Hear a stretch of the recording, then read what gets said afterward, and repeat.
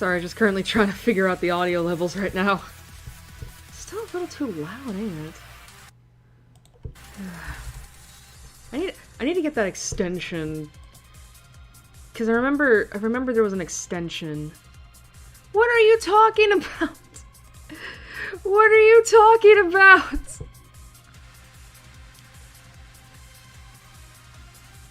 Sorry, YouTube is just telling me like my audio bitrate is like lower, and it's like I have literally not done anything to it. I swear, I think YouTube just fucks up sometimes. I swear, I think YouTube just fucks up sometimes. Just telling me things that like I have not done any other, like I haven't done differently versus like other shit. It's weird. Anyway, hi everybody. I know it's only been a couple days since I last streamed, but as I said, we're gonna be finishing this game off this week, and then you know, by extension the rest of the month. So yeah, we're back here with Heaven Will Be Mine Part 2, where we conquer either Memorial Foundation or Celestial Mechanics. I almost said Cradle's Graces, and I'm like, no, we did that last time.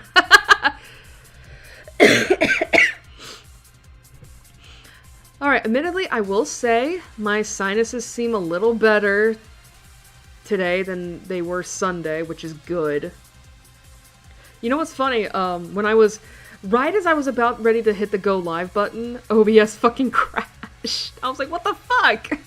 Why'd you crash? We were doing so well! So so unfortunately the stream started off a little late, but it's fine. It's fine. God, I'm not gonna lie. I was starting to get into a disgruntled mood earlier because I was thinking about stuff I was reading up on Twitter. Hello?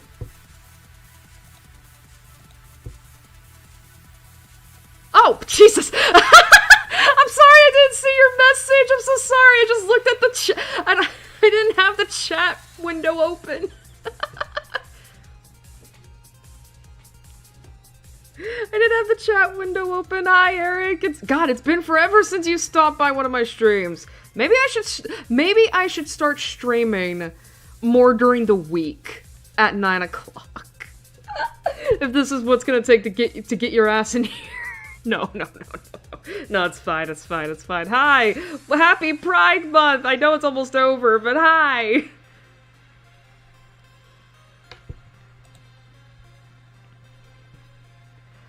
But yeah, as I was saying, I was in a disgruntled mood because I kept seeing stuff, and God, what? You know, it's funny that it's like, you know, I talk about how much I love VTubers, right? And it's like I go check the community out on Twitter. I am never calling it X.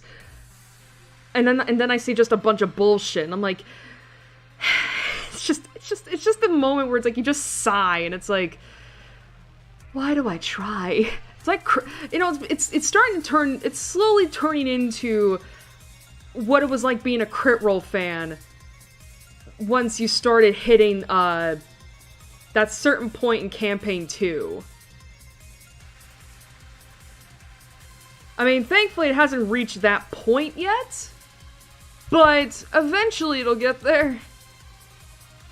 Eventually it'll get there. I swear, it's hard being a VTuber fan sometimes, especially if you're a fan of a certain company that's basically been on everybody's shit list since February. So, yeah, anyway. I'm trying to think of what else there is to say before we dive into the game. I don't think there's anything. I don't think there is anything.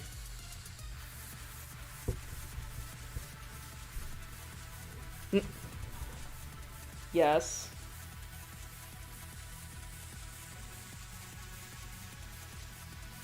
Well, don't play with that. That's not something for you to play with.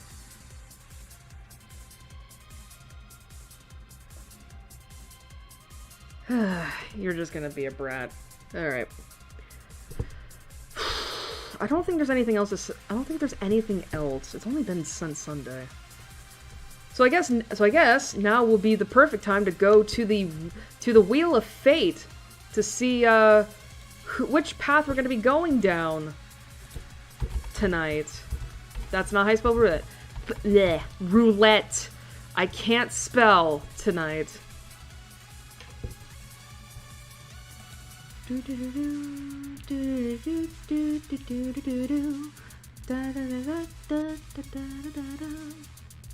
Alright.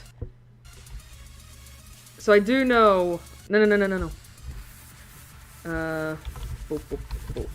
Alright. So we got Celestial Mechanics and Memorial Foundation. So, spin, spin, spin! What will the wheel choose for us tonight? Oh, thank God. Thank God. The organization where it's gonna be easier on my voice tonight. Thank God. Yay! Patch, patch, patch, patch, patch, patch, patch. Oh, jeez. Man. OBS really does not like that roulette wheel. OBS really do not like that roulette wheel.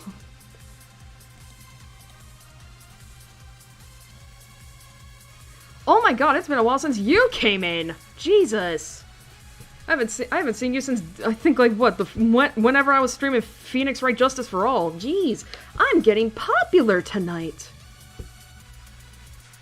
Great! Fantastic! Alright.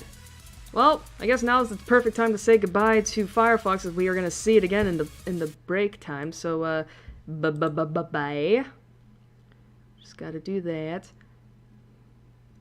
But yes, hi, hello, let's get the game set up. Gotta wait for Steam, obviously. Oh, wait.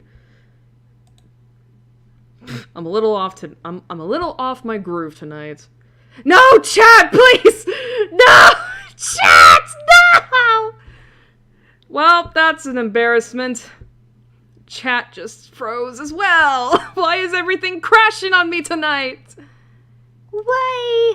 Why, Lord, why?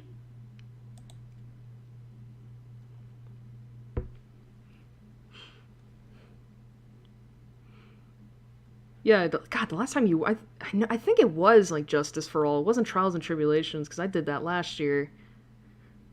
God, that does remind me. I still haven't added the fucking Investigations duology to my wish list yet. I have to add that game to the wish list. I'm still... wait. Okay. I just remembered, too. I was thinking, like, okay, because I was gonna mention something about, like, the Steam summer sale. And I'm like, God, I gotta wait a couple more days. And it's like, no, wait, it's tomorrow! Oh, I'm probably gonna... Oh my God, please. Steam overlords, please give most of the games on my wish list, like anywhere from 40% to 75% off. That would be fantastic. Please, I want to buy shit. I want to buy the games. Now to wait for the game to load. Great Ace Attorney. That's on the wish list. I'm just not gonna be able to play it. I wanna like wait till I don't even know if my PC can handle the Great Ace Attorney. It's unlike the original Phoenix Wright trilogy. That game is entirely in 3D, and my computer could barely handle doing 2D. I don't think it could do Great Ace Attorney. Like, I'm gonna be pushing it to the limit when I get Ghost Trick eventually. But at the very least, the Great Ace Attorney Chronicles is on my wish list. So at the very least, I will buy it at some point in my life. I don't know when. Actually, I wonder... maybe I should add that game to the wishlist. Sorry, game that popped up on Steam. Let's see. Oh, Danganronpa 2 is 10% off, but that's not enough money. So stupid. Yep, okay, your laptop can handle it. Here's the thing, though. I gotta handle both the game and OBS and chat.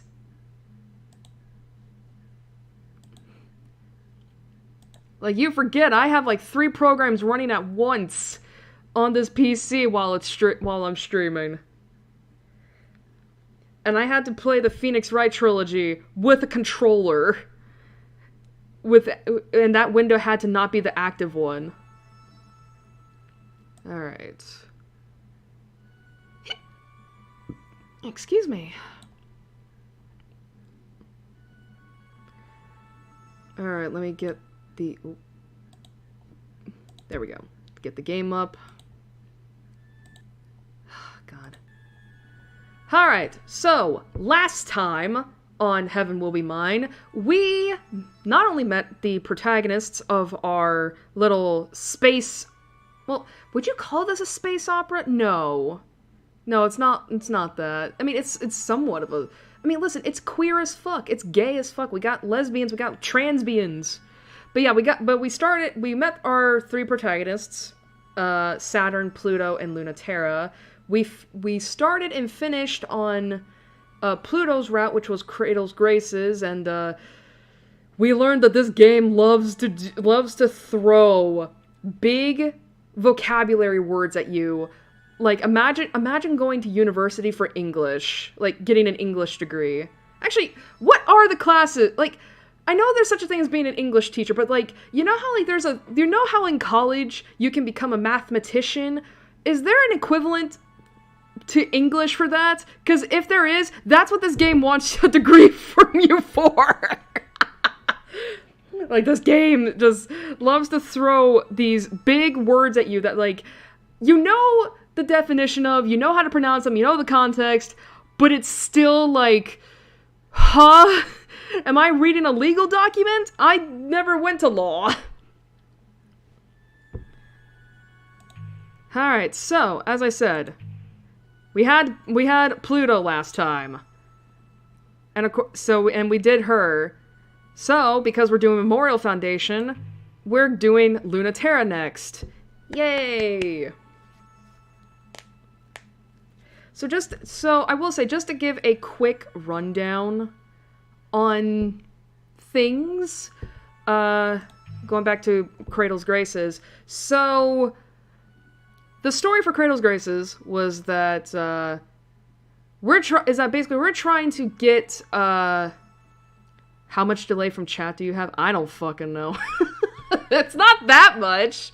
I mean, it's not that much. I don't think it's a minute. But there's definitely a little bit of a delay.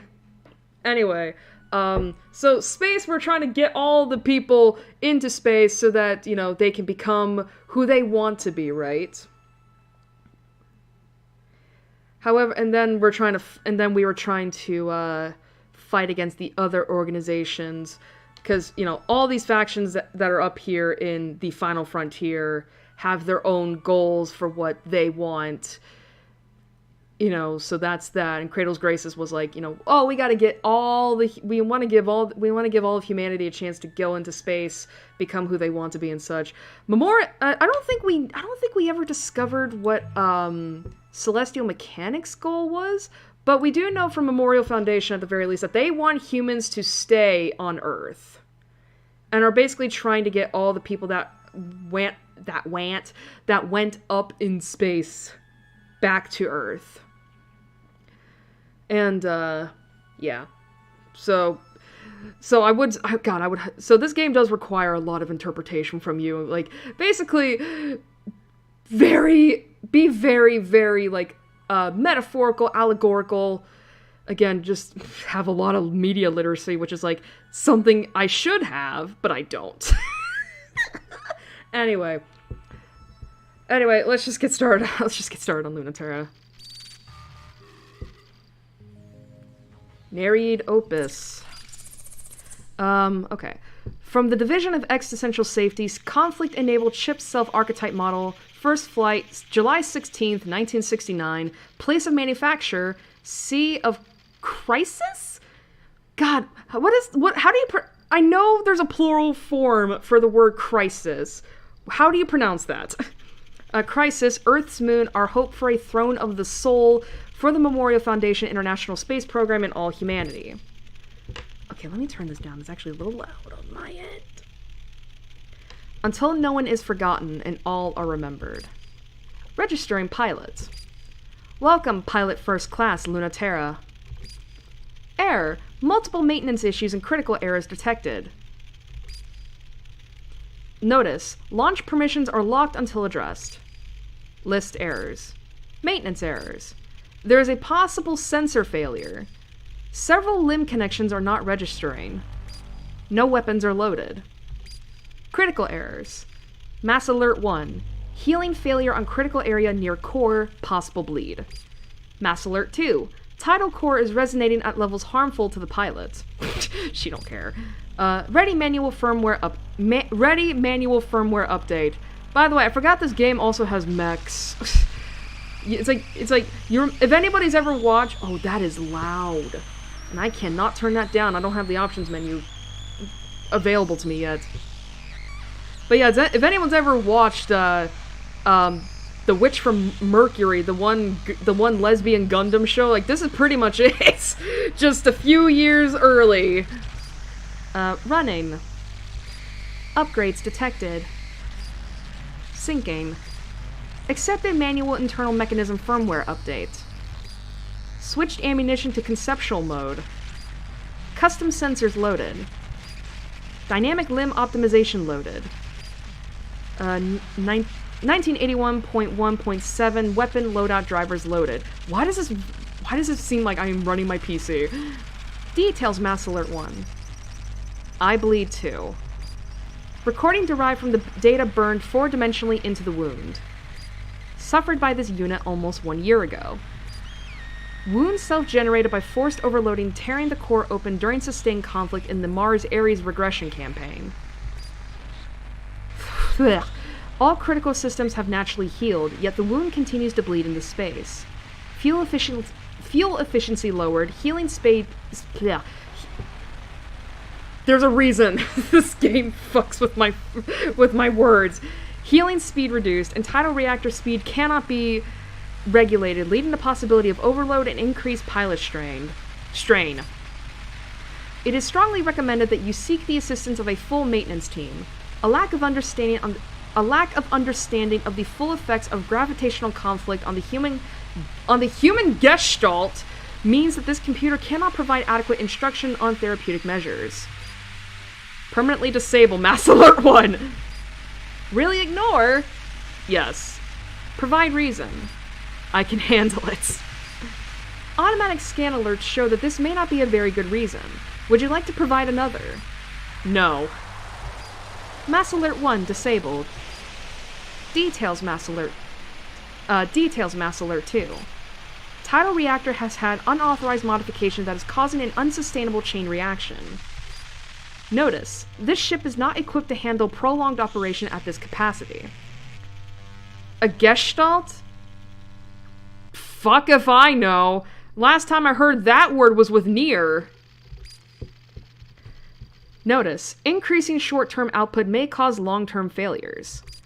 Notice, loss of gravitational stability may cause fracturing and instability in pilots. Permanently disable Mass Alert 2. This Mass Alert cannot be disabled by pilot authorization. That. Alert disabled. For record-keeping purposes, please input the reason. I'm fine. Ship self Mari Chrysium is in spacefaring condition. You are clear to launch. Disable launcher OS and engage catapult. All controls given to pilot. There's a message for you. Cancel. Refused. This message will be automatically played. Alright, Europa. Letting you keep this is my gift to you, Lunaterra. Your favorite and loosest leash. Prove to me you've learned not to choke on it. Jeez. Damn. I'll take that. No. Incoming message. Alright, let's turn down this fucking thing, because this is loud. Casually has disable code. Standing orders updated. Alright, so there she is. Our other girl for tonight. If it's that urgent, it's too late. If it's not too late, it can wait. Let me enjoy the view of the rings. They are beautiful. Even though there's only so long you can watch them before even the sight of the sixth planet's rings become as boring as a blue sky. Mari Chrysium's sensors render them in every detail, using every sense as perfectly as she always has. You really are getting old, aren't you? Both me and you. I should probably listen to Control and throw you out and get a new one. But that doesn't seem right. You're only supposed to get one body. Even if I haven't been very good to you, I can never throw you out. We're all we've got. The Mari Crisium is the test type model. It was made as a proof of concept. It isn't the first vessel made to grant humans locomotion and life in space, but it is the first to allow for outward expression. In all kinds of ways. It can do so many things, and they gave it devices for everything, because they hadn't estimated how powerful tidal engines would become, or what sorts of things humans would really want to do in space. It's the first machine meant for conflict, but it's also the last machine that was meant for other things too. A ceremonial tin soldier, made to impress. An impossible-to-use machine. Mind machine or biofeedback oh my gosh. Oh. This game loves to throw word salads at you that make it hard for me to speak sometimes. Mind machine or biofeedback interfacing is necessary to give humans control over a second body, but the Mari Crisium is done completely manually. It makes Lunaterra sort of a genius, and sort of an idiot, that she can't do things any other way. Listen, it's just called being set in your ways, being stubborn, I get it. I'm having so much fun, it's hard to believe it's going to be over so soon. No, I love it when old things are over. And new things begin.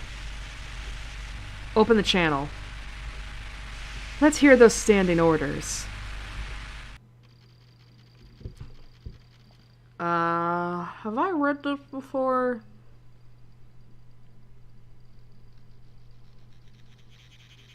I think I have.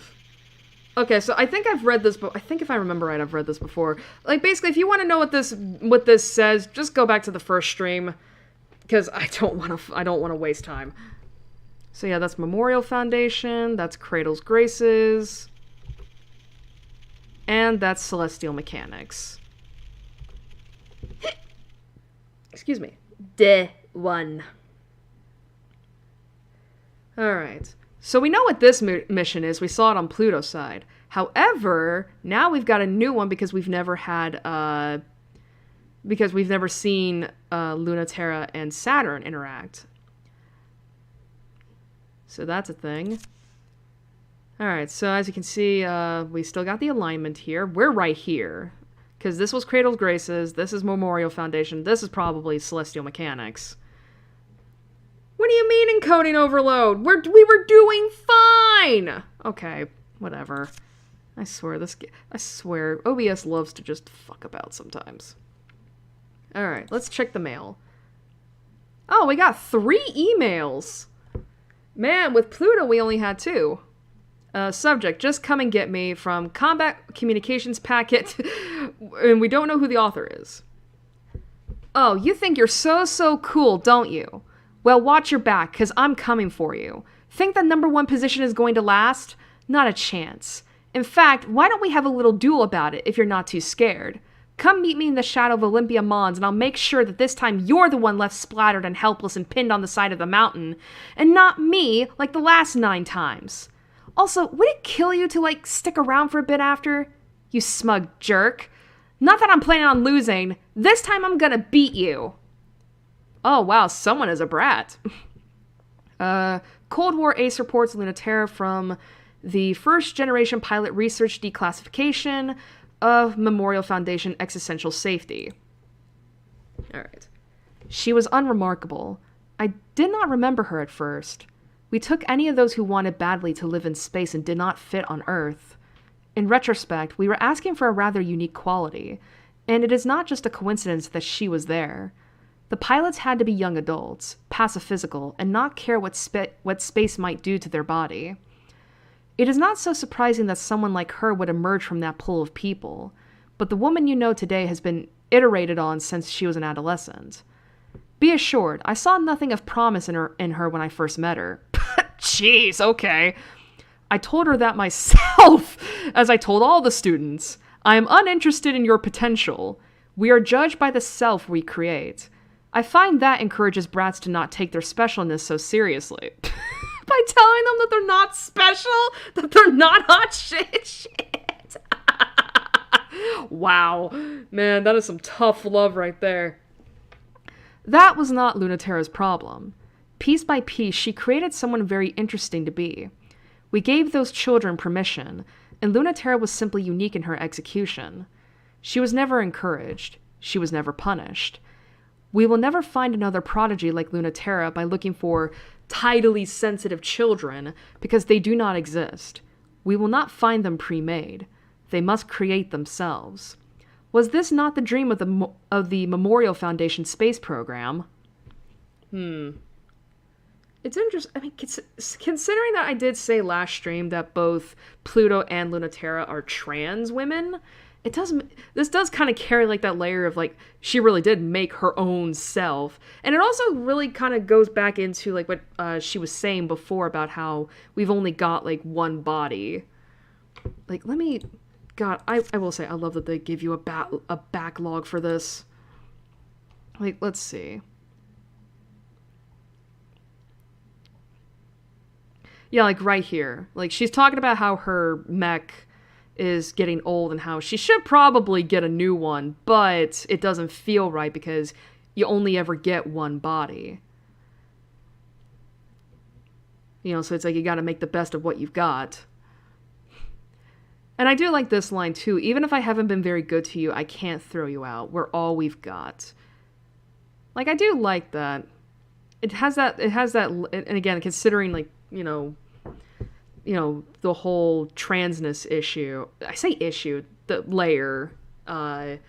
It's like, you know, it's like, I may not be good to you, but you're still, you know, but I can't throw you out because you're all I've got, and I gotta make the most of it.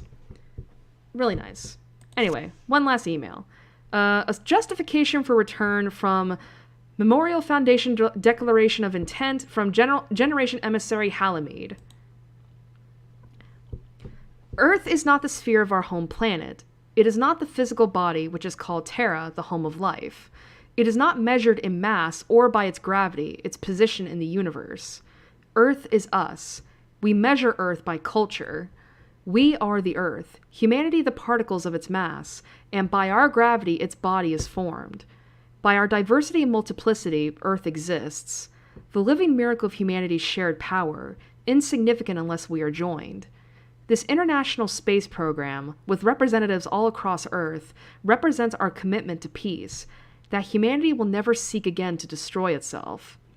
That humanity has the right to eternal life, invincible bodies, and unrestricted movement in space, as humanity expands beyond this sphere, as extensions of the universal human rights of life, culture, and freedom. To protect the growth and sanctity of all culture, ensure a future for humanity, and the defeat of our enemy. On this day, we inaugurate the International Memorial Foundation Space Program. Ugh. See what I mean? Like, this game loves to throw just word salad at you. And I feel really awful saying it like that, because it's like, you know, because again, like the writing of this does show that, like, you know, the writers really put, like, a lot into it, you know? Like, they really, you know, did a lot. And it's like, I feel it just bad calling it word salad, but it's like, it really does feel like that. Alright, so calms. Why did I say calms? Okay, so pilot first class, don't send me messages. That's the do not disturb mode on Discord. Europa, Director of Combat Operations, Memorial Foundation Existential Safety, not your mom. Interesting. So you really have betrayed us, haven't you? Oh.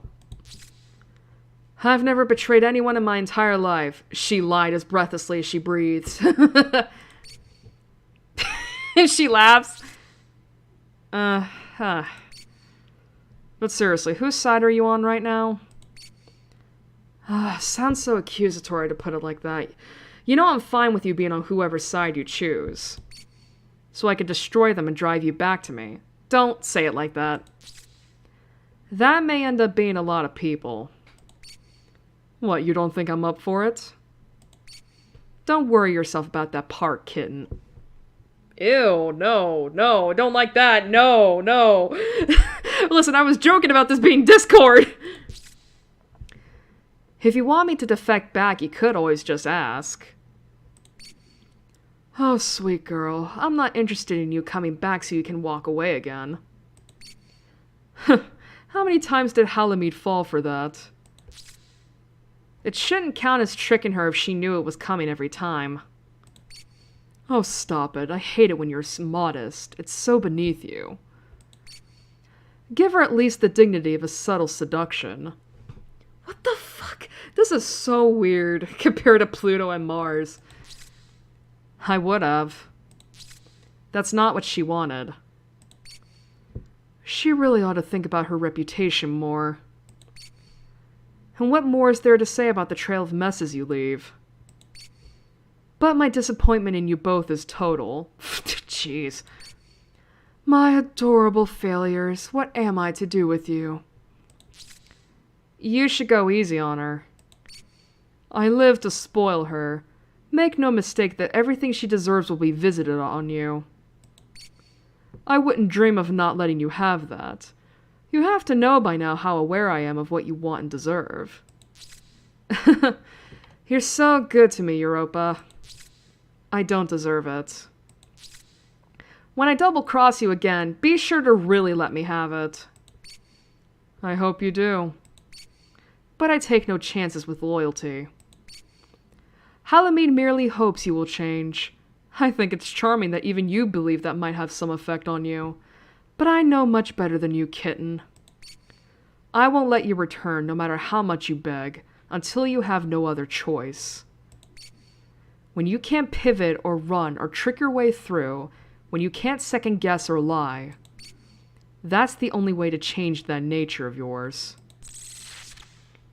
Sheesh. Man, there is some antagonism there. There is some antagonism there. Boy! Boy, oh boy!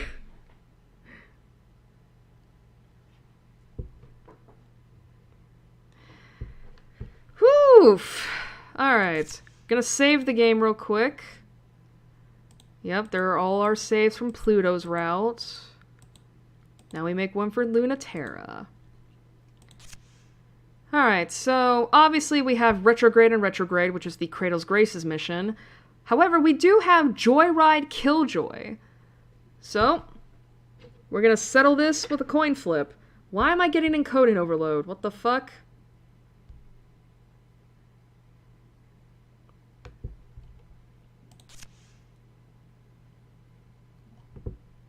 What the fuck? Why was I getting that warning?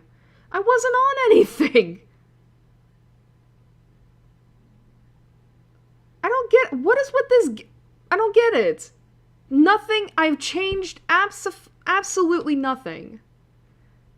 Like, the settings are all the same.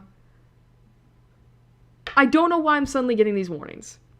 I'm blaming it on the weather outside, because it is raining again. Alright, so as I was saying, we settle this with a coin flip. We have heads for Pluto, or tails for Saturn. So, 1, 2, 3. Let's see. Heads! We're going with Pluto. What is with them? What is with fate being like, yeah, we're gonna put Pluto and Lunaterra first, no matter what you say. Alright. Going with Cradle's Graces. Alright. Actually gonna take a quick sippy of a drink real quick.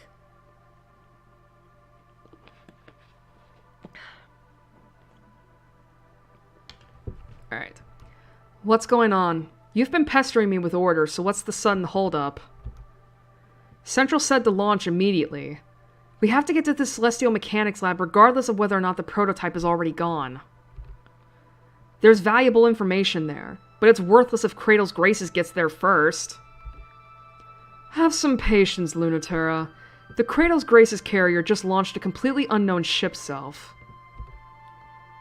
This can't be right. A person can't pilot a ship that big. The tidal resonance should tear the pilot apart. Is this... impossible, I hope. Excuse me. I've never seen anything like it. And no, you can't fight it, Lunaterra, so don't even think about it. Any better ideas? It must be headed for where the prototype launched, right? Where else? Because they have to know that it already escaped. Don't underestimate your opponent, Lunaterra. Scavenging the lab may be useful anyway. We should have gone there for information if nothing else. Even against an unknown and objectively stronger enemy, what makes you so sure, Lunaterra? No particular reason. Or a singular particular reason? Still don't trust me? Don't insult your former instructor, Lunaterra. I know how much to trust you before you betrayed us to Cradle's Graces. My opinion hasn't changed because we welcomed you back into the fold. Okay, so, wow. Okay, so she was so Lunaterra was a part of this organization before, then she defected over to Cradle's Graces, but then she defected from them to go back to Memorial Foundation. What is this fucking, like, espionage crap? My best pilot and worst student, you've never been predictable except in your consistency for trouble. But it's a reliable metric. You're right. You know me. So if you're worried, you don't have to let me have free reign like this. Since you were a kid, from your earliest academy days, you've never been able to look in my eyes and lie. You only got away with anything by keeping your mouth shut. Very unlike Pluto, the hope of Cradle's Graces. She could lie right to my face with a smile if she thought it was for the best. Pluto exceeded the wildest expectations of the pilot program, so much so that it was decommissioned in part because of her. If Celestial Mechanics has successfully built a monster that can withstand her, this engagement will end in disaster. And that is much more terrifying than this machine you're so eager to fight. That concerns me far more than you betraying us or fighting a battle you can't possibly win. I don't think any of you really understood what you were doing. Pluto is unreal. She's far more overwhelming than any of you understood. Ah, the ex-girlfriend buttering up her ex-girlfriend. If that ship is unworthy of Pluto, it's going to be torn apart under the pressure of her, not the other way around. Pluto is the only real human being. No wonder she feels so alien when she looks at us. You want me to let you take an impossibly dangerous mission because you think you can save our enemy? What can I say to that? Maybe she can teach you the lesson I can't. Oh boy. Like waking up underwater, to the wet burn of your lungs' desperation for air. Like floating untethered in space, unable to move under your own power. Losing the security of gravity is like being naked in space. Gravity is necessary for human life in space. Gravity is necessary for unrestricted movement in space. Can't have one without the other. The force that binds your existence together. The force to shape foreign bodies. Pure agency. Gravity is necessary not just to live in space, but to be human in space. But being human is a little harder for Pluto, so she has to work for it. The tidal forces of her spacefaring body, the Krun macula, are as strong as she believes, and as weak as she feels. And Lunaterra needs to make sure all the calculations are in order. Everything in her ship operates manually. She's just been at it long enough to... Fucking hell, that scared the... Oh my god. Sorry, my water bottle just made a popping noise and that scared the fuck out of me. Man, I thought we were done with the unnecessary jump scares. Anyway, everything in her ship operates manually. She's just been at it long enough that it feels like a second skin. The jolt of nostalgia interrupts Lunaterra's mental math. She forgets to carry the one.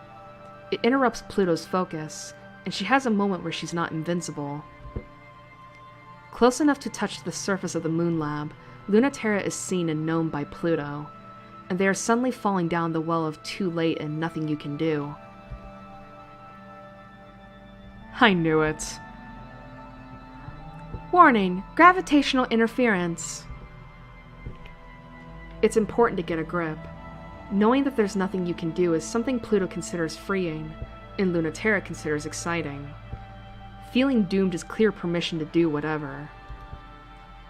As soon as Mari Christium is through the cloud cover, she fires solid light into the remains of the Celestial Mechanics Lab and chases it through the wound.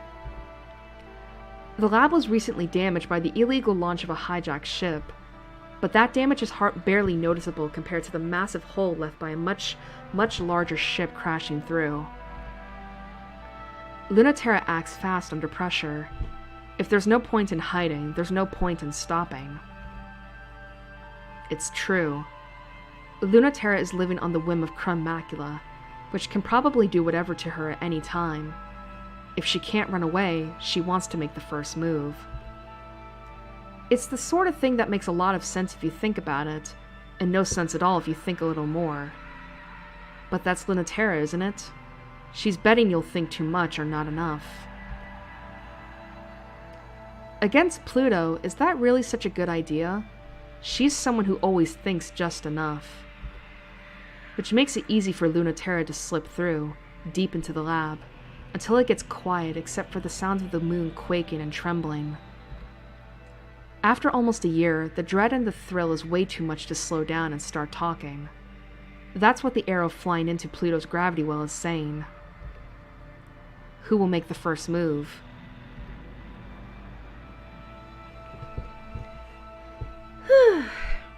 When Lunaterra punctures the last armor layer and opens up the terminal cavern, light spills out, and screaming sound, because the Crumb Macula is peeling the lab and most of the moon inside out with the forces of its own tides. It's not something that's impossible or anything, it's just something that's only possible in theory, which is still terrifying. More terrifying. And more terrifying than that power is Pluto's finesse. And more terrifying than the finesse is her gentleness, spooling matter like threads in the tiny galaxy of which she is the sun. Her power is very kind, but it's also a little perverse. What meaning does mercy have from something that can core out a moon? Crumb Macula's developers compared it to a black hole. They wanted a machine so powerful and absolute even light couldn't escape it. Lunaterra understands now that was wrong. She's a star, gushing and twinkling with matter and light. Who wouldn't be swept up in that? The Mari Christium is so small. Pluto has never seen it from a perspective like Crumb Macula's before. She never imagined it would look so fragile from here, like a toy version of the fierce fighter she remembered. Pluto's sense of scale is true. Lunaterra feels just like a plastic toy, too. Come on, say something. It's making me sad.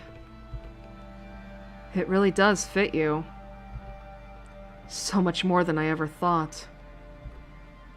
Is it hard to look away? Being able to render you speechless is the power I've always dreamed of. What do you think? I know just a look won't change your mind, but I want you to tell me. Tell you what? That I regret betraying you? I told you then that I always would. No, I won't let you do that, Lunati. Did you think I'd be mad? I mean, of course I'm mad at you, but not for anything you did to me.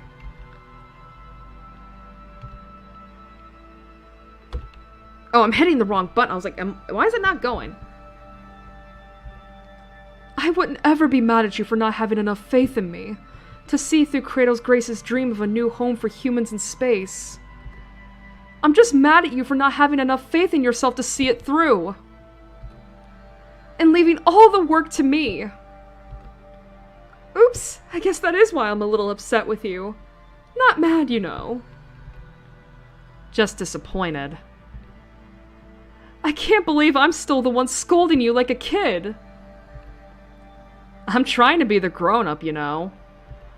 I did the responsible thing. I took the realistic option. I'm here to play the part of the boring adult, the grown-up villain. Oh, that's right. I remembered why I'm actually mad at you. You better not go down quietly. You better really believe what you just said. I'll forgive you if you left us for something stupid, but I'll never forgive you if you left us for something you don't believe in. And you better not believe in it, because I also won't forgive you for fighting for a future that cruel. That doesn't leave me a lot of options. I don't think I can fight against that. Don't you dare. I won't forgive that either. Were you hoping, maybe, that it wouldn't be like this? That I wouldn't have to fight? It'll change you. In ways you don't understand. I've seen you fight so many times. I saw when you got that scar and your poor ship got her wound. Has anyone else seen that side of you as much as me? I don't think so. Not even Europa. But it's different when you're on the other side. You think I don't really know you because I've never stared down the barrel of your rifle or felt that knife nick my ship. It's a different kind of knowing. Teach me then. Or I'll teach you. Alright, so obviously last time we were in this situation, we picked the Kratos Graces option because we were playing Pluto.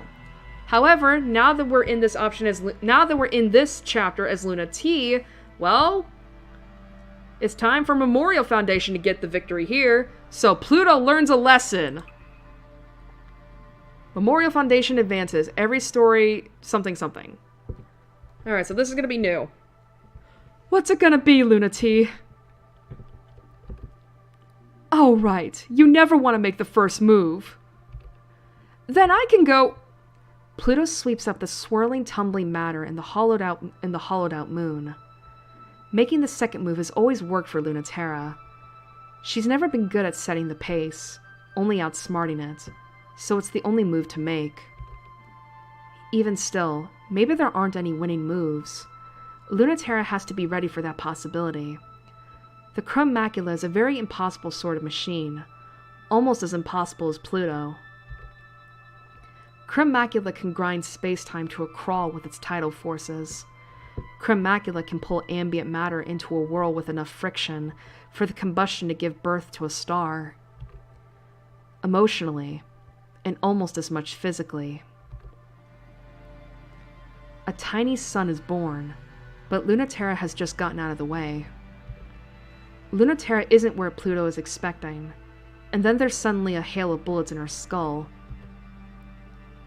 Pluto doesn't mind the onslaught, but it's still shocking, but not in an unpleasant way. It's actually very joyful. Really?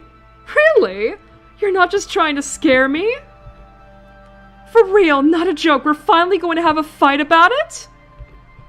Is this body so me that you finally aren't going to be weird about fighting it?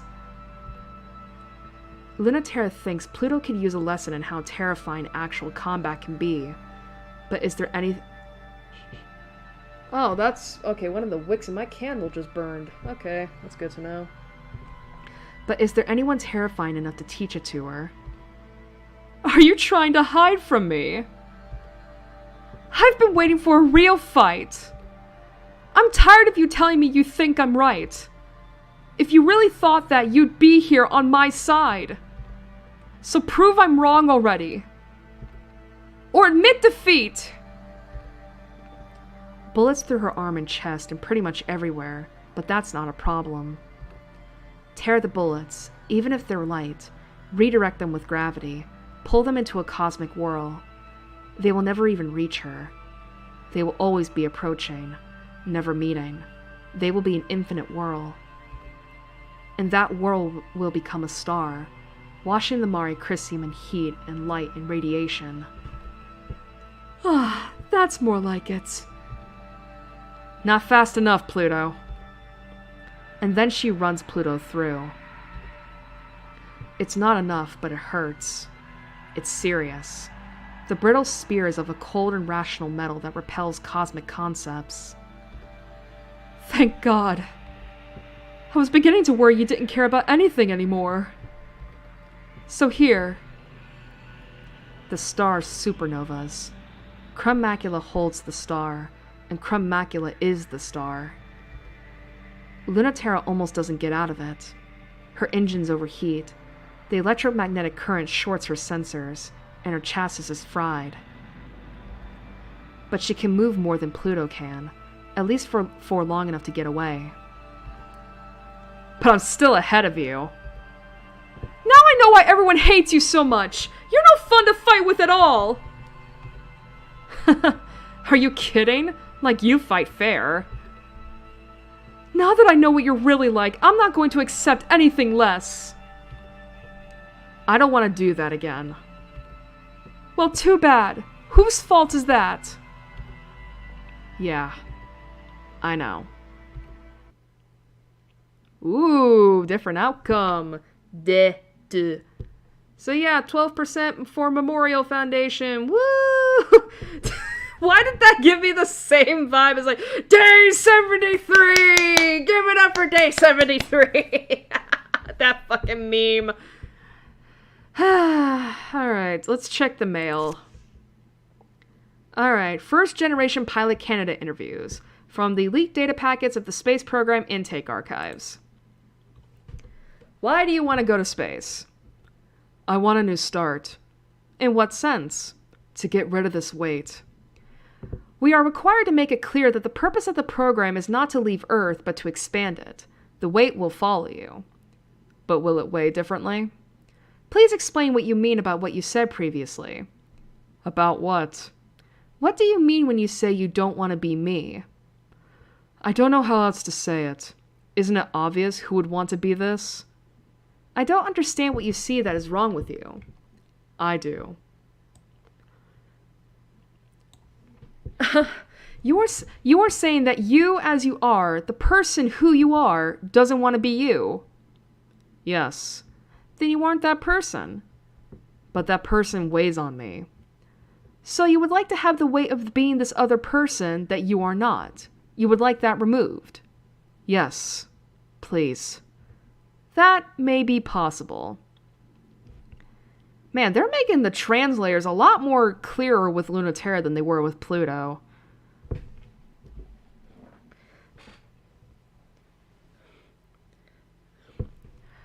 But I guess then again, it's like, because something that I didn't bring up in the last stream, but I am bringing up here, is that I think if I remember right, from Cradle's Grace's route, they mention about gravity, right? How, or even in this past thing where it's like, they talk about gravity, right? And how the gravity of Earth can shape you, can, I don't want to say define you, but in a way, I don't know if this is spoilers, but crush you as well. The way that I kind of interpret that is, because I do remember we talked in the last stream about, because we were talking about the eversion impulse and how space allows people to be human in the way that they feel is human and all that, whereas on Earth, you're only allowed to be human the way that other people see you as being human. Which, I know for people in the chat, like, that is really fucking confusing, but it's like, you gotta think outside of the box for these kinds of games.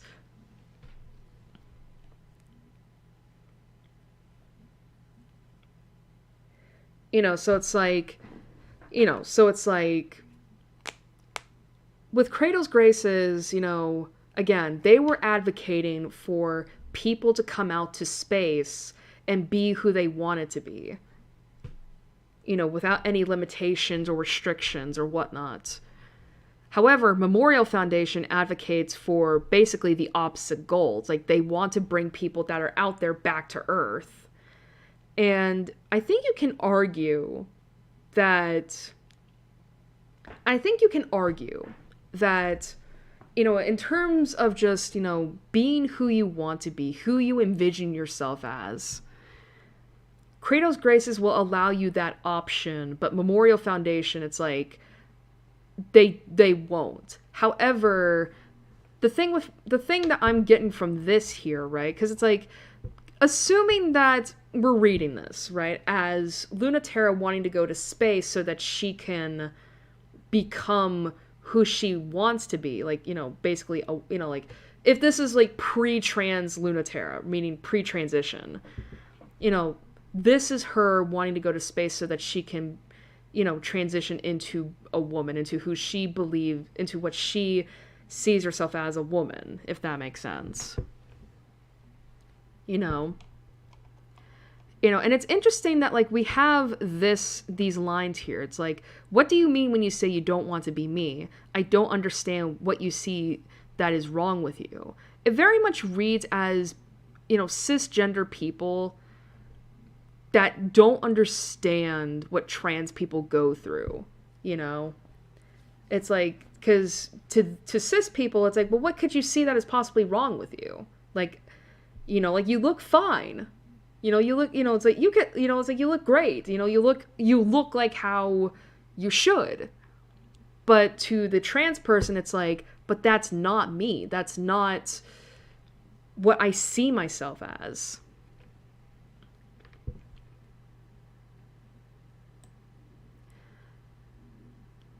You know, and this right here, so you would like to have the weight of being this other person that you are not removed, and when Luna T is like, yes, and they say that may be possible, I kind of read that as like, you know, okay, you can be like this, but only by our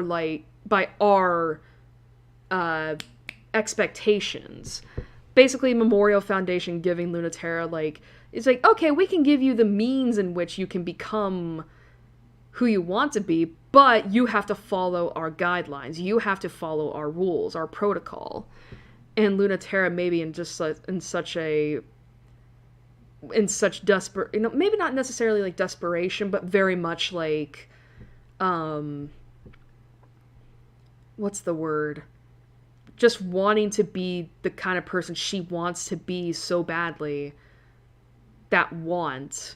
you know, she's like, okay, fine, I'll put myself through your regiment if I can do this. Like, that's what this reads to me as. And that is kind of fucked up. It's like, yeah, well, it's like, and that to me is a little fucked up. It's like, bro, just let people be who they want to be without any, because it's like, because it very much sounds as if, like, you know, okay, we can do this, but, I mean, yeah, we can do this, but we're only doing this because we believe you can give us some benefits. And it's, you know, and it's like, that's kind of fucked up. It's like, nah, that shouldn't be the only reason you do this, you know, but what do I know, right? Anyway, next email. Pilot program progress from the Memorial Foundation Executive Committee annual report from Training Director Europa. These are words. All right. The Cold War is looking bleak. The threat from space is more flimsy, translucent, and inscrutable, when once it was so strong that all of humanity feared it. Existential threats on Earth are more pernicious than ever, and the scouts are not keeping up. It has become difficult to argue against the possibility that the scouting program has done more harm than good, and that goes just as much, if not more so, for the pilot program.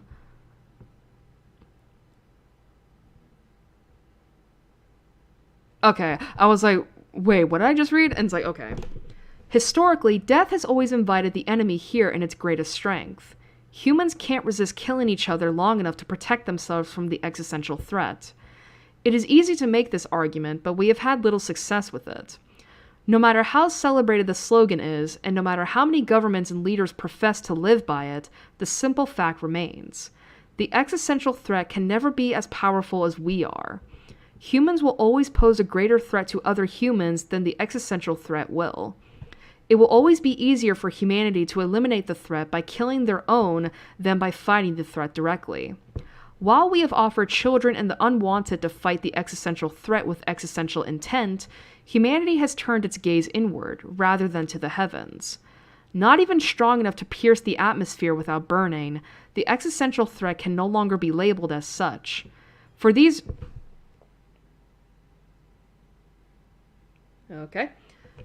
reasons, we accept the decision to decommission the Memorial Foundation space program. So pretty much it's just them realizing like, okay, so we majorly fucked up and now we have to cover our tracks. It's like, sure, we thought this was a great idea. Bringing a bunch, like, they love to say children, bringing a bunch of hormonal teenagers to try and fight this unknown threat, not thinking that they were gonna turn on each other instead. And it's like, you fucking idiots. It's like, no shit.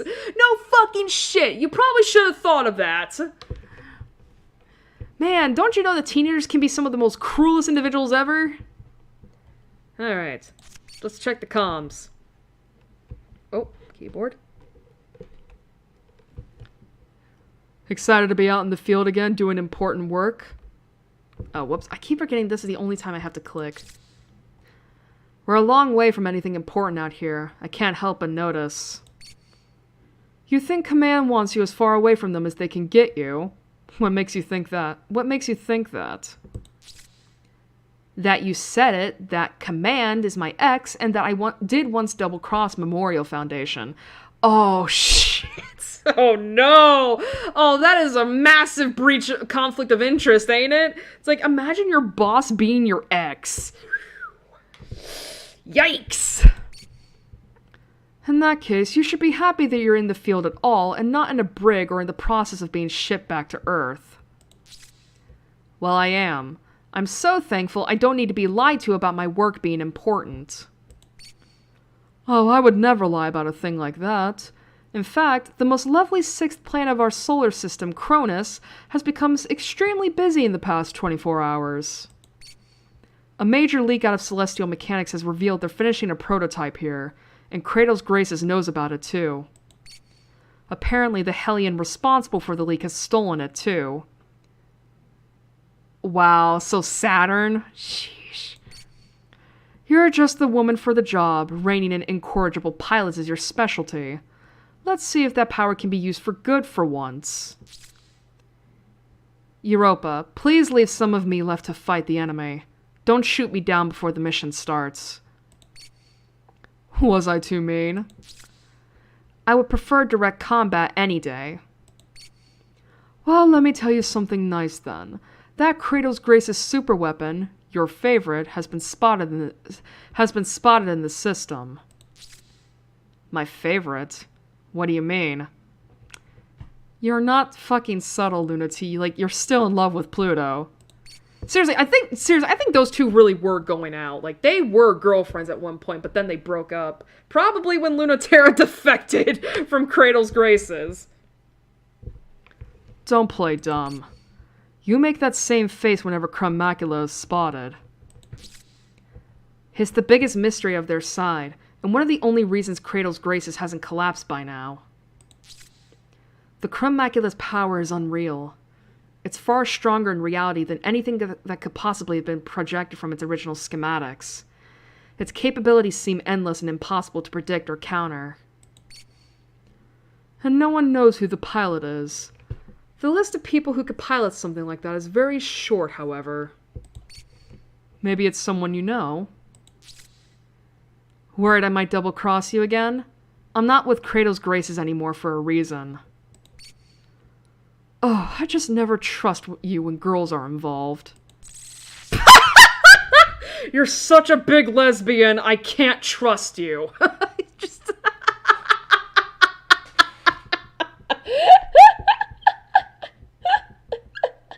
What the hell does that mean?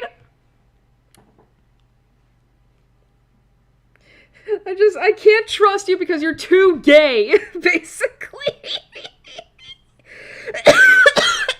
Excuse me. I can't trust you. You're too gay. God, imagine that's like a legitimate... Man, that's some... Imagine that's like a legit reason to, like, not trust somebody. It's because you're gay. Oh, jeez, Louise.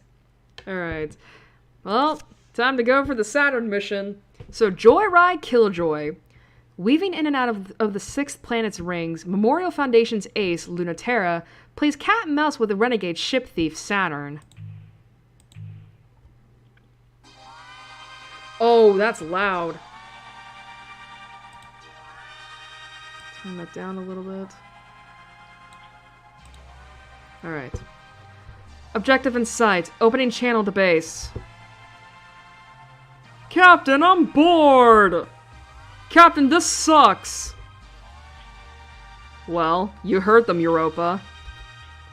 Tell those idiots to be careful what they wish for, because the mission parameters have changed. As you know, Celestial Mechanics has been operating a clandestine ship self-development lab with an experimental prototype, in violation of the terms of the Memorial Foundation Space Program Decommission Treaty. Wait, let me listen to this music?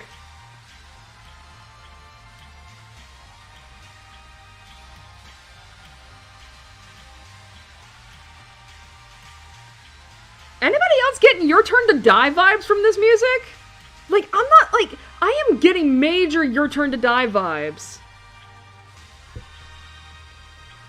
And we're on a top-secret surprise attack to take out the last operational shipyard and make sure we never have to find out what Celestial Mechanics has been planning to do with it. It couldn't be more obvious what happened, but go ahead and brief me anyway.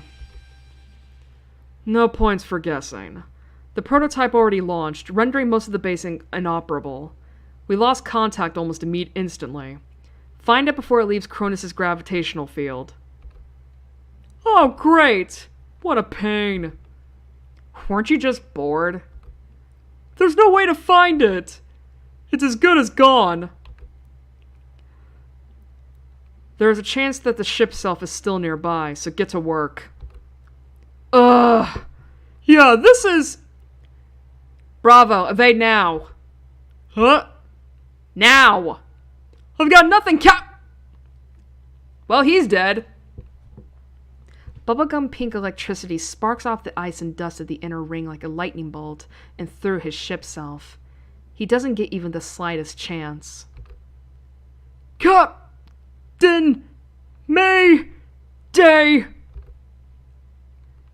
Don't listen, you don't have any right to complain. Right, Europa?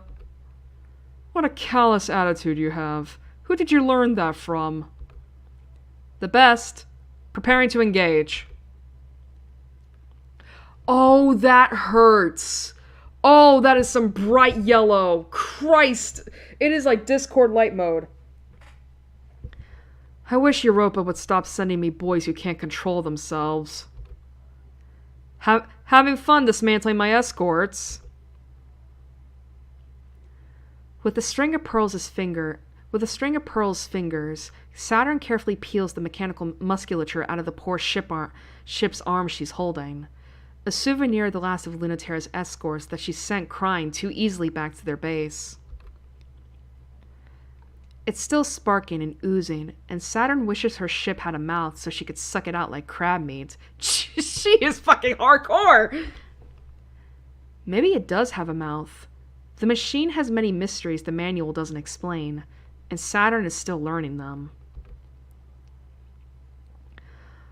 Though I suppose Europa's learned her lesson about sending me girls who can't control themselves. Oh, really? Hey, that's really interesting. Mind telling me more?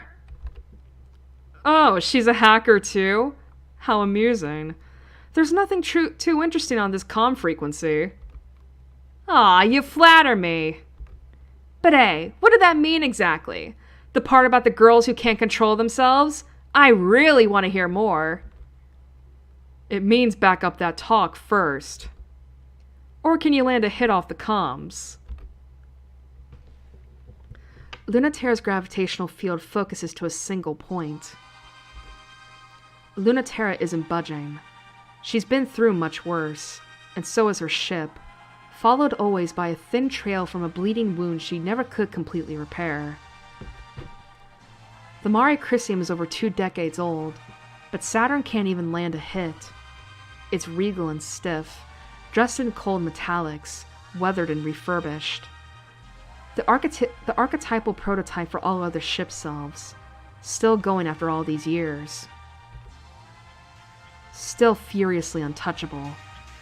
The string of pearls hasn't gone down no matter how much she's been rammed with that spear, but she hasn't even nicked Lunaterra's ship once.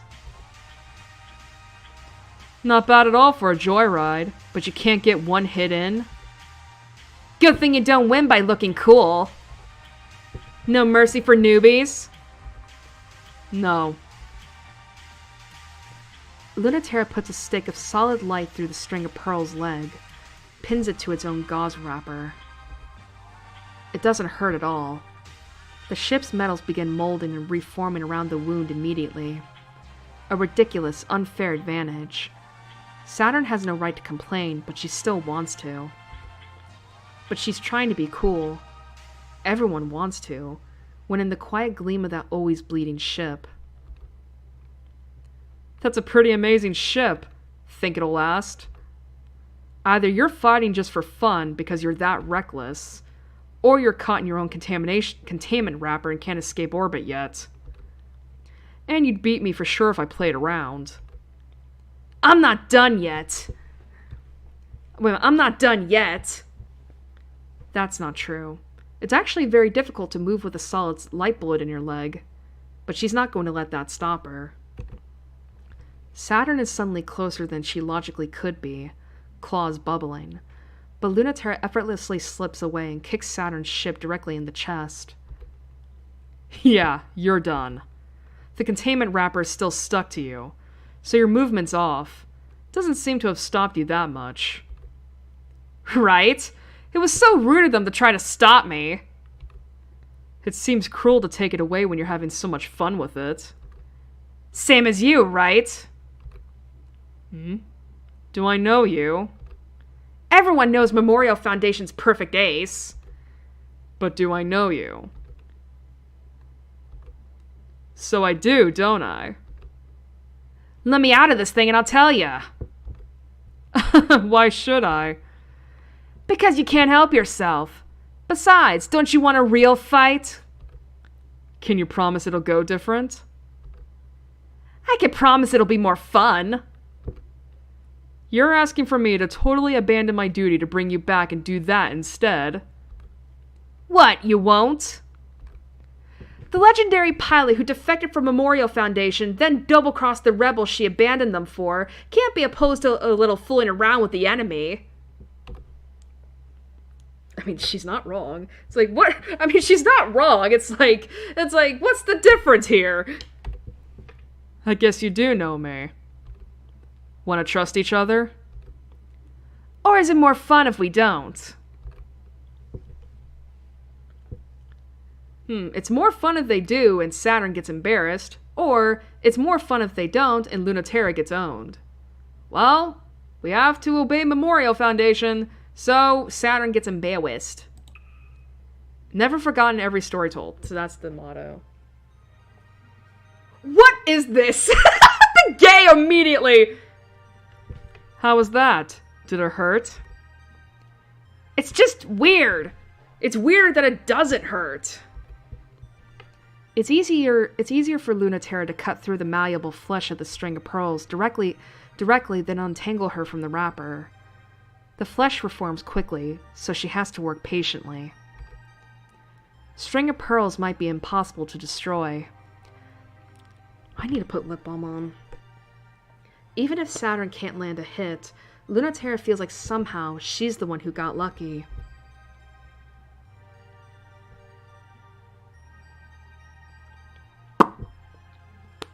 Got some lip balm. If just this hurt, you'd never be able to fight. Your brain is giving you more nuanced information. You're very sensitive. Lucky. You'll get used to it. If you're serious about next time, think of yourself as something a little bigger. I like that. Being big. I'm glad I trusted you. Stop shaking then. Or ask me to go easier. Just a little easier. Wow, they're immediately having a moment. They are immediately having a moment. I mean, to be fair, this is romantic as hell. Of course. Do you remember me yet? I thought you remembered the name of at least some of the girls you've made out with in supply closets. Oh. Here's the thing, is she fucking with her, or is she actually telling the truth? Because it's like, damn, you really do be getting around, LT. Your face! Just kidding. But sorry, it was worth it. You weren't kidding about still being dangerous. Every pilot knows you. By both of your reputations. You're definitely Saturn. Because no one hated me as much as you. So now I'm curious why you don't anymore. If I tell you, you'll owe me extra. So save it for the next time you catch me. Huh. Well, I'll just have to catch you again, quick. All free. Now get out before someone catches us. They were holding each other. That was an embrace. Man, like Pluto and Lunaterra having like some of the most like complicated, messy Yuri ever. And then Saturn with both Pluto and LT just being like, fuck it, we're gonna be super hella gay as fuck. Seriously, Saturn is getting lucky. She's just like, listen, I'm not here for that messy shit.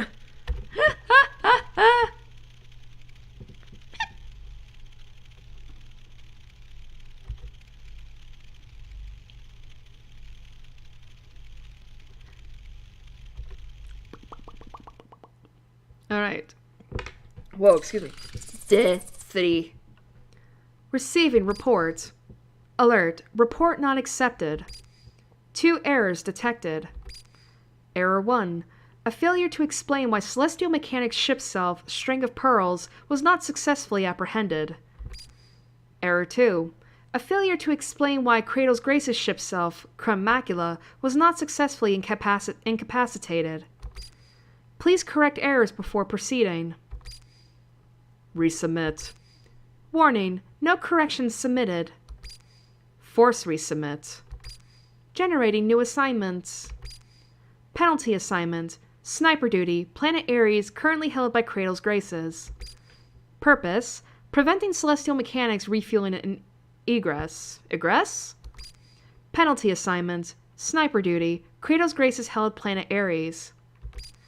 Purpose, top secret.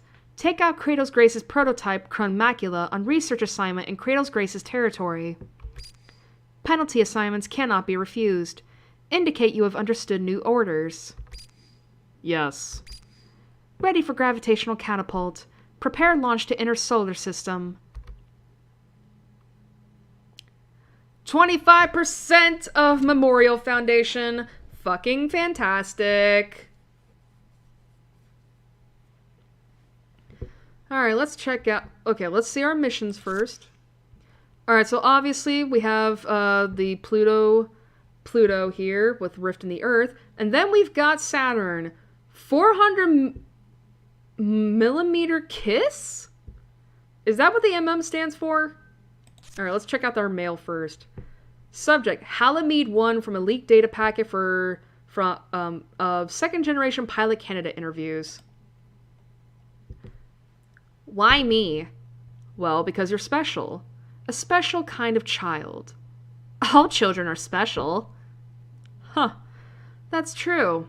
They are.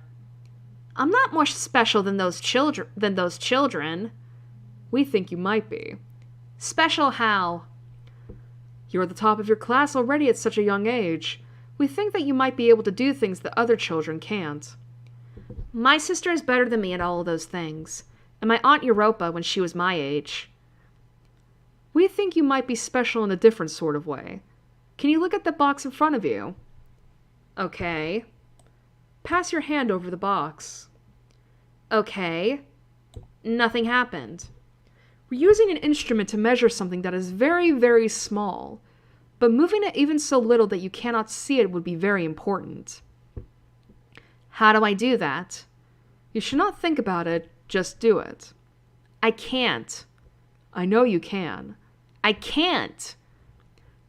Your aunt and your sister could easily do as much, so you can do as much too. Oh, it moved. Did you get that? Yes, I saw it move. Literally saw it. Contact the director immediately. Oh boy, not this! Alright, subject. Unified culture theory from a pre-installed reference material in the Memorial Foundation introductory literature. This is gonna require a sippy.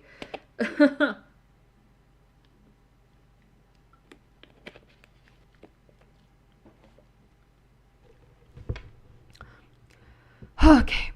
Unified culture theory is a brute forcing of defined solutions for the universe through the forcible elimination of all other possibilities.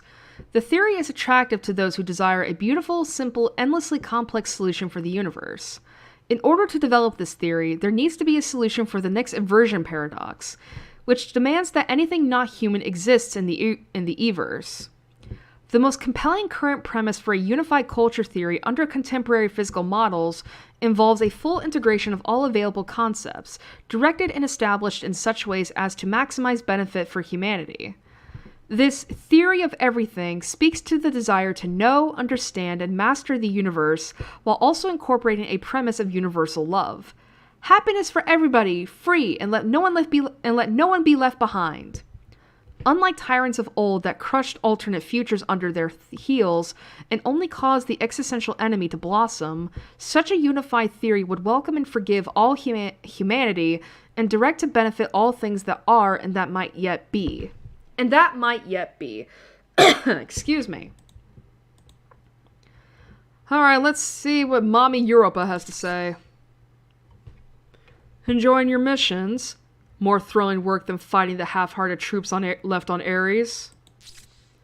Much, much more. I forgot what it was like to work this hard. I'm rusty. Are you unhappy with your progress? I don't know. Are you unhappy? I don't know. It's always been very hard to tell with you, though I'm not sure if I can answer that question better than you. I've known you since you were freshly assigned to the first pilot wave. You were so delicate. And you've only become more delicate, even as you've become stronger. I didn't think you'd describe me back then as delicate. I saw it very clearly, though the other executives thought you were a scrappy pain in the butt. You were just scared. There's no point. There's no point in pretending otherwise, you just see through it. I guess I haven't changed as much as I thought. Long ago, I saw a strong and delicate girl. I've worked hard to make you more and more of that. Rather than simply cultivating your strengths, understanding your weaknesses is needed to grow.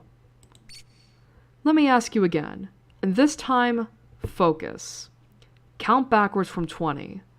Remember a moment of comfort. I'll wait. Are you happy or unhappy? I don't know.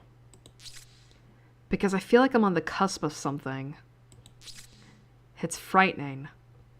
Yet, it could be something amazing? That's a real feeling. Good girl. Are you blushing? Anyone would. I feel even more embarrassed than I did back then. Ah, that's an even better feeling to have. Hold on to that one. this is such a weird dynamic.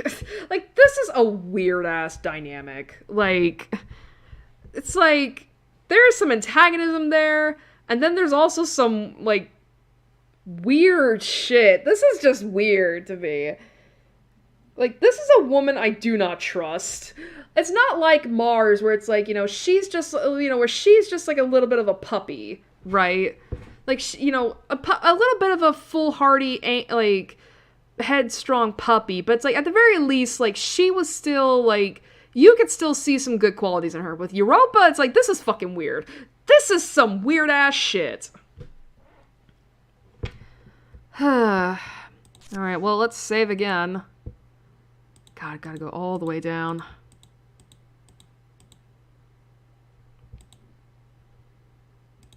Alright. Alright, well, we gotta let fate decide the coin flip.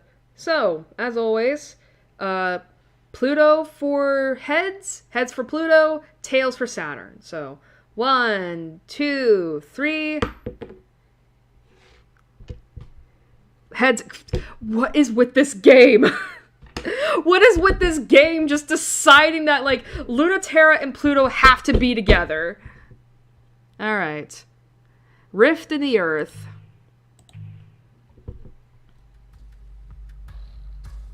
Oh, is this one of the funner songs?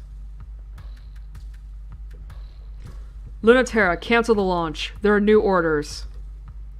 Really? I thought they were very insistent about this mission. And it's a good idea, so I thought I'd do it.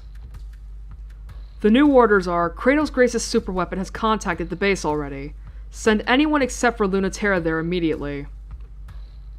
Ah, I see. Well, prep the Mare Christium for launch. Lunaterra, even I have to say something if you disobey an order right in front of my face. But you don't disagree. Or you just stop me instead of saying something. A certain degree of questioning orders from the top is allowed. Given who's in charge, obviously. Halamede is just a foolish princess. If Kratos Graces is using that new weapon, that's all the more reason not to send randos who wouldn't stand a chance against it. You fundamentally misunderstand Memorial Foundation, Lunaterra. Halamede leads the recovery effort because no one else is fit. Only that naive, conceited, foolish girl has the love required to bring humanity back to Earth. Naive, one-sided, unself-aware love. Nevertheless, that is exactly the love that is required. It's for us to interpret that fundamental impulse in a way that will ensure strategic advantage. So I will ask you, does love motivate your actions? Or are you just that eager to find someone to shatter you into orbit? Your connection with that pilot, and don't think I don't know about it or who she is. Which is it? Guilt or love? Will you let me go if I say I need to see her to know? I would advise against it. Her love might be stronger than ours. That's possible. All the more reason you shouldn't get near it. Well, let me take that risk.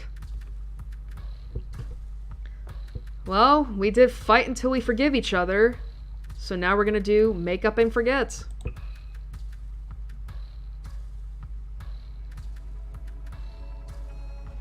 Oh, this is the track I was favoring. Actually, I'll keep it down here. The balance shifts because Lunaterra didn't hesitate, and neither did Pluto. Fourth planet from the sun, Aries. Romantic red planet. It was the first planet the space colonization program wanted to make ours, and they wanted it to be so beautiful. Did they get their wish? It was a beautiful dream, but still a dream. By the time Earth had demanded the space program pull back, they were stuck, still halfway there after so many years.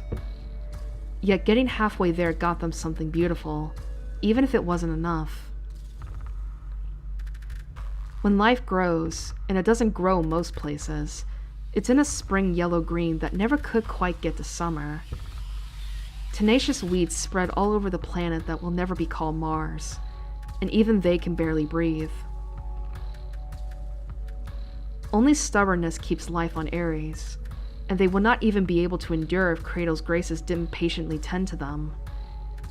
They spew pollen uselessly into the air, and between them and the too thin atmosphere, breathing, where it's possible, is hard.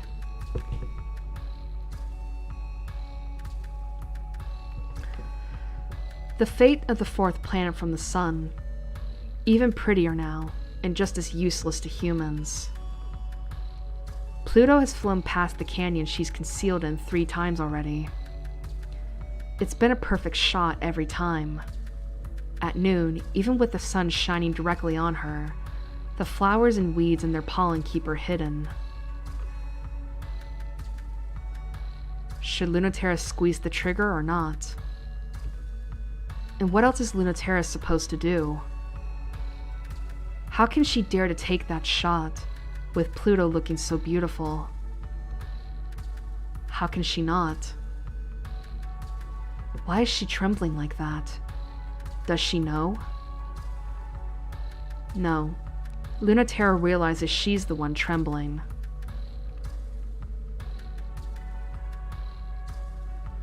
If you can stop me, I'll believe in you. I'll give up on everything, but I know you trust me too much. Pluto said that. She might even be saying it right now, knowing that Lunaterra has the perfect shot. If you're not sure if you're right, I'll be the one to test it. I believe we can have a home in space, and there's no way to bring that back to Earth. You believe we can bring home to Earth, and there's no way to have it in space. I believe in us. We'll figure it out. Yet it's impossible for Lunaterra to look at Pluto and the Crumb Macula, big as a universe, and think it's better for her to not have that. For Lunaterra to keep thinking, I'm freeing her from something terrible and bringing her home. I mean, we got hints of this in the last stream, but yeah, it's like Lunaterra. This really does prove that like Lunaterra loves Pluto still and just wants what's best for her. Even, but also doesn't want to go against her wishes, her dream. And just keeps trying to convince her, like, just come back home with me and we'll figure it out.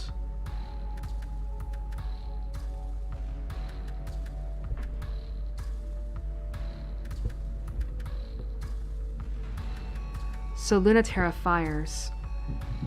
Before she has a chance to decide whether or not to fire, she pulls the trigger. Without considering, or having a chance to choose one way or another, her body seizes the opportunity, makes the decision for her, the one they agreed to, without doubt. Lunaterra will betray herself every time. Pluto's exposed left tidal reactor shudders and shakes. Oh, I should have seen that coming, shouldn't I? The resulting tidal resonance will be catastrophic unless she shuts both reactors off and reboots instantly. She does, of course, and worries about the ship and the whole world, and Lunatea doesn't hesitate, even though that's clearly the plan. The minutes she'll take rebooting will have her plunging into the ground and maybe too damaged to power back on. And so, Lunaterra dashes to catch her before that.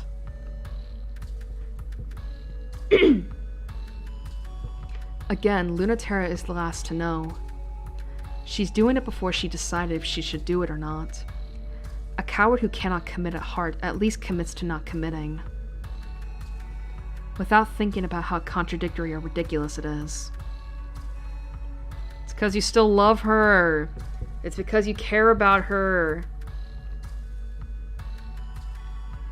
Pluto's comms are off, so she doesn't have to yell at Lunaterra about why this is so stupid, or how she needs to grow up, or do anything but fall and be secretly happy she's still charmingly stupid.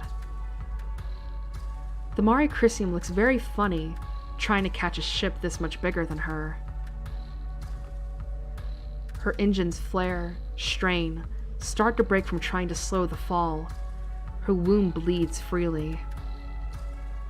A tattered, tangled mess, falling down, too hard, crumples in the weeds of Aries, nestles at the canyon bottom. It may not be a livable planet, but it's a soft one.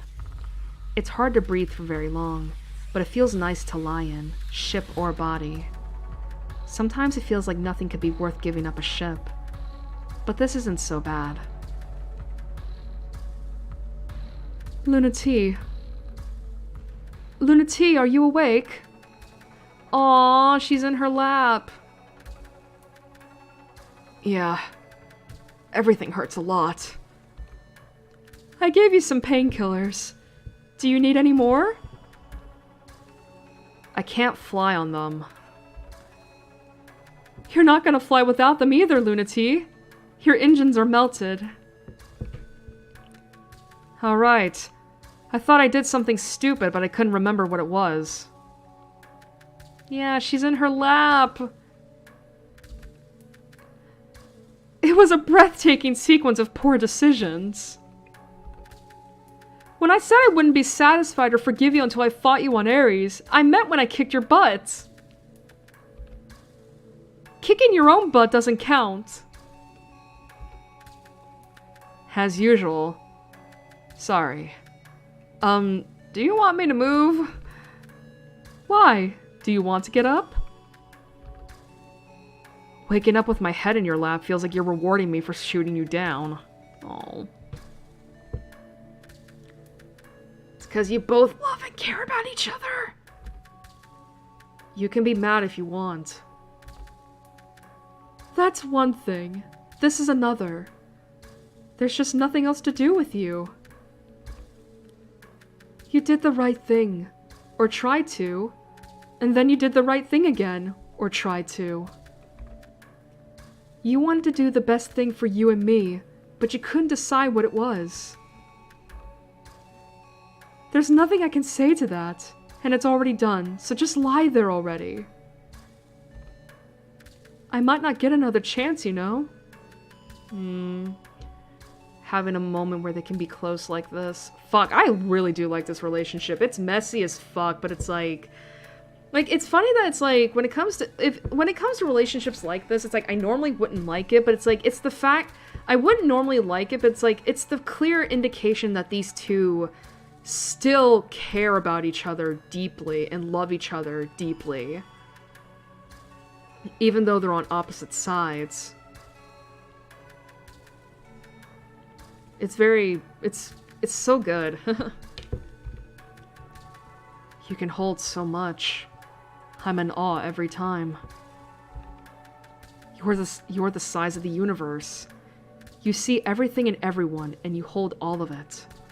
Everything's precious. Everything's worthy of you.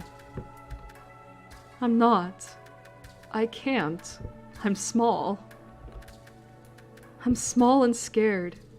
Smaller and more scared than you. Don't say I'm not. Okay. I won't. Never again. I'm sorry. You're small. You're just you after all.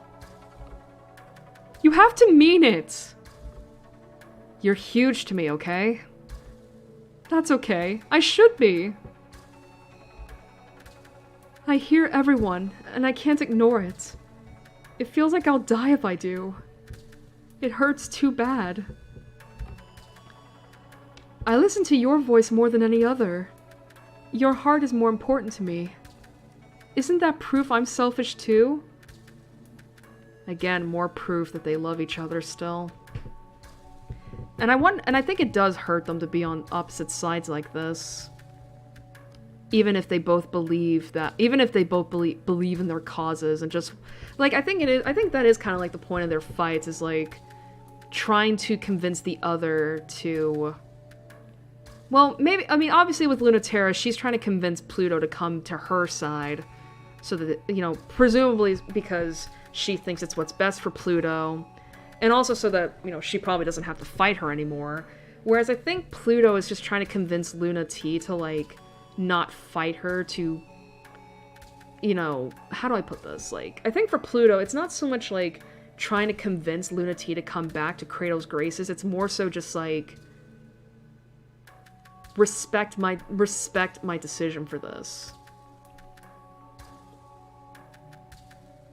You know, I want you to respect my agency in this, my choice, even if it's not, even if you don't believe in it, even if you don't think it's good. Like, that's what I get.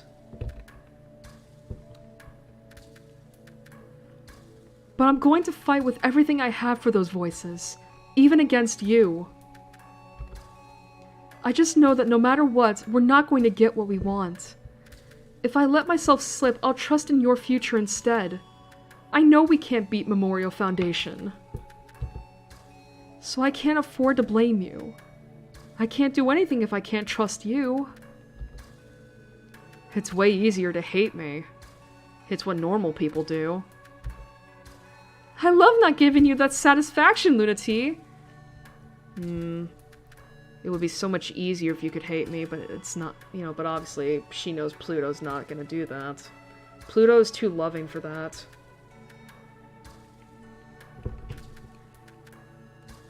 And you really should give up on me ever being satisfied with happiness just for me. Yeah. Pluto's like too... Like, that's the thing. Like, Pluto's too loving. She wants everyone to have that chance, that opportunity that she's been given. Even if Lunaterra doesn't agree with it. Even if it's just putting Pluto under so much strain. Sure. I know as well as you there's no welcome waiting for us on Earth. I don't know if we'll be happy there, but I couldn't live there without... Well, if you get a miracle, I won't fight that either. Oh. I don't want to live there without you. Oh. My heart isn't big, but if you ruined the Memorial Foundation, I'd forgive you. I mean, who wouldn't? I too want to be free of Earth.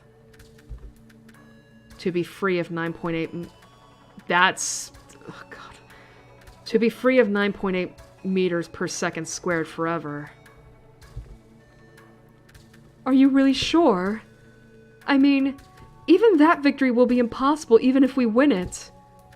But maybe you actually have more faith than me. I think we might not make a happier world. But you can learn how to be happy anywhere, even Earth. On Earth, we were tied down by the weight of the world. I won't go back to that, even if I go back to Earth. There are two ways to do that. Make a home where we set the rules, or bring a new law of gravity back home. If only all of us were as precious and powerful as a planet. But I can take the shape the world requires of me if that's all we get. But I can take the shape the world requires of me. I can take what they give me. That's not true. For you especially, it isn't true. You were the one who didn't let Earth's gravity choose your body. You were the one who didn't let society choose how you wanted to present yourself as.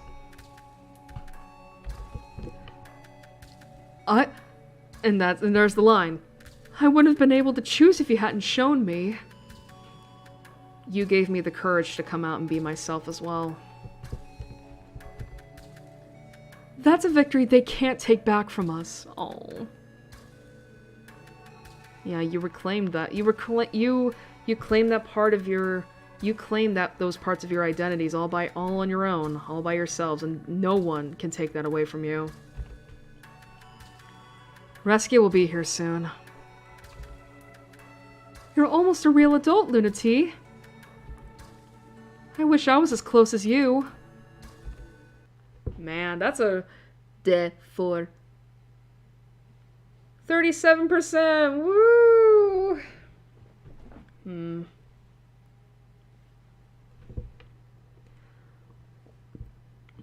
That's a man. I do like Luna T and Pluto's relationship. Like, just the fact that they still care about and love each other so much, even if they're like, you know, on opposite sides of this war. So, and all that. It's just really funny compared to like Saturn's dynamics with them both, where it's just like she's just there to flirt and have fun, but then again she also doesn't have like that history that those two have with them. So,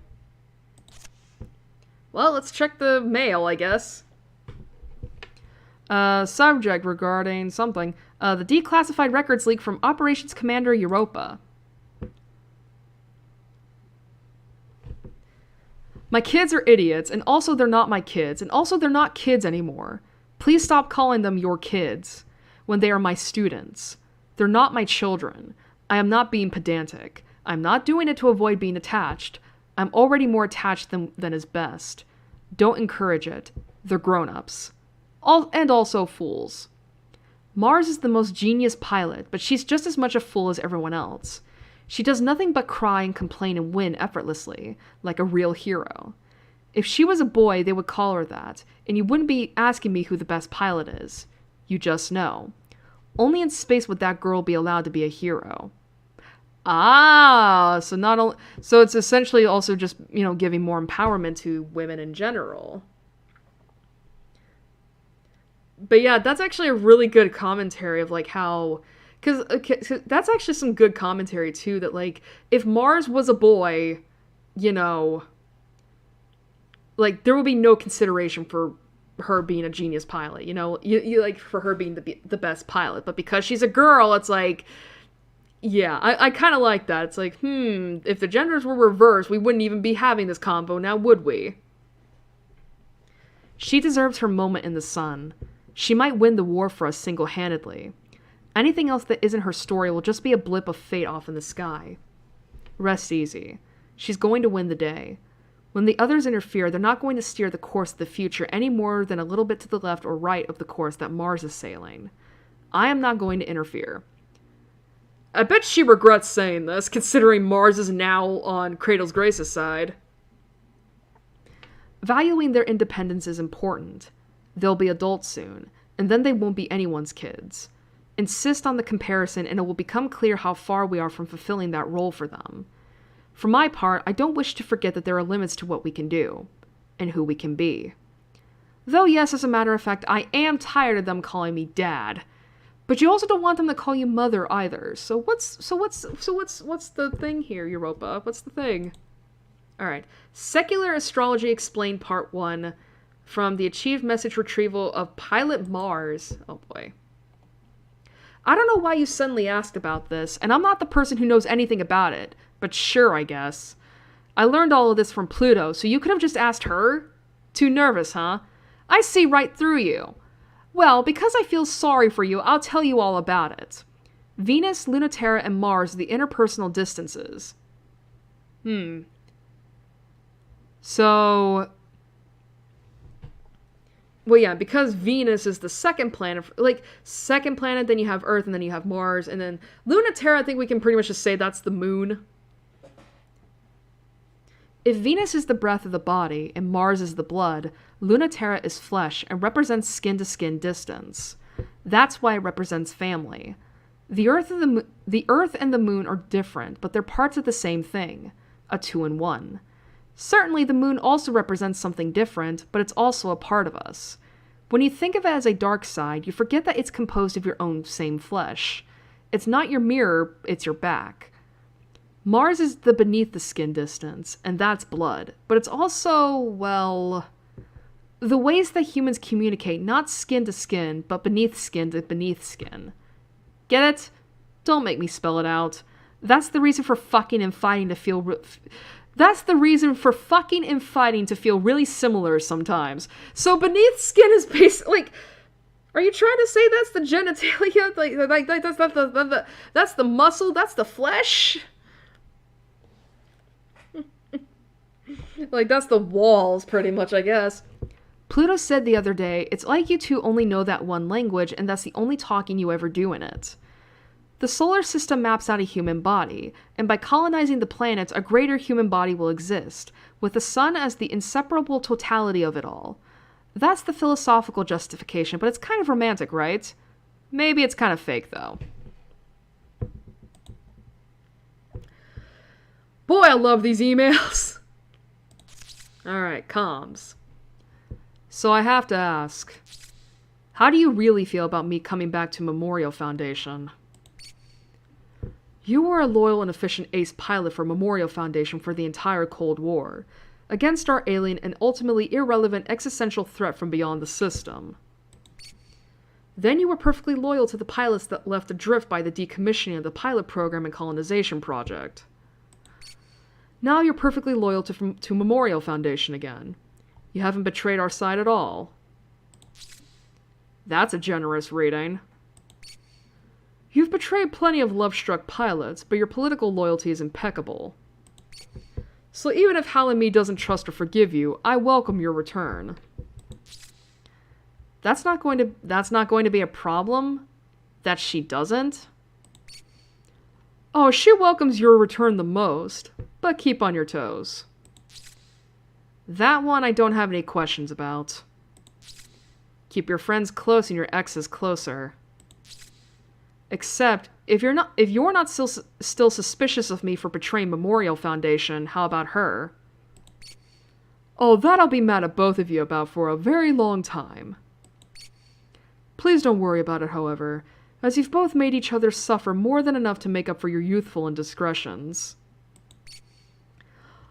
Honestly, the two of you hooking up to somehow get at me was the most hilarious part, as you ended up punishing each other more than I ever could have. Wait, so you mean to tell me that these two girls fucked to get back at Europa, and it ended up backfiring on them? Jesus Christ, how bad were these two together? Can we talk politics again, please? I don't like discussing my ex with you. Especially since she's your niece. I think I get the picture already. That's not to say that the two of you don't... That's not to say that the two of you don't still have a lot of lessons left to learn from the experience. Once I'm sure you've learned them, your punishment will be over. I'm suddenly very interested in hearing about factions again. On that note, I'm not as worried. Just remain true to what you really believe in, Lunaterra. What the fuck is this, man? That is a weird-ass discussion considering, again, like, we got confirmation that Halamede and Europa are family. Like, Europa is Halamede's aunt. Like, what the fuck? Why are we discussing this? Ugh, whatever. Let's go to the missions. Alright, 400mm kiss. Memorial Foundation deploys a certain sniper to stop escape and resupply routes to the resting Celestial Mechanics fleet. All Saturn needs to do is stay out of trouble. But what's the chance of that happening? Yeah, I mean for real though, it's like, that's basically saying so. That's basically, like, good question. It's like, what's the chance of that happening? 1 in a million.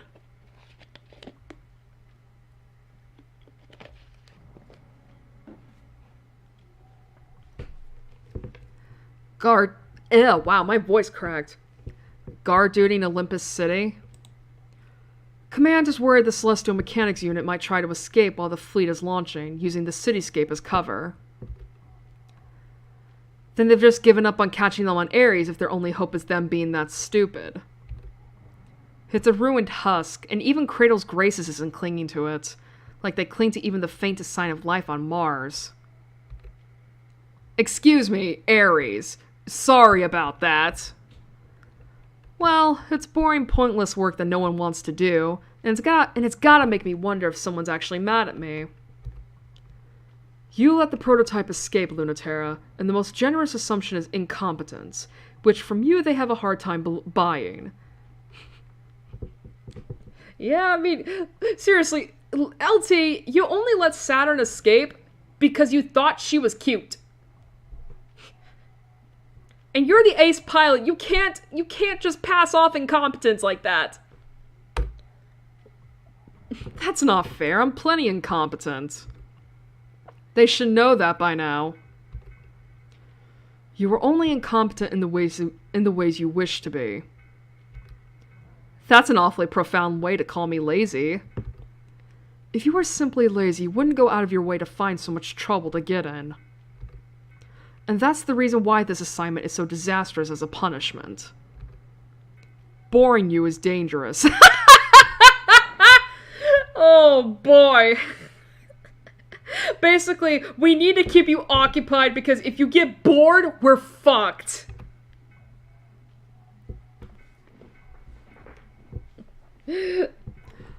I learned that very early on in your career.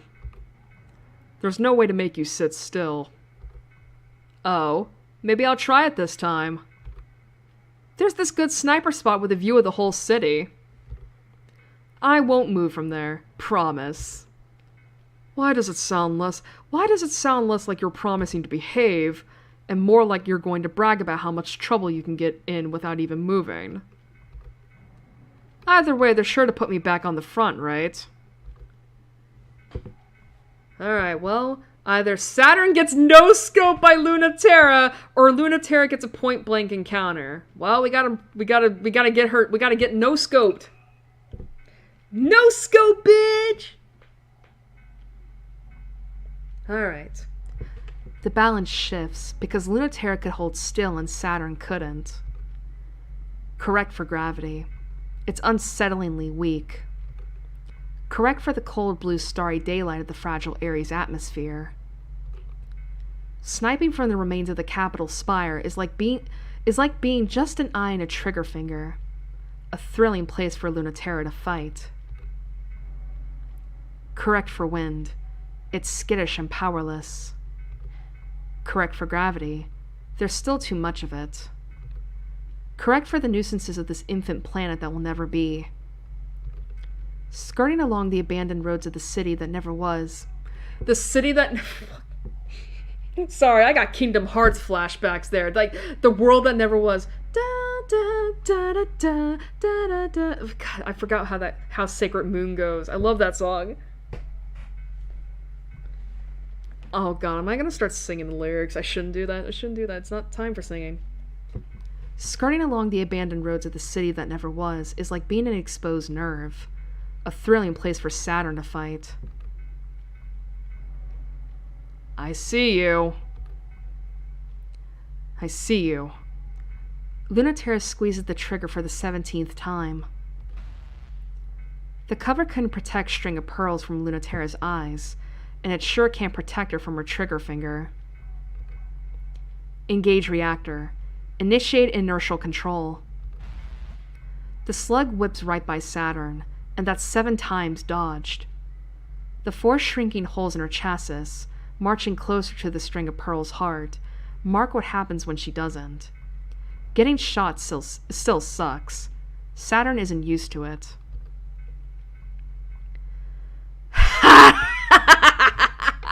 That one was so close! That was really, really, really close! Tell me I'm getting better, right? No way it's just luck?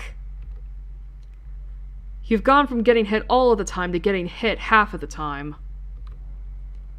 That's better, but what you want is to be hit none of the time. Don't tell me what I want! Maybe I love being shot. Maybe I'm a masochist. You never know. You wouldn't be the first. Wow! Weird. You must fight some really problematic people. Some pilots find interesting ways to pass the time. I kinda get the appeal. What else is there to do? If you didn't love getting shot so much, you wouldn't run around space shooting each other. Wait a minute. Okay, let me reread that. If you didn't love getting shot so much, you wouldn't run around space shooting each other. If that's true, why did you come here to fight? If that's true, why did you come here? There's nothing left to fight over on Ares for anyone. Give me one thing to do more fun than look demure and get shot at. Someone has to do the shooting. That tells me what position you favor, but it doesn't answer my question. I'm taking evasive maneuvers. If I dodge the next one, answer my question. I won't answer the first one, but I'll answer a different one. If you dodge. Saturn gets so quiet. She gets so still. Yet her heart is thumping. Her reactor is thrumming with resonance. It's obvious Lunaterra is sniping her from the tower, the city's last and tallest building. But now, suddenly, she isn't so sure. She isn't sure if she knows where Lunaterra is, or if she knows anything about her at all. What did her face look like again? Hit. It's not that Saturn wasn't on the ready. She's baiting. She knows exactly what she's doing. Lunaterra just guessed for the 1/2 second where Saturn wasn't ready, and slipped her solid light bullet in that space. Ow! The shot lands right in her throat. For a moment, Saturn's just, I'm dead. But she's not. Then she hurts so bad she wants to die. But she's just mistaking the very different things the string of pearls feels instead of that. Yeah, so that's pain. It's not really pain, but it's a feeling so overwhelming it shuts Saturn down like pain would. It's fascinating, full of information. Lunaterra, you're not doing a very good job of convincing me to not try and get shot. I've heard that before, too. You sure are having fun. What makes you think that? Want to know how I know? When correcting for gravity, the impression you leave in space feels a little for a second like... Well, someone might say it's like an eye roll, but I think it's kind of like a giggle, too. Maybe that counts as a hit. You don't win cat and mouse games by batting every time a head pokes out. Except somehow you do. You're good at making people not follow their own better instincts. You shouldn't be getting me to teach you to fight fair. You do much better like this. Aw, thank you! I don't fight fair because I have absolutely no idea how to fight. But this is why I hate you, Lunaterra. You just don't get it. I want to beat you at something you're good at. You're really tough. Not your sniping, which can't stop me at all, but how you're totally impenetrable. You're doing something tricky. What are you doing? It's still my question, my hit. That's the rules. Why are you here? Firstly, because I refuse to ever be bored just like you. Secondly, wiping that smug expression off your face is my deepest desire. So teach me how to weave through your fire and sink my claws in you. What's the third reason? Not telling. I already gave you one for free. Nice dodge.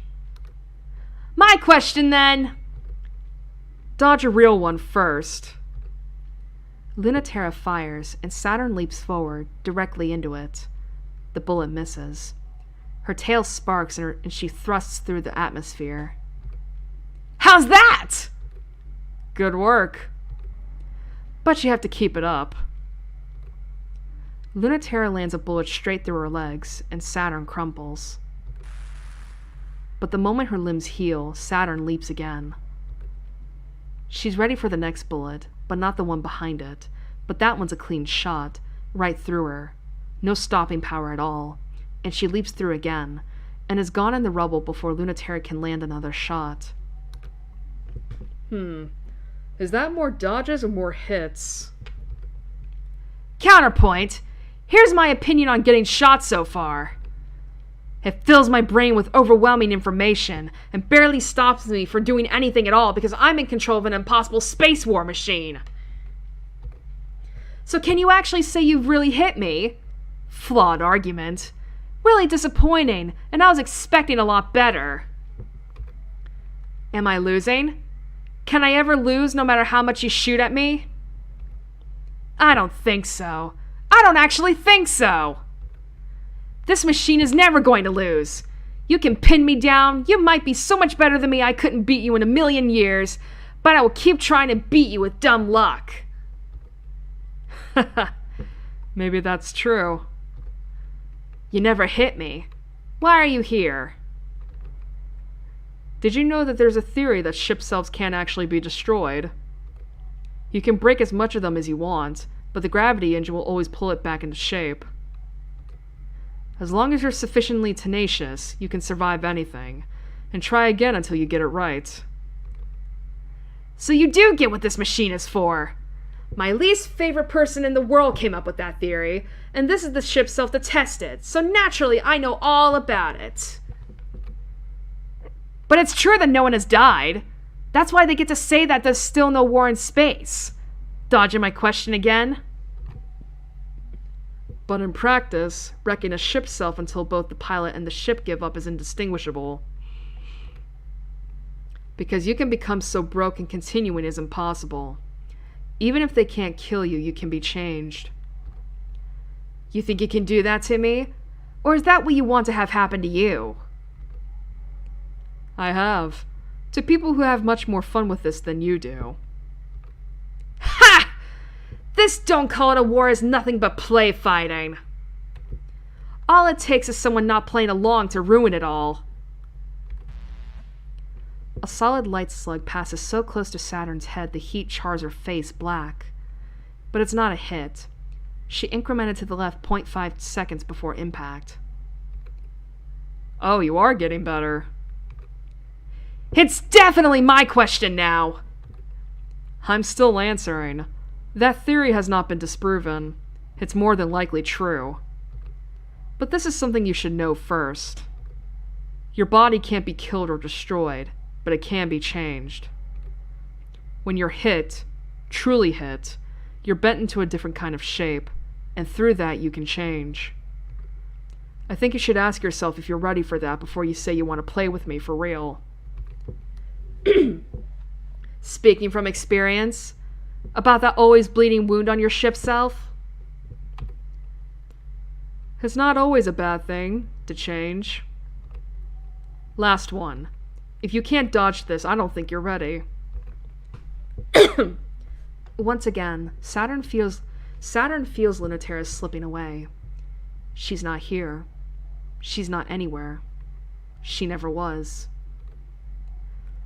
Once again, it's my hit! Electricity explodes from the target point and connects back to the origin. It starts from where Lunaterra is, and when it connects back to Saturn, fast as light, the course correction defines the pathway retroactively. Wow. Ha! I'm an idiot! This is great! You're not supposed to be ecstatic about someone getting the best of you. That's my move! Sorry. But I was condescending before. Next time we fight, it'll be for real. What if I don't want to fight?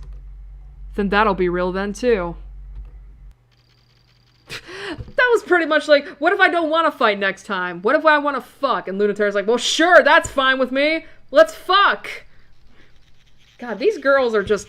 Ugh. Why is Pluto the most chaste one? Like, for real, why is Pluto the most chaste one?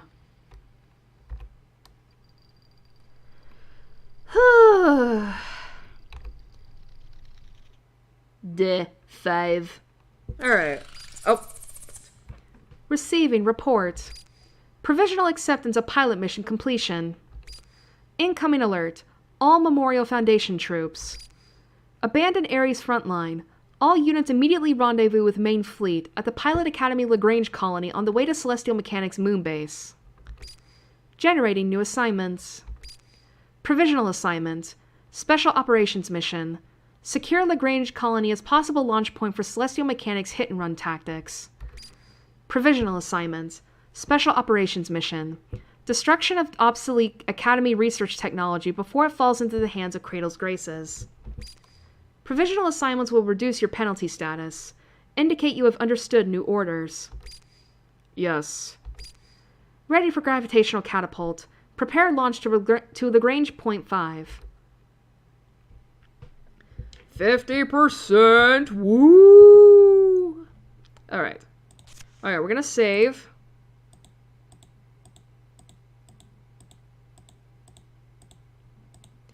And then we're gonna, take a break.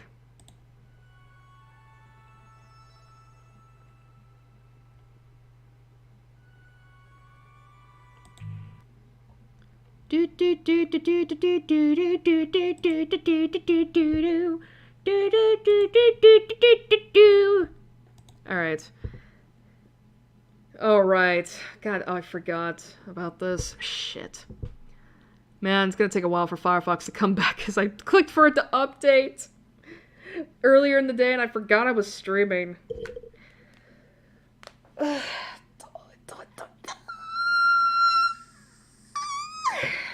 Sorry about that.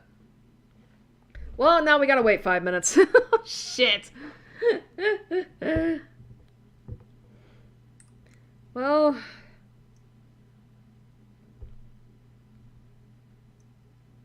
Boo doo doo doo doo doo. Doo doo doo doo doo doo doo doo. La da da da da da da da da. Da da da da da da da. Da da da da da da da. Da da da da da da da. What are these noises? What are these fucking noises? Jesus Christ.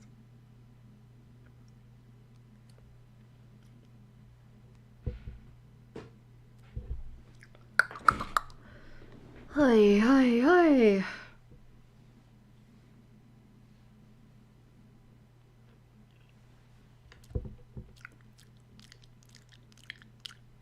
Sorry about that, my fucking throat.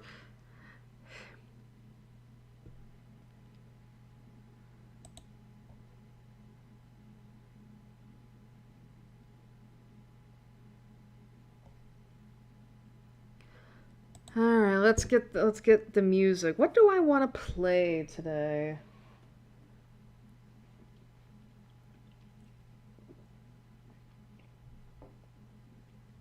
Well, considering that the song I played was from Hoenn, I guess we could start on that. Oh, I have the perfect one. Okay. I just gotta get to my playlists.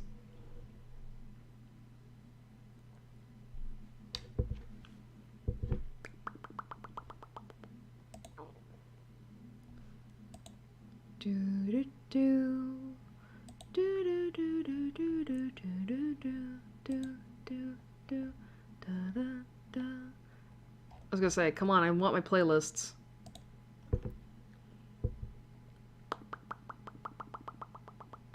Hoenn. I was like, where's the Hoenn?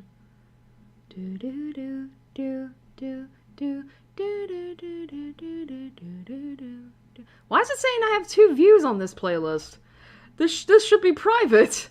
All right.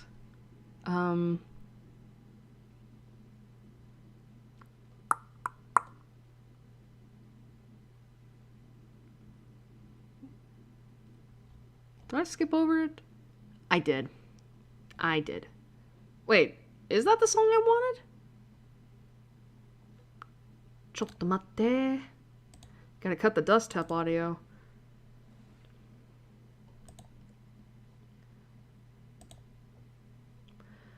I know it's a little early to be taking a break, but it's like it's almost 11:30, and I'm only gonna do like 1 route today.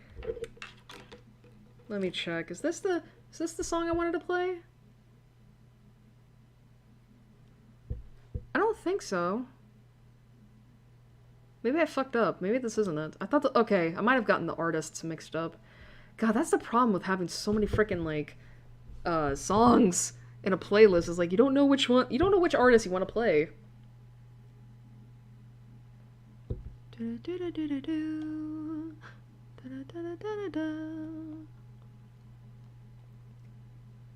Oh my god, come on. I know you're having a hard time keeping up. Internet. You were doing just fine earlier. That's it. That's it. That's the song. Because I remember being like, oh, I really like this. Okay.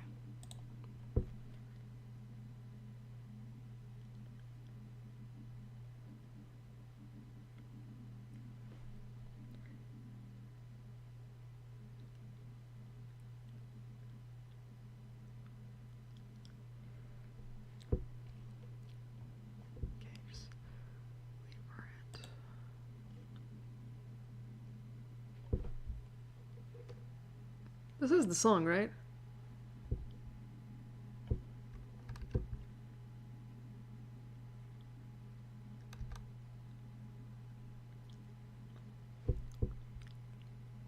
I know you can't. I know you guys can't hear it. I'm having to listen to it on my own. Yeah, it is. Okay. Let me get the desktop audio back up. Get intermission on the screen, and then. Da, da, da. Excuse me.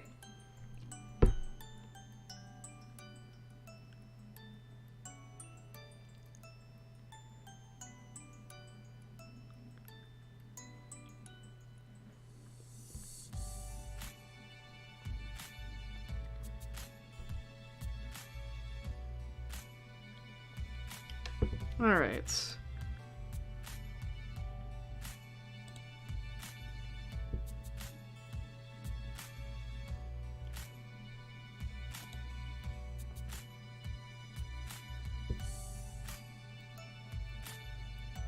Da da da da da da da dum.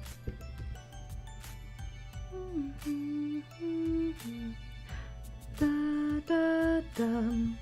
Anyway, now is the time for a break, which basically means, you know, get something to eat, get something to drink, go to the bathroom, basically do whatever it is you want, because we're going to be taking a 30-minute, maybe 40-minute break. Who knows? And, yeah, so I'm going to go get some stuff real quick. So I'll be right back.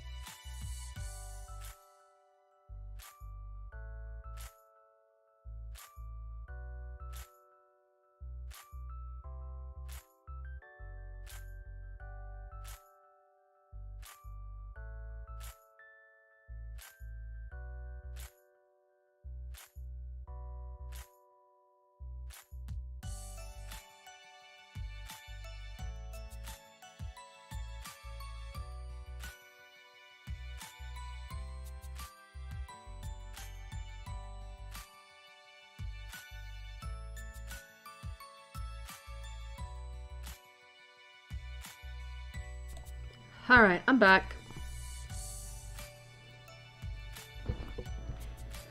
Oh.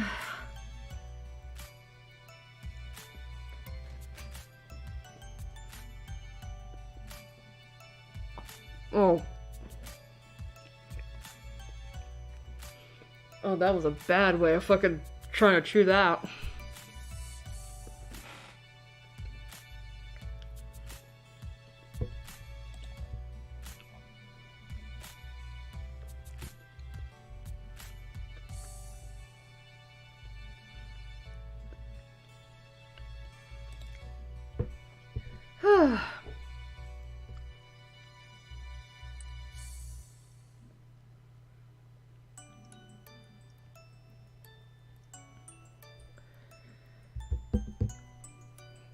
Man, I'm honestly trying to think of, like, you know, what else is there to talk about? Because I feel like I've discussed everything I wanted to Sunday.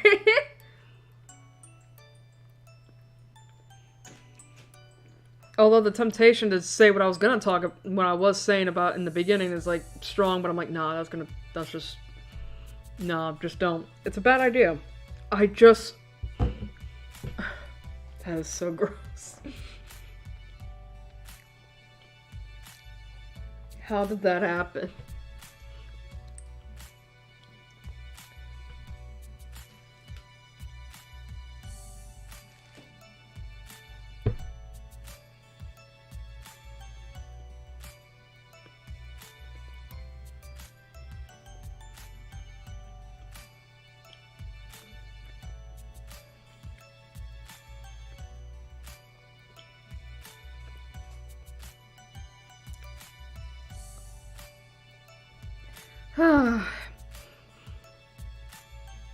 God, I can't wait for the Steam Summer Sale tomorrow. I hope to God, like... I hope to God that a good number of those visual novels I have on there, on my wish list, go on sale. It's like, that would be great.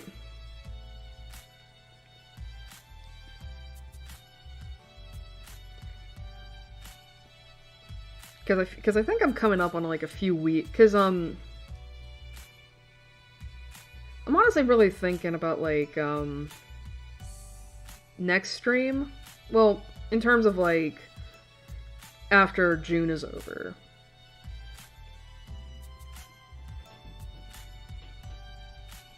Because,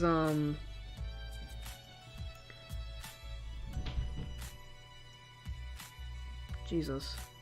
That was the dog, I'm assuming. As I was saying, yeah, so... Would be nice to get... Because, obviously I'm hoping to get Ghost Trick. Obviously. But if I'm not able to, I want to at least get some... more games, because,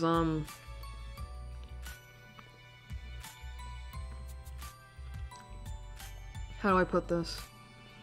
Because, oh,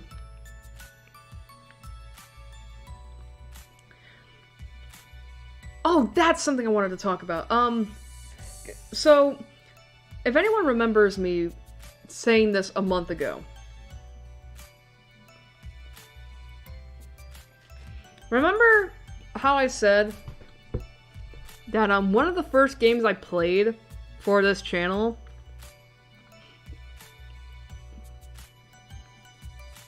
called Without a Voice, which was the Yuri novel that's inspired by The Little Mermaid, where we had two girls fall in love and we kept getting bad endings. I remember I said that oh wait, it was in April, where where the developers of that game were gonna be releasing a version of the game with voice acting and new and I think a few short stories set after the epilogues. I actually got to play that on not this last Thursday, but the Thursday before. because Crit Roll was not on that night. I was like, okay, I'll just use that night to play Without a Voice, and I did. And it's basically like the voice acting, I will say, is really good. Like, I was actually pretty surprised at how similar my voices were for Cassidy and Elowen. I will say though. So, first of all, I actually got all of the endings for Without a Voice, and including ones, you know, because I think if in my initial stream, we only really got like 4, and there's 7, so we got a little over half. I got all of them this time around, and obviously most of them were bad. Like, there was one bad ending where, because I remember the 2 bad endings we got were, one where Elowen herself kills Cassidy and tries to eat her heart. And the other bad ending was when, Cassidy's brother, Alexander, came by and, shot both her and Elowen dead. But there's actually a couple more bad endings. So one of the bad endings I got was this one ending where Elowen, because you know how Elowen comes to warn Cassidy of like her brother is coming, so that happens. However, because this was a bad ending, Cassidy didn't believe her, so Elowen Cassidy decides to be a little shit and basically plays along with Elowen's like sayings of like, oh yeah, sure, I totally believe you about my brother. What can you go outside real quick so I can pack my things? And Elowen's like, sure. So Elowen goes outside and she gets locked out. And Cassidy just tells her like you're so stupid to think I would believe you. You look like a fucking monster, you idiot, or something like that. And so the next day comes, and the bad ending is that Elowen dies. Like, she dies, and she dissolves into dust, like yellow dust, like golden dust, or I think that's how it went. And I was like, holy crap, that's actually a really beautiful CG. It's sad, but it's beautiful.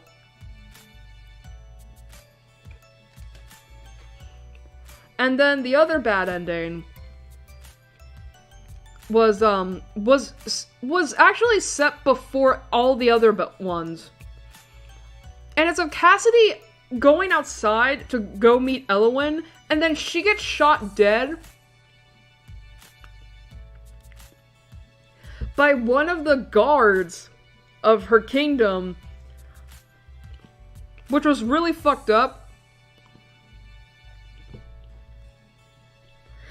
And the more fucked up part of it was that, like, the archer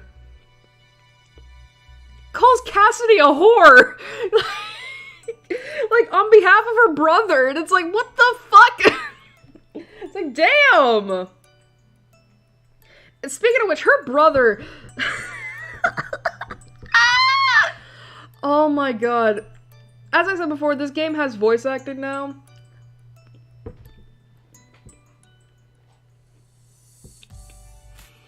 And y'all, it's so fucking funny. Their voice, the voice they picked for Alexander, it is not at all how I imagined it.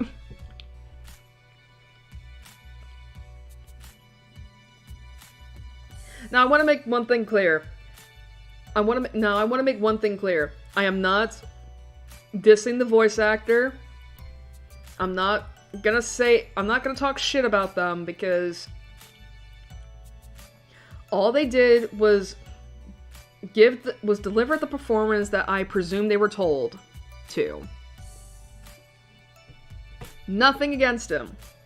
Nothing against them. But, oh my god. But y'all, the fucking voice performance for Alexander, like, he sounds like a fucking incel. He sounds like an incel! Like, he sounds like one of those, actually guys, like, IRL! And it's like, and it sucked because it's like every time I heard him speak, and it's in one of the more, and it's like during a lot of the serious scenes, I can't stop fucking laughing because I'm like, this voice doesn't fit this character like at all. Like, it's so funny. Oh my god, it's so fucking funny. It's like the voice doesn't fit at all.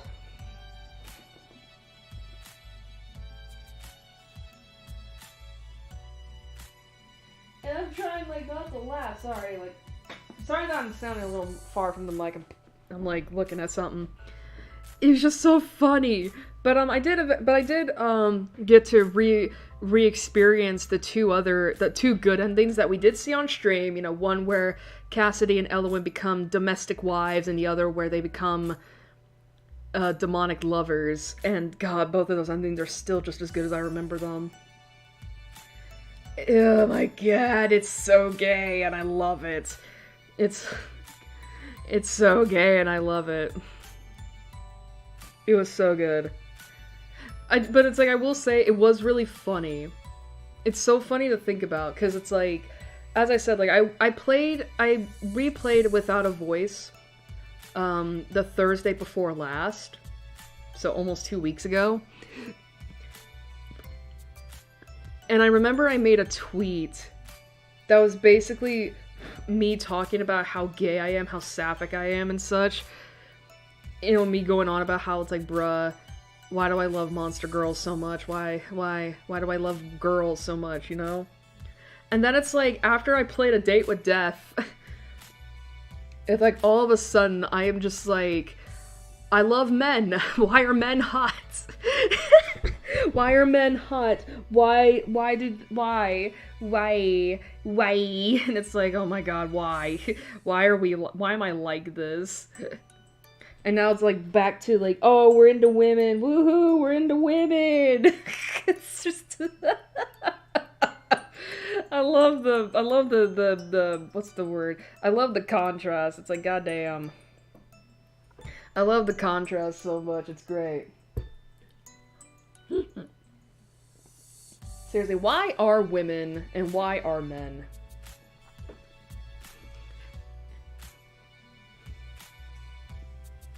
I didn't like that noise. But yeah, so I did that. And I'm really hoping that, god, I'm not gonna lie, I really fucking hope that, like... But I think it's because of that, I think it is because I replayed through that game that, that is making me want more visual novels to play. Because, I don't know, it would be nice to, you know, read something. If I can't get my books, it would at least be nice to read some, visual novels.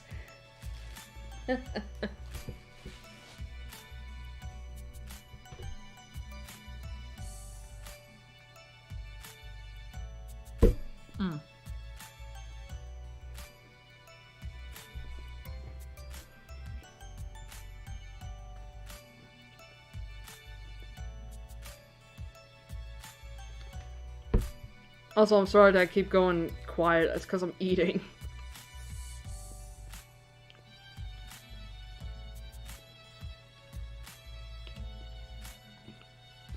But, I will say, I have been thinking about, next month in regards to streams, and it's like, I'm admittedly really thinking that, like, I might just take July off. Like, here's the thing. It's really gonna depend on whether or not I can get Ghost Trick. Like, if I can buy it, then, okay, we're gonna be streaming, I'm gonna be streaming again at the end of July. But if not, I might just take all of July off. Cause I think, like, lately over the last I guess technically 3 months now, considering this month and then last month and then April, I feel like I've basically been streaming like 2 to 3 times a month. And it's like, I know that, like, you know, for a lot of people, it's like, you know, why don't you just try streaming every day? And it's like, here's the thing, though. I don't have the time and energy allocated to do that, especially on a limited budget.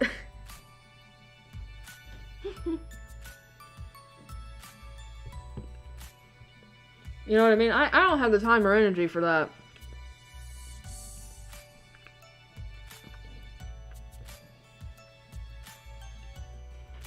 You know, like, I have obligations.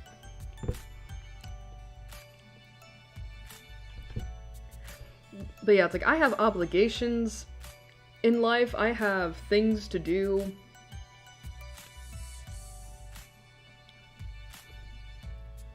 Like, it's just, it's like, you know, I can't do more than, like, I mean, last 3 months have been different because it's like, you know, I've been really wanting to. You know, but for the most part, it's like, I've only ever wanted to do, like, once a month streams. You know, with the exception being October. But for the most part, it's like, I don't really have any desire to, like, do more than one stream a month. Because because that's what works best with me.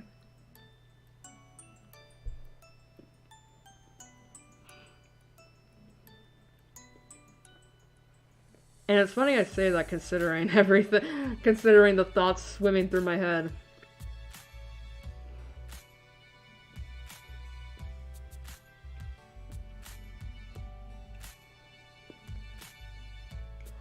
But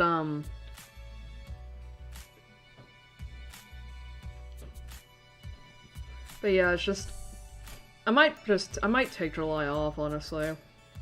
Just so I can kind of, like, you know, give myself a break longer than, like, what, 2 weeks?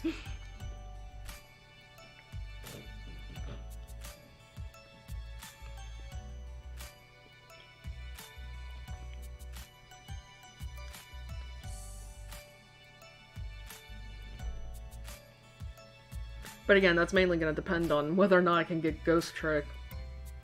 Not unless someone wants to gift it to me. No, you don't have to do that.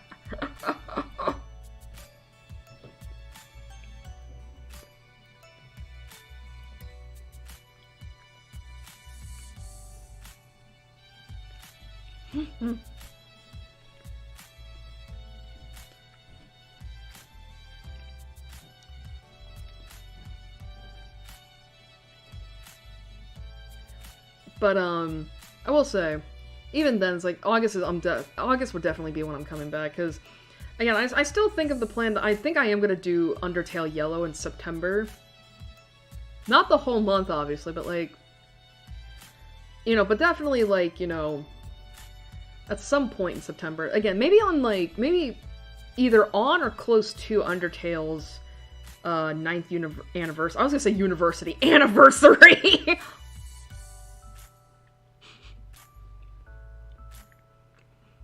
Just so I can get that out of the way.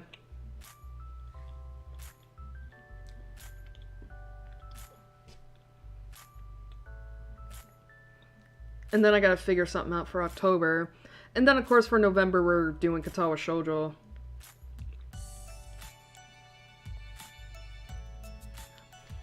I still haven't figured out what I'm gonna do next year, honestly. Because it's like, now that we finished Your Turn to Die, it's like, there's not much there left, is there?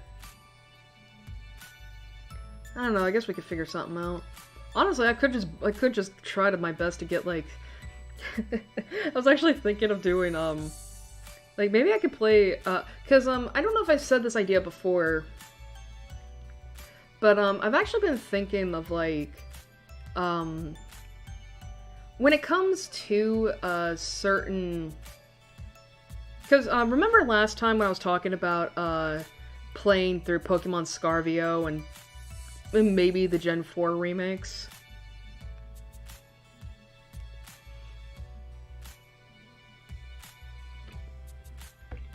I was thinking about, doing something akin to that, but for streaming. Because obviously with Scarvio and, the Gen 4 remakes are on the Switch. And I can't stream from the Switch. But what I was thinking was, playing through Pokemon Black and White 2 for the first time. Yeah, yeah, like, that's actually one of the very few, like, that set of games is actually one of the very few mainline games I've never played.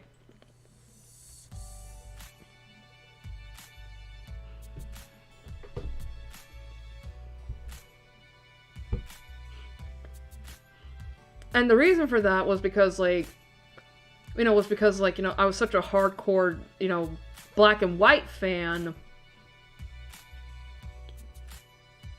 that I thought a sequel was just entirely unnecessary.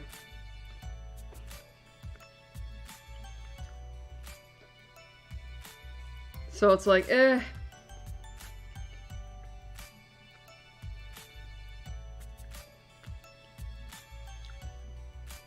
But yeah, I just thought a sequel was entirely unnecessary, and I just never really played it. But yeah, I think it would be really cool to do like a Pokemon Black 2 and White 2 playthrough for the first time ever. Especially because like there's a lot of things from Black and White 2 that I'm like, I've never done this. Yeah, that aren't familiar to me at all.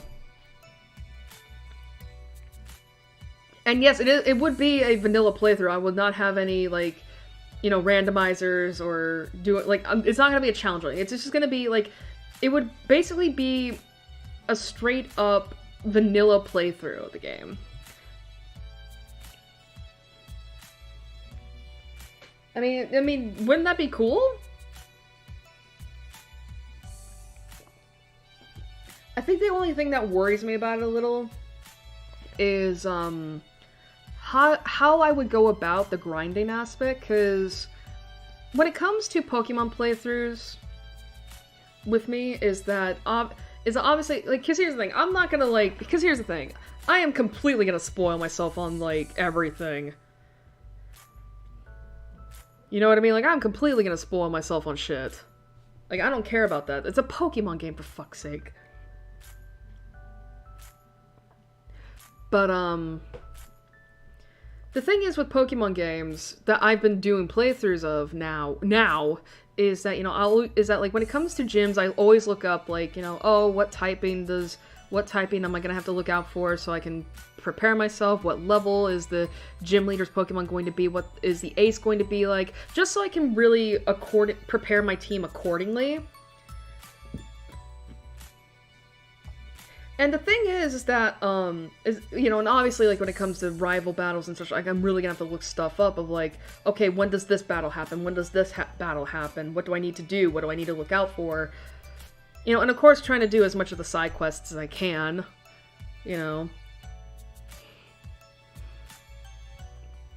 Like, so it's like, it's the grinding aspect that kind of makes me a little, cautious, apprehensive about doing a live playthrough of probably White 2, because I played the first White, so it would make sense if I played White 2.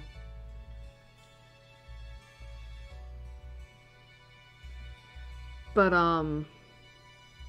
yeah, and because the thing is, right, I understand like why people may not want to stick around for the grinding aspects, because the grinding can get very what's the word? The grinding can get very,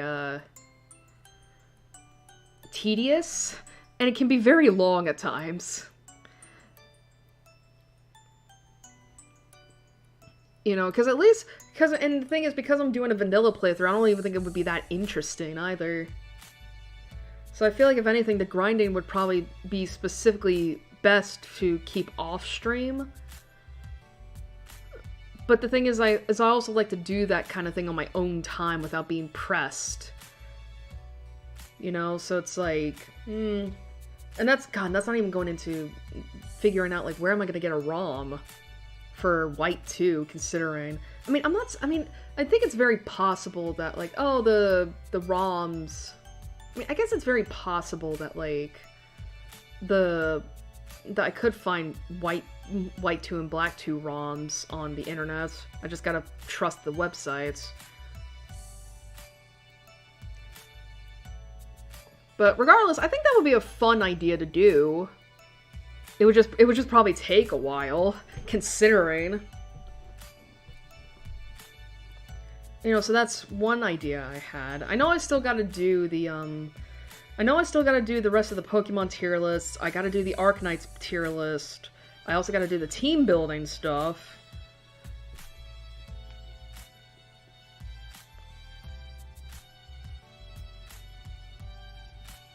I'm trying to think of, like, what else is there.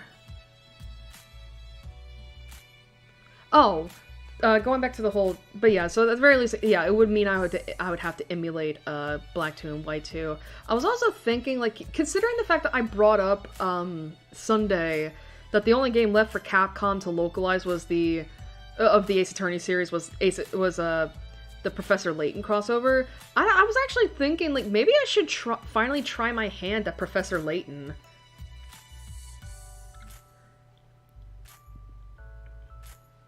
You know what I mean? Like, I figure I was thinking, like, maybe it would be nice to finally try that. You know, and yeah, and the thing is, like, there's no chance of me being spoiled on that because I don't know anything about Professor Layton.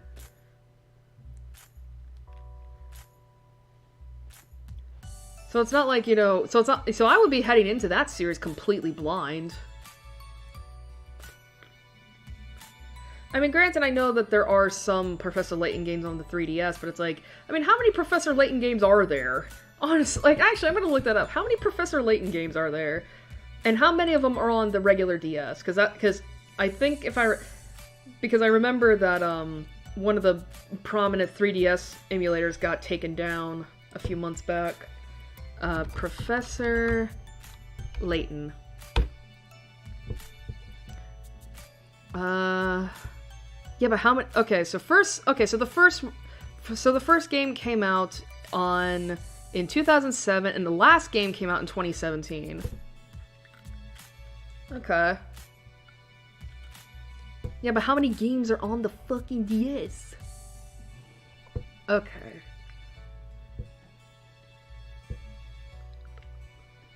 Let me see.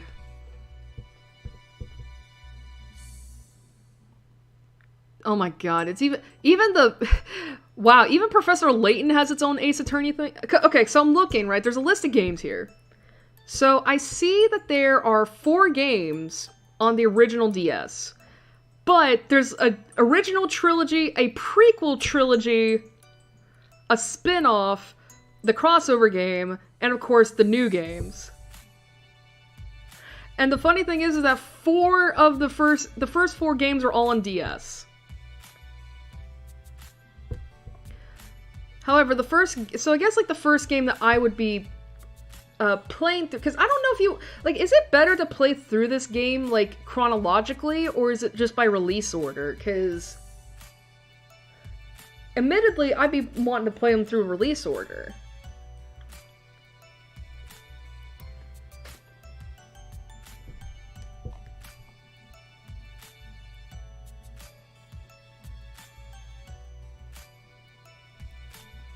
Yeah, that might honestly be best. But yeah, so it's like... Let me see here.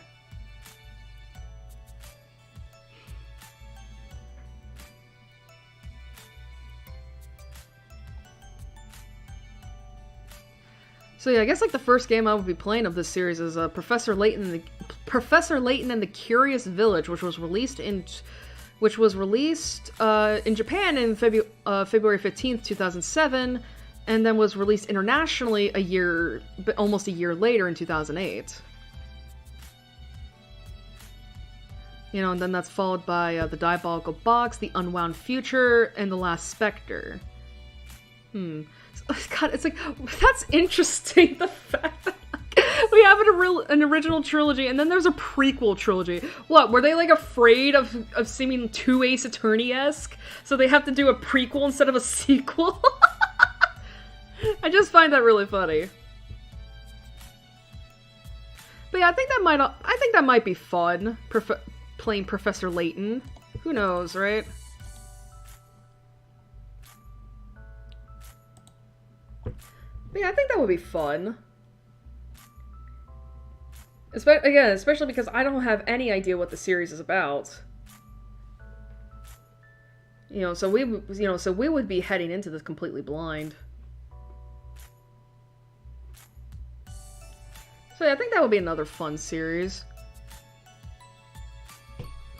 It just sucks that like, I wouldn't be able to play the rest of the series because it's all on a 3DS or phone, and I'm like, bruh, my phone can barely handle anything else.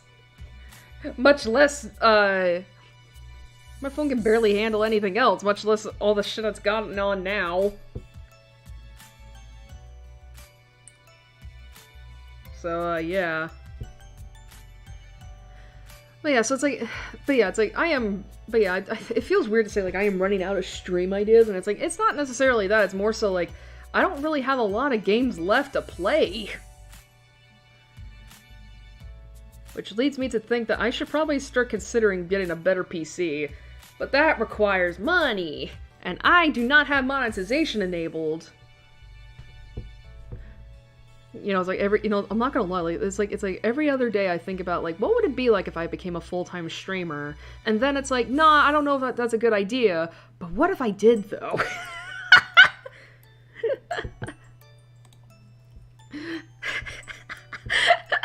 What if I did, though?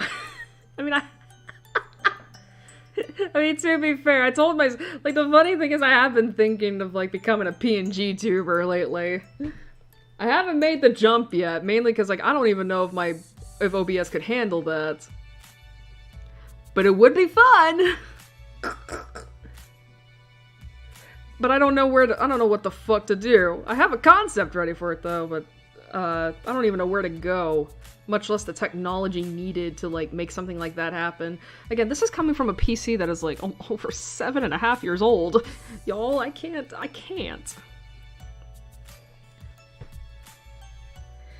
Again, sometimes there are just ideas and impulses that, you know, you think are good, and maybe you want to try them out, but then you get to them and it's like, this is probably not a great idea.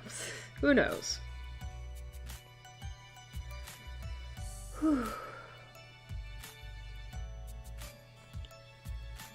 Alright. I think we might start wrapping up here in terms of the intermission. So I'm gonna get, Twitter up just so I can retweet the link.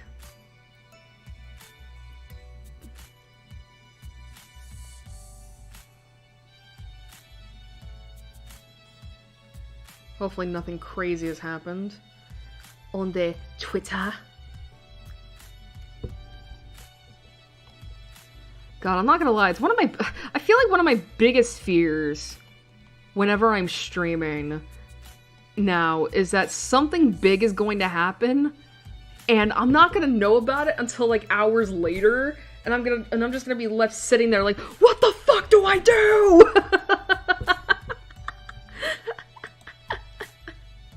Alright, let me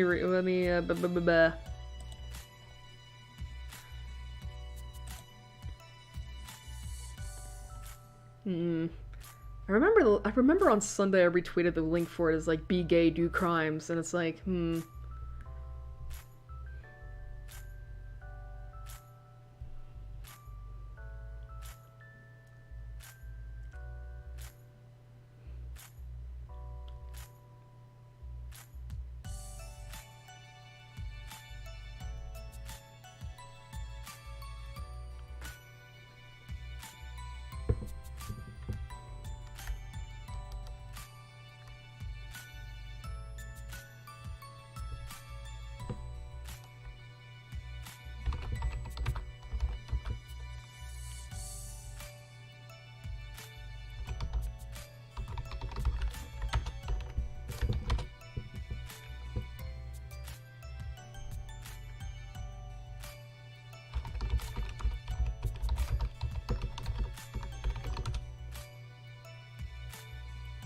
okay.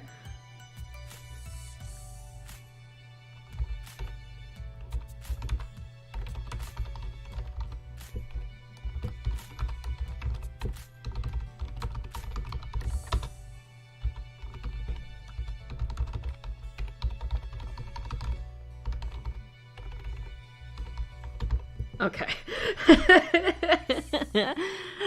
Alright, the caption is, what I expected, girlies being besties and flirting. What I didn't expect, messy and complicated Yuri. I've been saying that line lately, like, girlies being besties. It's just like...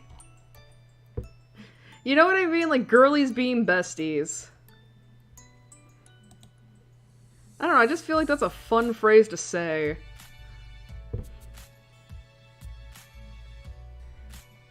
Like, I think part of it just I think it just started because, like, I was watching one of my favorite YouTubers play through Persona 3 Reload, and he got to the part of,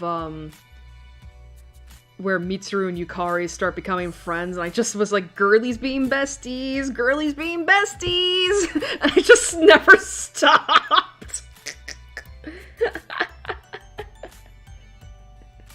Listen, whoever came up with the phrase of, and then they were roommates, and they were roommates, listen, I may not be the first one to come up with my phrase, but girlies being besties is, I feel, just as good.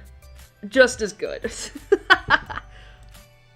Alright, say goodbye to Firefox, because we're going to be heading back into the game. Bye-bye-bye-bye! Girlies being besties! So stupid!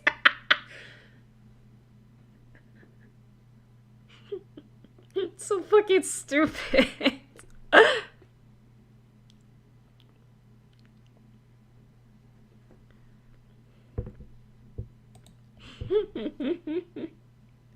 Yes, thank you. Thank you. I'm gonna wait till it loads before I move the window over. There we go.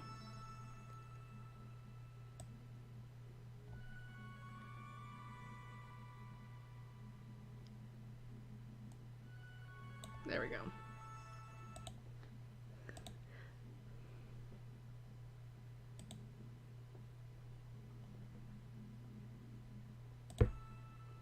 Okay, that was weird.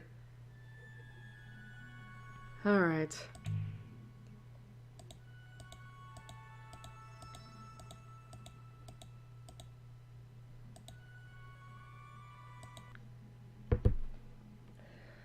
Okay. Obviously we have,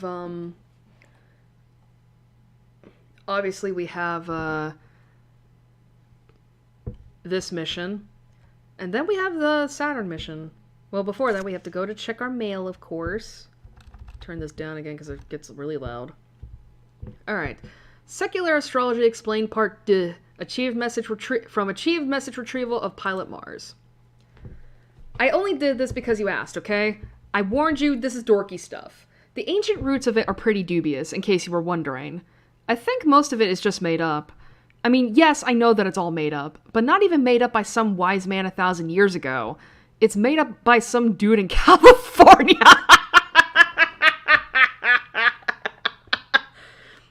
Totally tubular, man!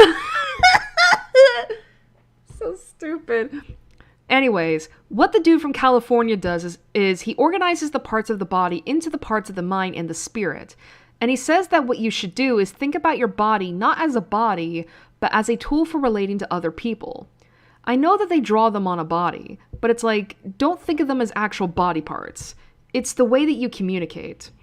So this chart might help? I think the point of it, in a way, is to remember that these are all parts of you, but also parts of other people, and you have ways of communication between each other using them. People always ask me for their charts because they want to be flattered about what they're good at, but that's not the point. You need to know where you have trouble, too. I looked at mine so much right before we broke up, you know? Like it did any good, but, you know, I'm so weak when it comes to Venus.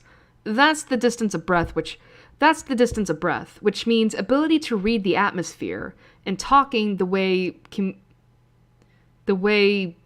communicate through breath. I'm assuming that was supposed to be you. When you're bad at Venus, that doesn't mean you're bad with words, but you're bad at receiving words. You don't hear them, or you don't feed other people the words they need to live. Well, according to your chart, you're bad at that too. So I hope it helps. And then Pilot Halamede Annual Report from Second Generation Pilot Program Declassified of the Pilot Assessment Reports. Dr. Nix. She's not coming out of her room, refuses to pilot it. Figures the most well-behaved of all Generation 2 pilots would have a tantrum like a storm when it finally came. Europa. Do you expect me to know what to do about it? Yes. It's really your problem, though, isn't it? Don't start, I'm begging. Fine, fine. What's the big problem then? She'll get over it. Is she upset about her sister? Of course she is, but not for the reason I thought. What did you think? That she missed her. Hilarious. And what's the actual reason? She won't accept a hand-me-down. The low Sulci. She won't pilot it. She won't pilot the perfect second-generation machine because it was made for her sister. She wants her own machine made. She's ridiculous. She said it would be fine if she died, but if it's just because she flaked out and got bored with space and left her program in Halamede's lap, she won't do it. Are siblings really this petty and mean? Stop laughing and help! Ooh, Halamede got a complex about her sister, huh? Man, did we take advantage of that? Alright. Back to the comms. Do we get along better or worse than back then? Let's talk about something else. Oh, is it really so bad these days? We don't get along because we're too much like each other. We used to be so different. What happened? I got older and learned a lot. That's enough to make me more like you. You're not giving me enough credit. Really? Do you think I'd blame you for being too good at teaching me the same lessons that made you who you are? Who you are? Well, I'd always hoped. I'd blame you if I felt like it. There's nothing to blame you for. Nothing you warned me about turned out like you said, so I stopped paying attention to any of your advice. I thought I was too smart for the rest. So it's just a coincidence we ended up like each other. I never minded your lessons. Are you sure? I was a harsh teacher. Are you really glad for it? I'm happy for everything I learned. Not for everything you taught me. I mean, it wasn't like you were wrong. Everything you said would happen, happened. But none of it happened like you said it would. If I followed your advice to the letter, it wouldn't have helped me at all. It was all just different enough. So I came up with my own answers. It wasn't until I looked back on them that I realized it was exactly what you would have done. Fair, I suppose. I should count that as a success for me. But also, due to your effort, for you. That's just what I wanted, though. I certainly never wanted a carbon copy of myself. I wanted you to improve on what you'd been handed. Did you think you did a good job? Shouldn't you be asking yourself that question, since you're the one in charge of the education? I was afraid you'd say that. Don't come to me for answers now of all times. Well, at least there's plenty of time left for me to turn out right in the end. Ooh.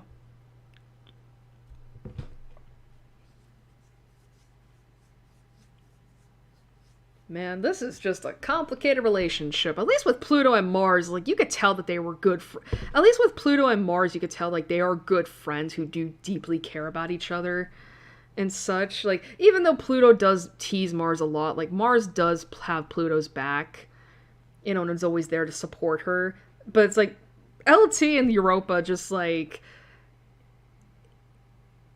it's just a weird relationship. It's very much like, it's a weird, like, it's, I know it's like, I don't necessarily see this as a mother-daughter relationship, like a mother-daughter dynamic, but it very much carries, like, the whole thing of, like, disappointed older authority figure in you, and you just continuing to disappoint her because you like it, you know? Anyway, as always, we got our missions here. So, as always, heads for Pluto, tails for Saturn. So, 1, 2, 3. Oh my god, what is... Dude, fate is just like, you need to look at the more messy Yuri. Alright. Look at me.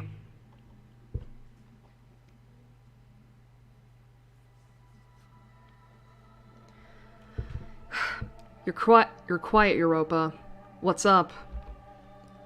Is that unusual? Sometimes. But you said I have a briefing for you 5 minutes ago. Aha! It seems I lost track of time again.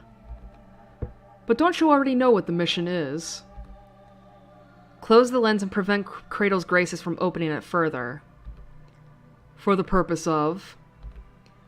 Who knows? Memorial Foundation on the ground wants it done. It was the observation device for existential threats, but in the end, we never knew if what we were seeing was what there was, or if we, the observers, were just seeing what we wanted to see. When it became clear that Celestial Mechanics had been pushing development in the direction of things that they did not themselves understand, we chose to destroy the colony. Later works of the Space Colony era showed signs of an art and design movement potentially hazard... Wait, what? Later works of the Space Colony era showed signs of an art and design movement potentially hazardous and implicitly treacherous to the human race. But very lovely. I wish we hadn't caught on so quick. Memorial Foundation on Earth would be loath to admit it, but it's possible it did, and does, in fact work in one or more ways. Casts it all in a new light, doesn't it? I didn't expect you to feel so nostalgic. I have some happy memories of the Academy. Don't you? Yes. Some. But I'd rather move forward in any way at all than keep dwelling. Because, yeah, we got this... we did get confirmation from Pluto's route that she and LT were in the Academy together. Honestly, it wouldn't be surprising if that's when they, what's the word? If that's when they got together. That's always a virtue if you've learned from it. And you're not just trying to forget. Keep your advice to the mission and not me. Well, I only have an interest in the success of one of those two things.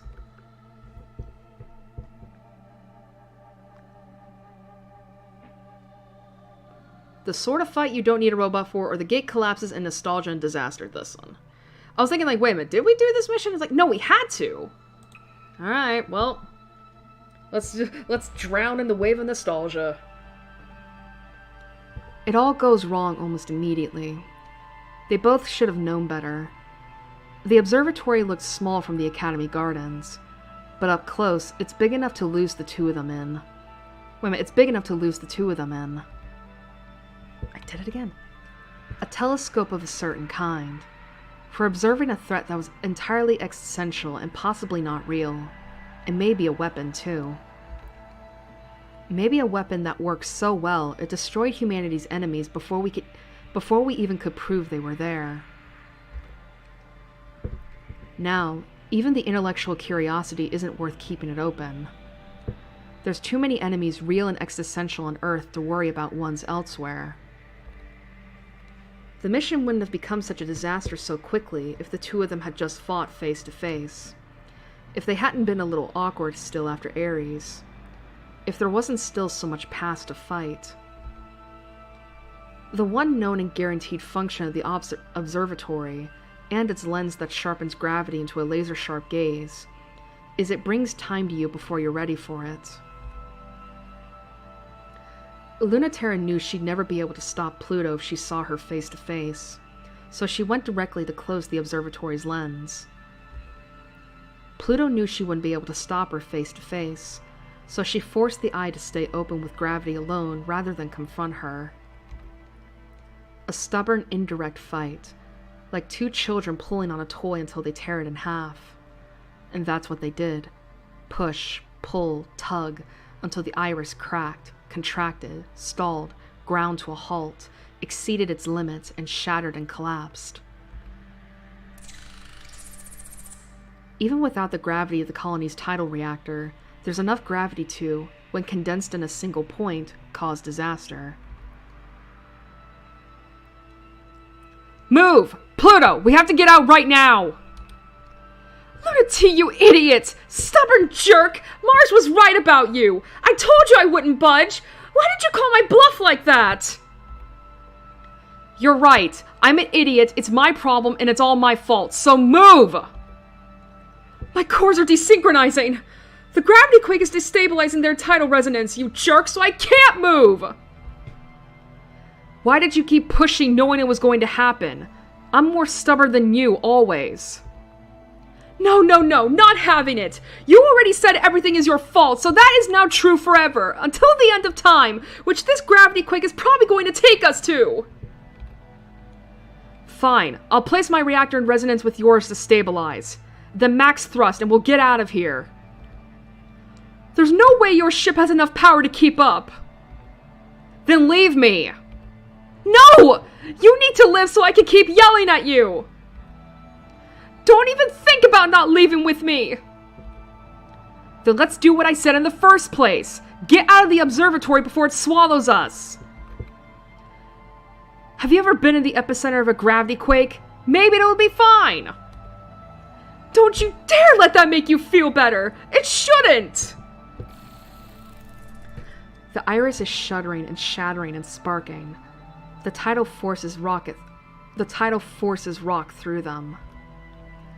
Living in space means not having to know which way is up, but now they can't even tell when is up. Down and up and left and right are everywhere and nowhere, and the exit of the closing eye is forever out of reach of space and time. Where are you going? That's upside backwards! I can't steer. How can you? Here, fine, I'll guide you. Hold on, the pulses stay... That already happened. It's about to happen. It's happening right now. It might happen. It's continuing to happen. Luna T, calm down! You know better than to be paralyzed by linear time like that! Just do it! Whatever it happens to be, whenever it comes up! Forget the tense! If you're about to do it, you'll do it! If you've done it, it's done, and already have done it if you can't! So what's next?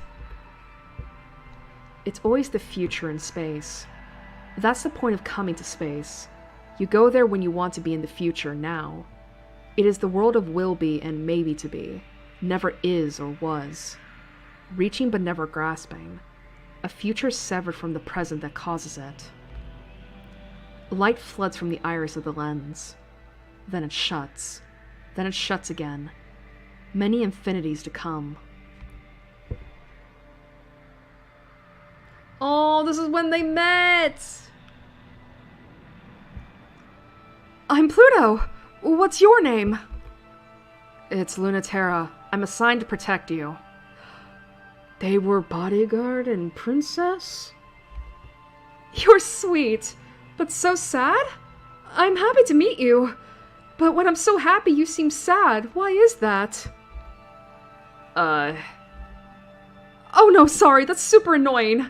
Dr. Nix keeps telling me people think it's rude when you just read the story off them instead of asking them first.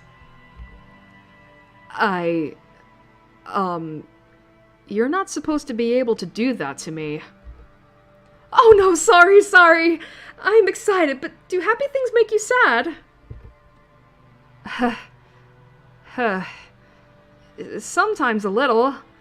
I'm glad you're having fun at least. I'll make sure you have fun too. I can share being happy. That's the function of love. Do you love me? Yeah, you get it. Love makes the universe work. Do you know physics? You don't have to be jealous of me. Wait a minute. You don't have to be jealous of me. You know everything I was given. You deserve that too. I'll cut your old dead name out of the story just like I did for me.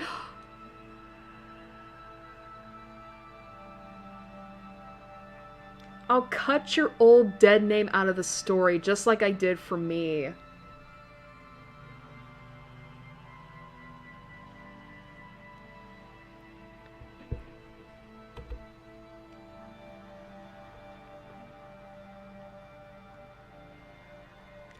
Focus, Lunaterra. You have to be faster than thought. You have to feel. Trust your instincts. Cut through the edges of the possibility space. She looks like she's suffering, and then you have Pluto there to comfort her. Lunati, it's okay. It's hard, but you don't have to cry. There's lots of us here. We can beat them together.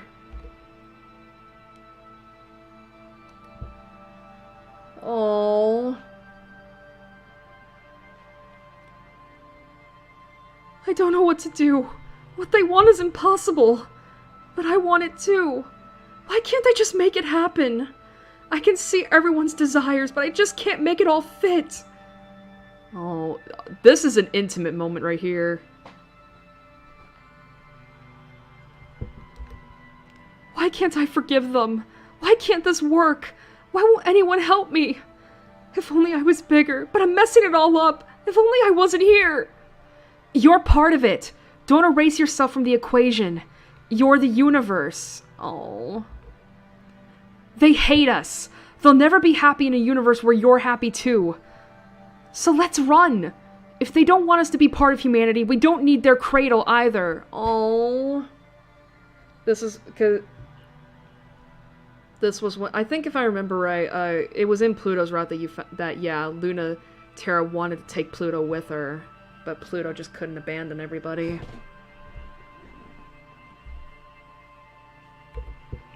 Oh. They're considering escalation of the conflict. Memorial Foundation wants to keep it an existential disagreement, but Earth wants to make it military. I guess we weren't human enough to be wanted on Earth, but we're human enough to be dealt with the way the humans do. The better we do against Memorial Foundation, the more it pushes them to write us off as a lost cause, and prevent the complications we'll cause up here by killing us. You were so hard on them before. Forgiving your enemies is good. It's cruel to take us back, but they're trying to protect us, and they're the only ones who understand how hard it is. We knew we couldn't escape Earth's gravity, and I guess they know it too. That it's a war with no point, and they don't even have to worry. Is the chance worth it? I don't know. Where would you bet? On them. You should go. No, not without you. Oh. No, dummy. Go so you can save me if I mess it up. And I'll stay in case you do. Oh.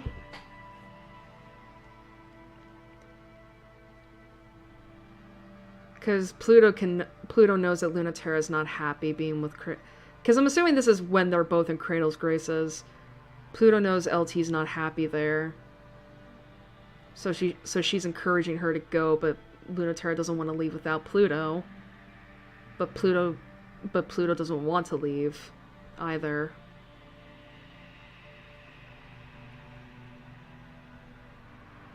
God, this is some messy Yuri. I don't trust them, but I trust you. Whichever of us is right will deliver the other the future. Oh. And that's why, God, that's what makes it so sweet in the Cradle's Graces ending. Like, Luna Terra believing in Pluto and giving her the future she knows Pluto wants.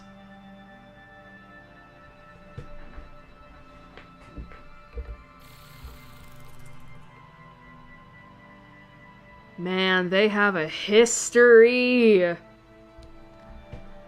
Light blows through the iris, fragments, and the universe exists again, a place and a time.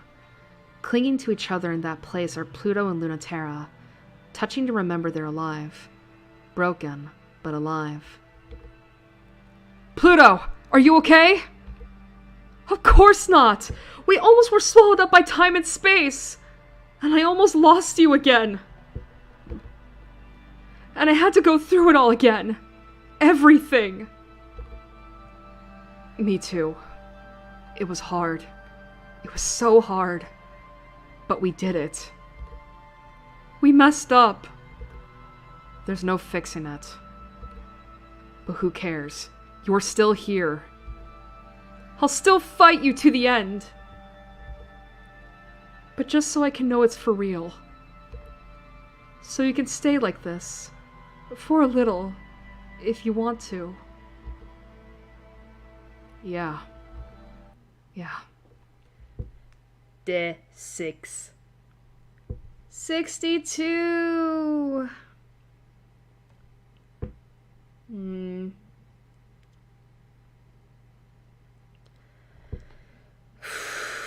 Messy, messy, messy.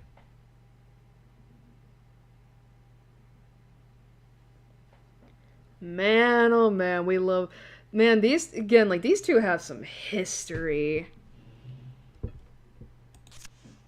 Let's check the mail! Subject, regarding Mecha 1, Mare Crisium, from Ship Self-Design Notes of Dr. Nex. In a ship self, you don't have to worry about dying. Not in the same sort of way. A ship self, you know, isn't even a weapon. It's a body for living and traveling in space, and it's equipped for doing the sorts of things that humans need to do. Like fighting. The ship self, which lets you express like it's your own body, better than your own body, is a machine that's for falling in love and having fights. It's formed to literally suit us. It bears only the most abstract resemblance to something designed to kill another human being. The most efficient possible form for ending lives as quickly as possible wouldn't look anything like a human, and that's why Europa designed them from a child's toy. The ship self isn't the perfect form for war. It's a form that by nature turns war into something else. Part of this is due to humanity's relative weakness. For fuck's sake, I'm trying... Sorry, I checked my phone for something on Twitter here.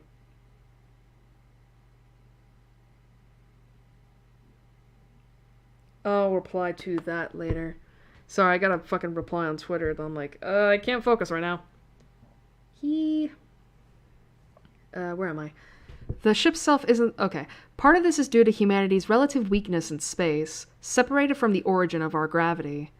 Even with the power of a tidal reactor, we've barely come close to developing a ship self with gravitational and metacultural authority equivalent to a human being's on Earth. While humans on Earth need to devote most of this authority to keeping their shape, identity, and differentiation from other humans, a ship self is less authoritative even than this, though in space they have far fewer restrictions than humans on Earth. If a ship self were to make planetfall, it would be crushed under human pressure and rendered lifeless.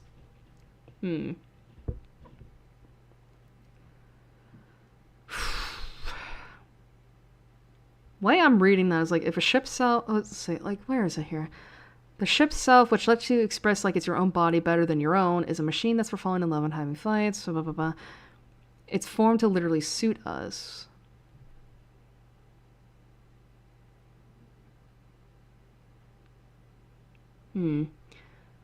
A ship self is less authoritative than this, though in space they have far fewer restrictions than humans on Earth. If a ship self were to make planetfall, it would be crushed under human pressure and rendered lifeless. The very idea of seeing a ship self as your... The very idea of a ship self being basically...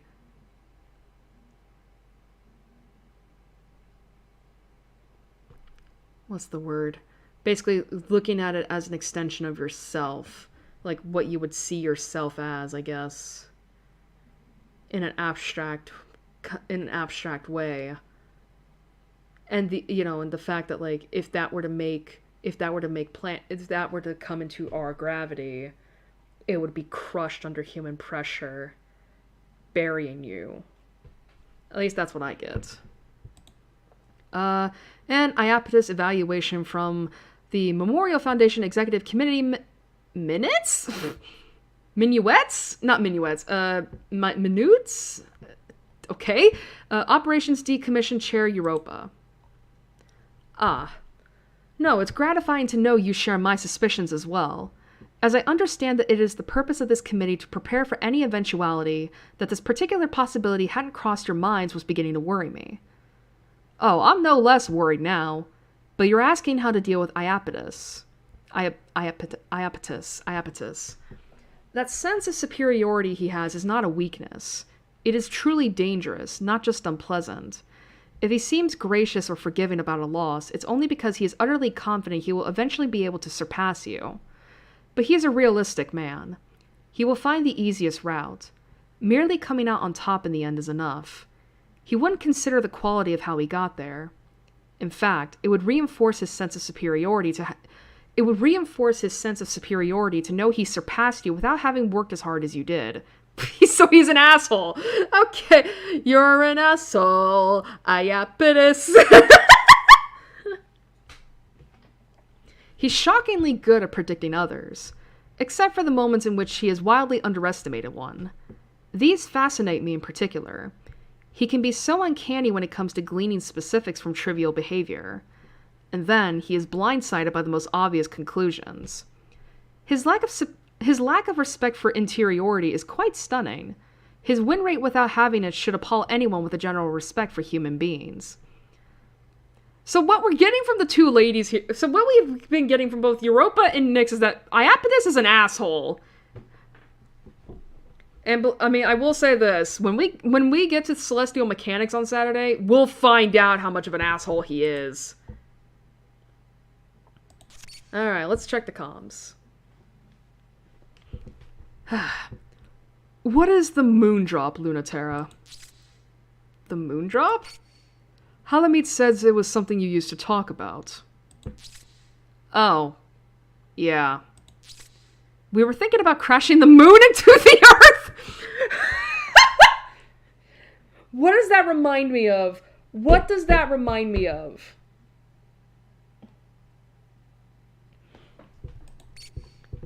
Literally. Yeah, that too in the end. The goal of the space program used to be to make all of the solar system figuratively equivalent to Earth. When humans touch it, it becomes ours. That's why we use the Greek word to identify the physical bodies of space, and the Roman to represent our understanding and incorporation of it.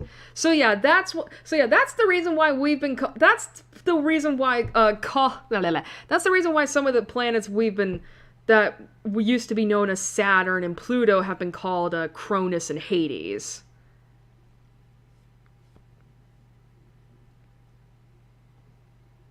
Oh, and why, and Mars and Aries, too.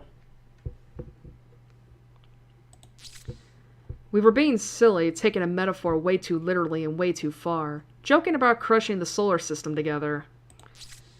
It would make sense to return it. It would be nice and neat. Killing absolutely everyone. Yeah. It was a horrible thought I shared with Halamidi. She hated it, but she kept on arguing about it with me. The Earth looks so fragile and small here, and the moon looks so big. That's probably why. It was a bad joke, and she never thought it was funny. Good. She's very perceptive when it comes to that. I'm surprised always that people can find that self-destructive streak of yours harmless or imperceptible. I'm glad she didn't. I'm surprised you kept me around given that. Should I have given up? Is that even a question? You should have followed your instincts. You appear to be misunderstanding. I take my work very seriously.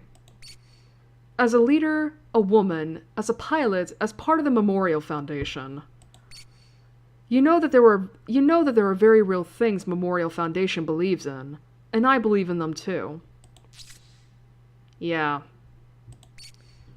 In seeking to bring all people together, however, there are choices that have to be made. Should we cut the world to fit its people, or the people to fit its world? That is what we struggle with the most. Cut does not have to be a bad thing. It can be what's right, for you or for the world. Making space for what exists, without allowing it to be erased. Those the world abandons die, which is unacceptable. Or they become another world, which is also unacceptable. A kind of violence. Like smashing the Earth into the moon, hoping for togetherness and killing everyone instead. We didn't find the right solution, but at least we knew which was a wrong one.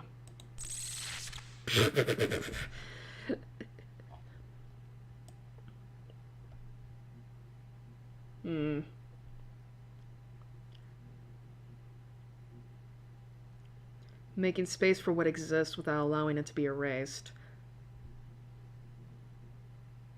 So pretty much like we just have to make do. Even if we have to deal with bigots. Alright. Deeper cuts. In the Garden District, closest to the malfunctioning and broken tidal reactor that kept the colony together, time and space aren't quite right. It's the perfect place for a real fight. How deep under Lunaterra's skin do you think she can get? Probably a lot.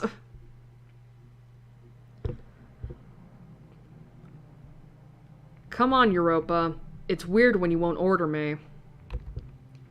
Can't you see I'm hesitating? Show some politeness. It's weird to see you hesitate. You don't do it. Then stop making it more weird if you please. Let a woman be weird for once. Let a woman be weird for once. What does that even mean? I have no problems returning to the colony. I wouldn't have thought you would have more hang-ups than me. You have no regrets, no pain, at any of your training or your service in the war, about anything that happened there, about the people you met there.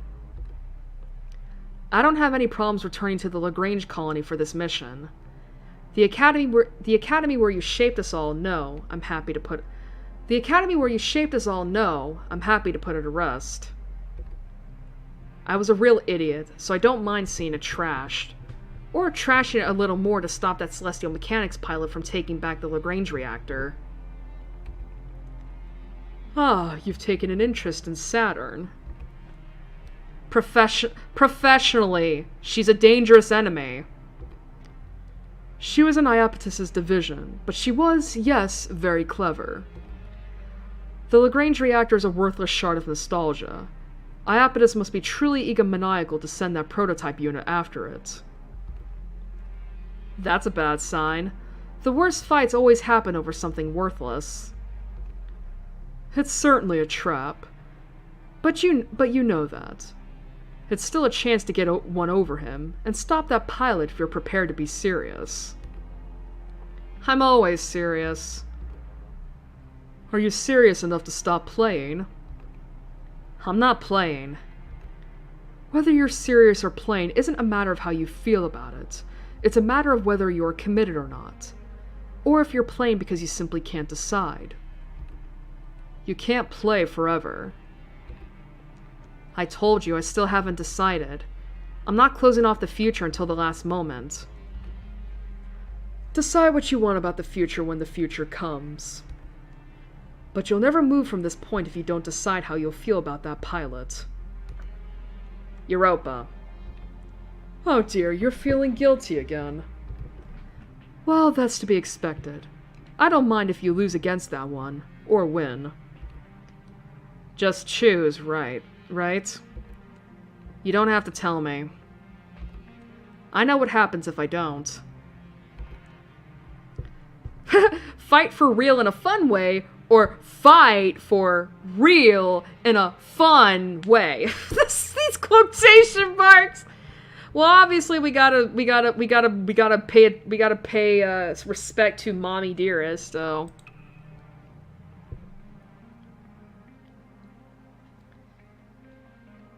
All right.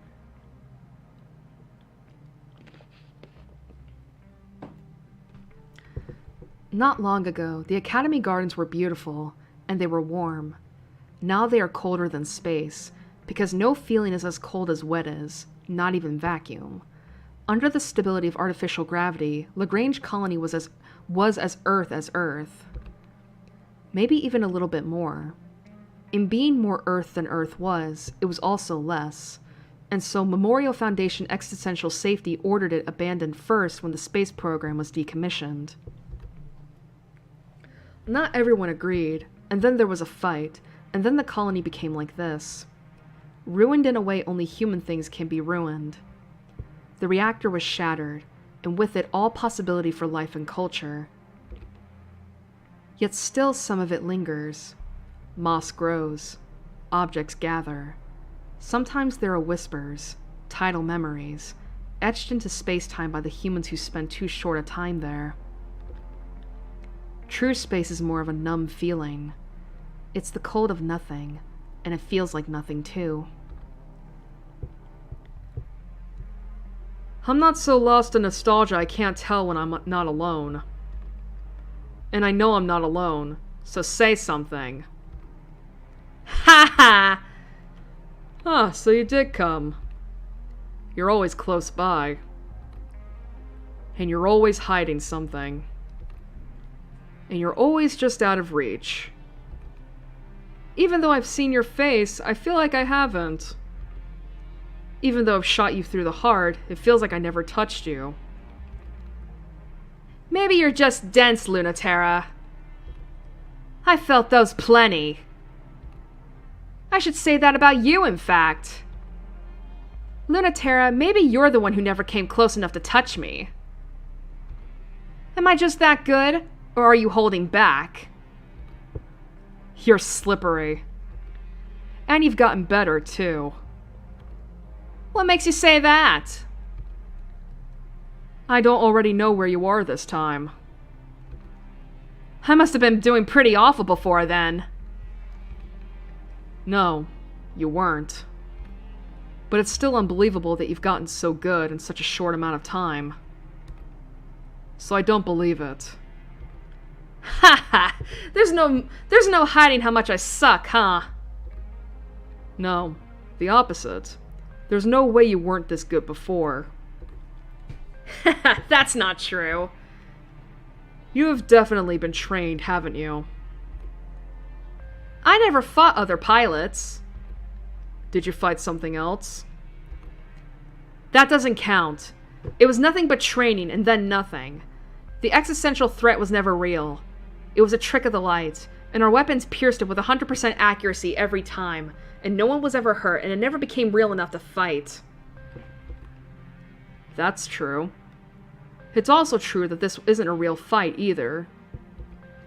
You were right when you called it play fighting. These machines weren't ever designed with practicality in mind. They simply aren't made with the intention to kill. I've read plenty of Dr. Nix. I don't need the lecture. And you're not even explaining it right. They did make ship cells with practicality in mind. They made them specifically in a shape that would not allow for death and war. Dr. Nix just didn't want an end to conflict. Because that's silly. You can't be human without it. Death defeats the purpose of conflict, which is how humans communicate and change. Death and war end conflict. The ship's self signals the fundamental transformation of human conflict from suffering into love. If you know it, explain it the right way then! Huh. If you knew Dr. Nix, you might have a harder time taking it seriously. I'm not part of Kratos' graces for a reason, you know. I'm not that dumb. Not that I don't get the appeal of wanting to be that dumb. Just kidding. No, I do too. Pluto has that effect, doesn't she? Yeah, I feel dumb every time. She really makes you want to believe with your whole heart. Even if you never really quite can. And neither can she all the way through. She just tries very hard. Lunatera, why are you really here? To stop me from taking a worthless artifact? To fall into an obvious trap for another chance at stopping me once and for all? To rack up the glory and take all the errant children home from Memorial Foundation? To mess me up? Or to make out with me? Saturn feels herself growing in Lunatera's eyes.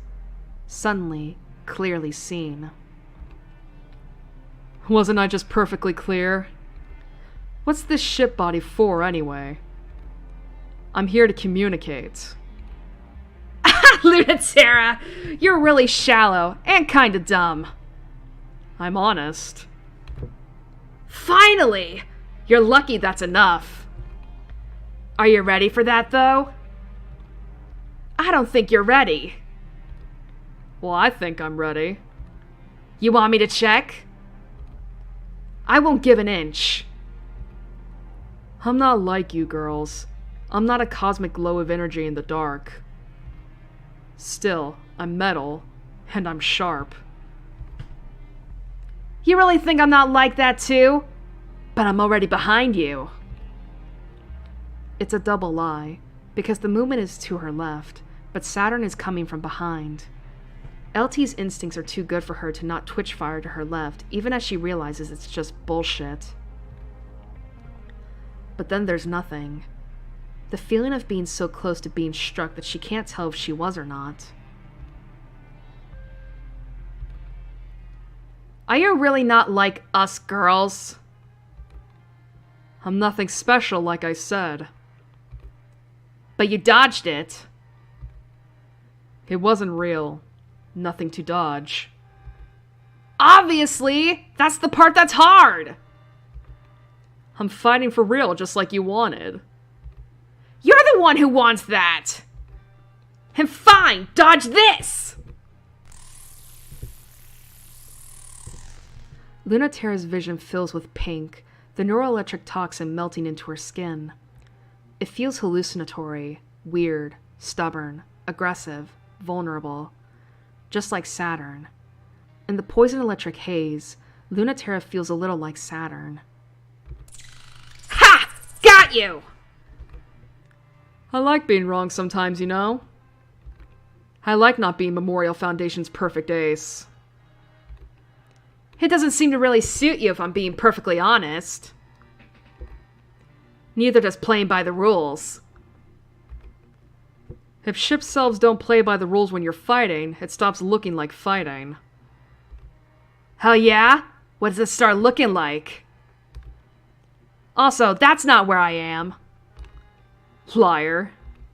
Are you willing to bet on it? Yeah. Then go! Stakes of hard light are fine for flirting, but that's not what this is. The Mare Crisium spear, made for reconciling the Earth and the Moon, is meant to be used up close. Excuse me. It's the distance where skin touches skin, the obligation that humans have for other humans. Hard like gravity, and warm like light.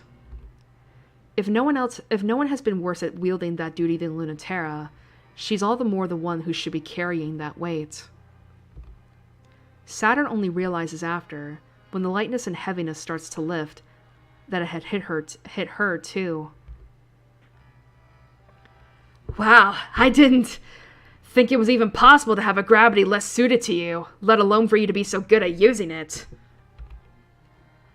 I really hate being in charge, actually, and I'm bad at it too. But sometimes you're the only one left who can do it. Even if you hate it and it's totally self-destructive? Especially then.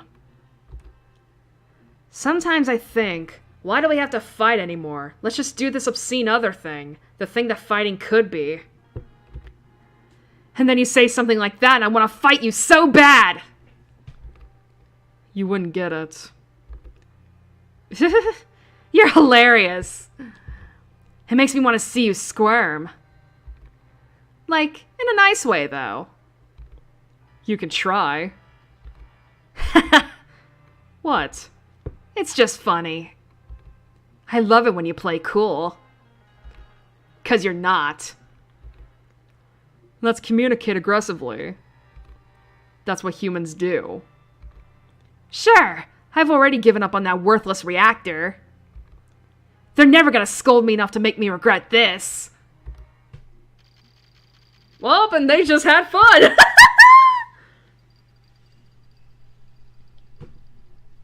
They just had fun. I mean, what better way? Just gotta be gay. Gotta be gay. Just gotta be gay. Alright, we're almost done. Day 7. Alright. Receiving report. Report data unverifiable. Awaiting manual acceptance.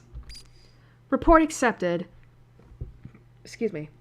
Damage to Lagrange colony indicates most likely fulfillment of duties. Incoming alert. All Memorial Foundation troops. Prepare for landing on Moon Base. Alert. Kratos, Graces, and Celestial Mechanics troops have seized control of the gravity well. We must prepare for the confrontation we have always feared. But there's still hope. We will bring everyone home safe. We have Earth on our side. We will be prepared. Generating new assignments. Oh, fuck my life. Why? Oh, that's annoying. That's really bad. There's a fly in here. At least I think that's a fly. And I can hear it buzzing. That is not what I wanted. That's not what I wanted. I hate this. God, I don't know if I... Assignment. Scouting mission. Verify status of Earth-controlled autonomous military units. Assignment. Free time. Spend as you wish before the final battle. Your record is clear. Indicate you have understood new orders. Yes. Ready for gravitational catapult. Welcome home. 75%! Okay, I'm gonna save real quick, and then I'm gonna see if I can take care of this bug real quick. Because I really do not want to deal with that while I'm streaming, because it's scary. Alright, I'll be right back.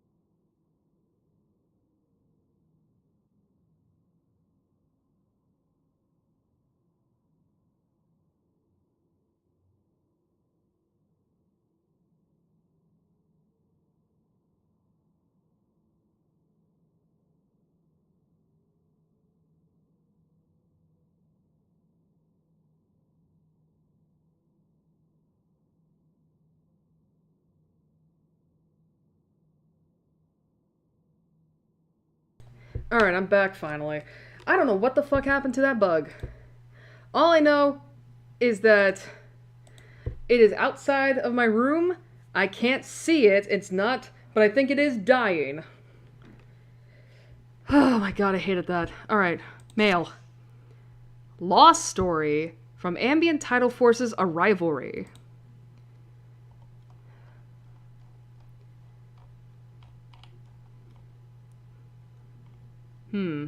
A. I was waiting for this chance. B. Me too. Thanks for obliging.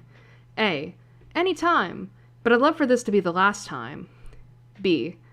Oh yeah? Do you have a plan for arranging that? Or are we just going to fight forever without end? Do you win when your win ratio tips over 50%? It's climbing for sure. I can't deny it. A. You're slipping. Getting lazy? B. I'm just bored. I don't want to win an argument. I don't want to win a fight. I just wish you were dead, okay? A. Me too. B. I can't kill you, and I don't really want to either. A. Well, same. B. Man, don't talk like Neith. You know that pisses me off. A. Don't say their name then, maybe. B. Maybe they died because they were tired of us having the same fight over and over again forever? A. Are you kidding? They lived for it. B. Man. A. What a bitch. B. I know, right? I really miss them. A. Me too. Want to fight about it? B. Man. Jeez. Sure, I get it. Someone named Neith, huh? And then subject, fuck space. Ambient title information, a loss. You know what? Fuck space. It is complete garbage. The secret no one here ever wants to admit is that space is boring and empty and it's desolate and lifeless. It's not romantic and it doesn't care about us. They embellish dull gray photographs of dust with beautiful colors to pull our heartstrings, but the reality is nothing but different shades of gray, the palest colors. But you know what? That's not even the most embarrassing part. The most embarrassing part is that humans can't do anything better than imagine space is just like Earth, but a little different, filled with people who are like us, but a little different. Well, hey, guess what? That's just Earth, idiots. You're projecting. Why do you need space to think about Earth? Why are you ignoring all of the people and places on Earth that are like you, but a little different? Why is that dream more important than us? We're supposed to have dreams, but we're not supposed to just live in them. That's why I'm breaking up. I want to go home. The lingering wills of ghosts. I don't know why I said that. Alright. Oh, we never checked out our mission select. Give me the moon or plastic versus metal. Well, Pluto and Luna T. Saturn, sorry. Let's check the comms. You've had more than a few fights with that Celestial Mechanics pilot at this point, haven't you? Haven't you? Yes, fights. Exactly. We totally weren't fucking last time. You've really met your match. In terms of troublesome, I think she has me... troublesomeness, I think she has me beat. Did you know her? Saturn? A Generation 3 pilot. I was only in charge of combat operations, and the third generation never saw combat, even against the existential threat. Of course I knew her, though. She was one of Iapetus's top candidates. He used a variety of methods to artificially jumpstart extreme tidal sensitivity and otherwise unremarkable pilot candidates. I thought none of it worked. The first ship's selves had manual controls. To bridge the gap between your intentions and the energy of the tidal reactor is a complex language, a conversation between yourself and the machine with advanced mathematics. You use your hands, but it is a fundamentally mental approach. Dr. Nix wanted to achieve communion through the soul. Iapetus, however, felt that direct interface with the body would be the most efficient. Teach the body, and the mind and soul would follow. It sounds dangerous. Also made up. It's all made up. There is nothing inherently wrong in using the body as a primary medium. However, he inflicted the intentions of the ship's selves on the pilots, rather than teaching them to express their intentions outward. He wanted subjects, not actors. It's impossible to read the rhetoric of his methodology any other way. Was Saturn particularly resilient? Was Saturn particularly resistant? Is that why she was downgraded from primary candidates? No, she was intensely loyal, like another pair of hands and eyes for Iapetus. It was the opposite. She accepted all of those intentions perfectly. She was perfect. You see the problem, don't you? A doll like that doesn't have the will to compete in tidal conflict. Why are you telling me this? He realized in the end he had created someone as born as he was. It took a long time for you to learn how to be a person, after having been forced to be someone else. Don't forget how to be tender to Hellions, Lunaterra. So Iapetus wanted someone that was resistant. That was rebellious. Defiant. Interesting.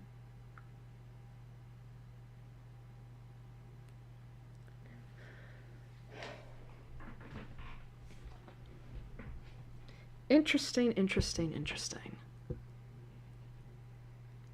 Alright, well, let's select our missions. As always, we have head for Pluto, tails for Saturn. Is this going to be the one time where we finally get to choose Saturn first? Let's see. 1, 2, 3. Fuck, I don't know what that said. Fucking hell. Wow, the game really does just like Pluto and Lunaterra. Alright, well, give me the moon.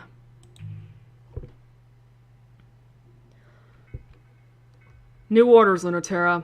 Get out for a while. What? Oh. Really? You don't need me on standby? Yes, but you're making everyone anxious. The pacing and sign is becoming melodramatic. Even worse, some of the girls are beginning to find it very attractive!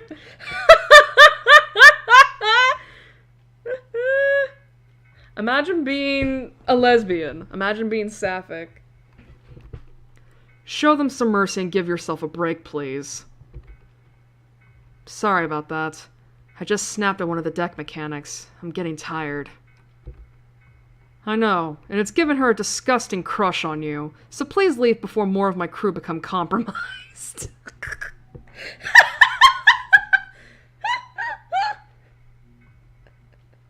Man, these girls are total ends. I still don't get why that happens. That's weird. That you don't is less of a saving grace than you might think. It's good that you're not full of yourself, but you have no awareness of your own value. I'm aware. It's not a mystery to me why someone would like to earn the approval of someone who treats them as if they don't deserve it. It's an intoxicating feeling. So why do they think I wouldn't want that too? I'm just as greedy and childish. It annoys me. I'm not an invincible monster. I need the same things. Oh, grow up. You're no different than any of my other girls. You're the only one who thinks you actually have to be this made-up person. What, you think you're going to teach Pluto to not take on the burdens of those she cares about when you can't even throw off your own entirely self-inflicted ones? Man, when you get called out... You know my girls aren't stupid enough to not see what a fool you are alongside your strength. They wouldn't find you so charming otherwise. Didn't you learn anything from your terrible relationship with my tragically pathetic niece? Jesus Christ! I learned to not pretend I could give someone what she wanted. Wrong. You should have learned that just because someone likes you doesn't mean they don't also know you're an idiot. No one needs you to be stronger. You need to let yourself be weaker. Do that quickly, so I don't have to hear any more complaints. From you or those girls. Aren't you tired of hearing them yourself? Well, we have fight until we love each other, and now we're gonna make up and forgive. Again.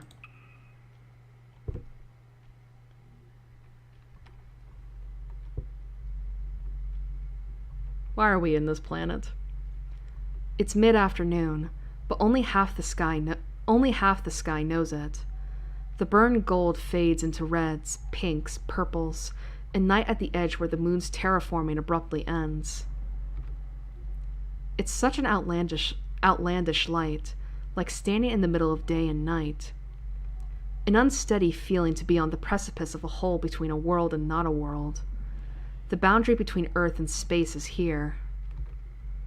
Terraforming engines dutifully pour blue, white, and green into the craters and barren rock, the elements of air, water, and life. It will continue until the moon is the Earth and the Earth is the moon. Cosmologically, philosophically, literally. The long-awaited unification of Lunaterra. I want to watch it forever, even though it's not going to keep going forever. There's a pleasure in watching something happen slowly, like keeping track of the moon in the night sky.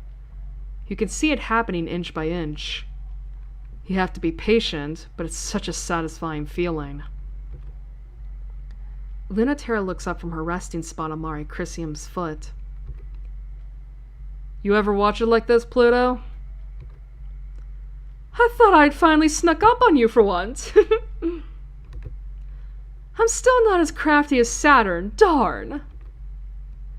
You were pretty close before I noticed you. It could have been a surprise. It could have been a surprise if you really wanted a surprise attack.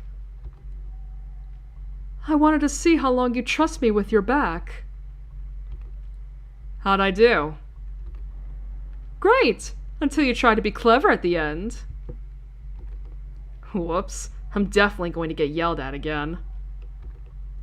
You got yelled at? Like I was in the academy again. It wasn't great. I wish I could have seen it! I'm really glad you didn't.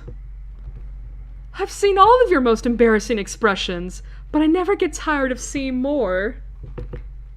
It's no use hiding them from me. Fine. I give up. Wow, you should get humbled more often. It's making you really cute. You don't want to fight this time? I was hoping we could do it honestly, for real for once. It might be our last chance for that sort of fight. I was thinking that too, but it's our last chance to take a walk like this. Today, I want to do that instead. It's not like the end of walks are at stake. There's gonna be more walks, Lunaterra. But not exactly like this. I like it in the middle of things.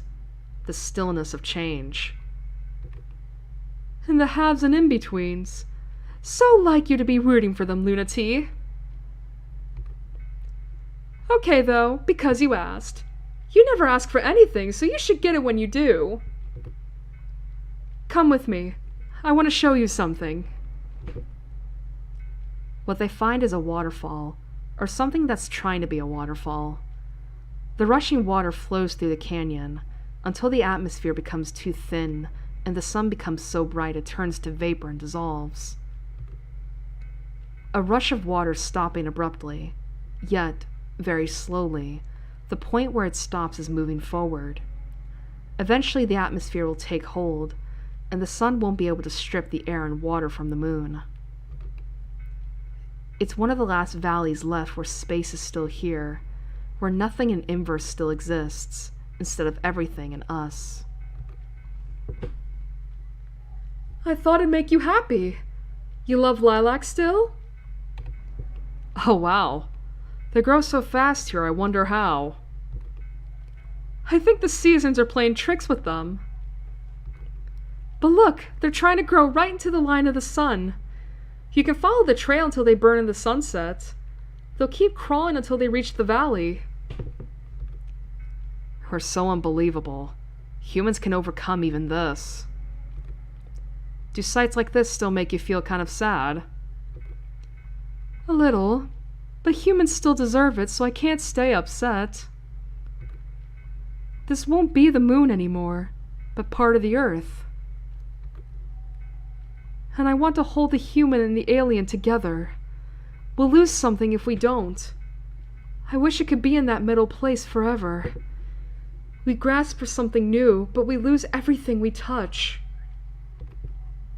I just want lilacs, and a home. A space with room for us, wherever that is. How much would you give up to have that? A lot. How much would you? All I would need to make that choice is for you to make me feel that way, Lunati. How do I do that? Convince me everything's going to be okay. That we won't be losing anything, even though we will. Make me feel that way once again. Well, we're no stronger, smarter, more perfect than any human beings on Earth, first of all. Second, there's no place more beautiful on the moon than anywhere on Earth.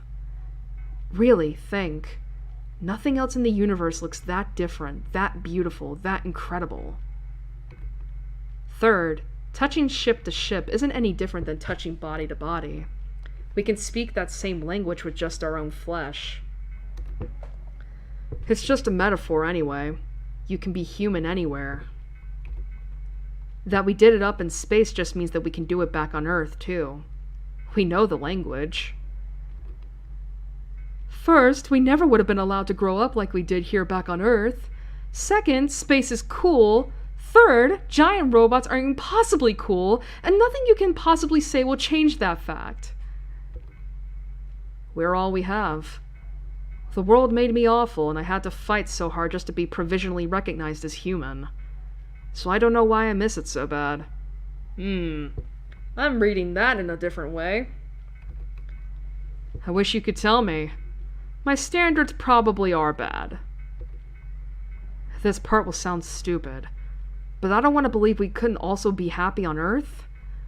No matter how good the future is, that our happiness isn't that fragile. You know, you say you have very little faith, but I think you have more than me. You don't want to give up. You have so much faith you want to keep going, even if you believe it's totally pointless. You're obscenely stubborn. Things could be much different. You and me especially, we are very, very lucky. If we had been born in space, we would have been even luckier. But you only get so much. I worry about what we would be like if that hadn't happened. For me or for you. If what hadn't happened? Would it have taken us even longer? I already feel like I became a person too old. Would we spend our lives without ever... Luna... We'd have found another way. Somehow. In Earth or space, no one is ever born whole. We got there eventually, didn't we? Huh. I think so too. So I would like to believe that no matter what, we can live and be happy.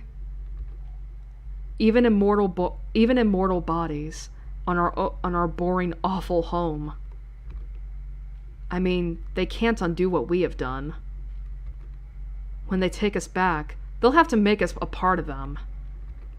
Isn't that the simplest, sneakiest way to get everything we always wanted? You really make me believe sometimes, Lunaterra. Giant robots are still really cool, though. Well, I tried. Maybe it worked. It might be too late. But maybe it convinced me.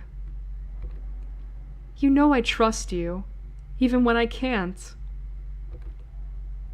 Come on, let's go smell the flowers. I want to touch them. I want to see if they're as pretty as I remember from Earth. It's not quite 9.8 meters per second squared yet, here on the moon. But it's getting there. And the lilacs smell wonderful. And they're soft. And the air and the water is like a dream. The real thing. Oh. You're really warm. And you're really cold. Still, you're right. Skin to skin isn't ship to ship. But it's nice, too. It feels exactly the same, in a different way. No more or less. I missed you so much. I'm here. I'm right here. You really are. You're really still so bold, Luna T. I mean, I'm teasing. Oh. Oh. Okay. Hey.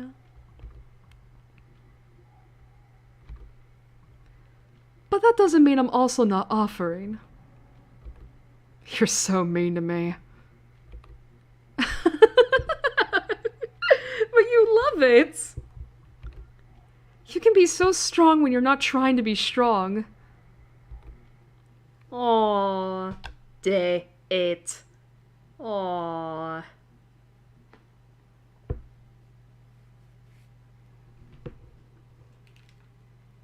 Man, it really is just sweet that, like, Luna T just wants to build a home with Pluto. Like, she just wants Pluto. She just wants to be with Pluto.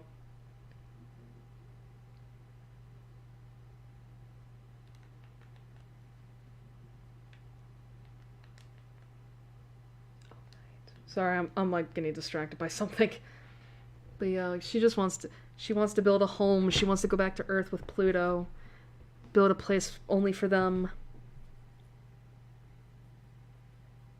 So cute. But hey, we got a kiss finally. Woo! Alright, let's check the mail. The existential threat from the pilot program training documentation leaked of the Memorial Foundation Native Sphere archives. Oh, you're such a bitch. Alright, let me...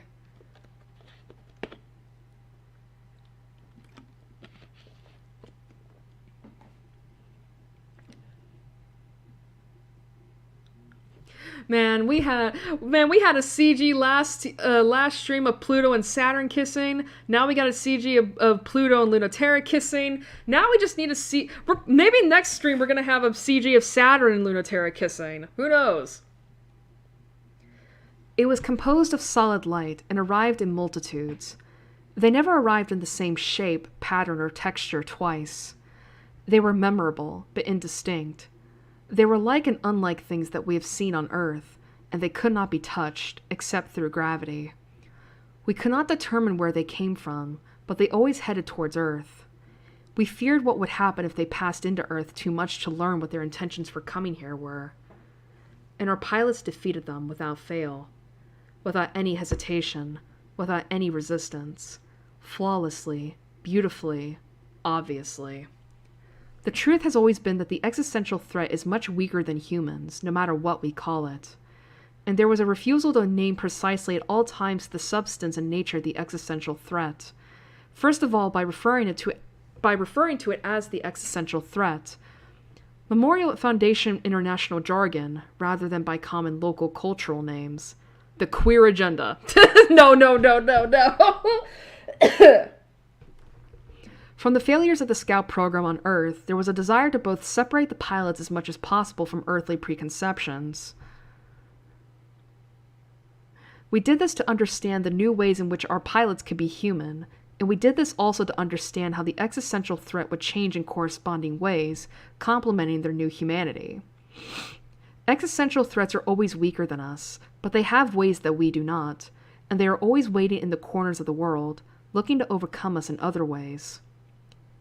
In the case of the existential threat as it existed in space, we created a weapon, the Crumb Macula, powerful enough to defeat them once and for all, single-handedly, and we did so, and we lost every reason to be in space, and we ended all mystery and possibility. Oh, there's more. So it is surprising that in filling the void, it became the pilot who took the role of the existential threat, as is known to occur on rare occasions on Earth. Really is. I honestly do feel like it's talking about the queer agenda. Alright.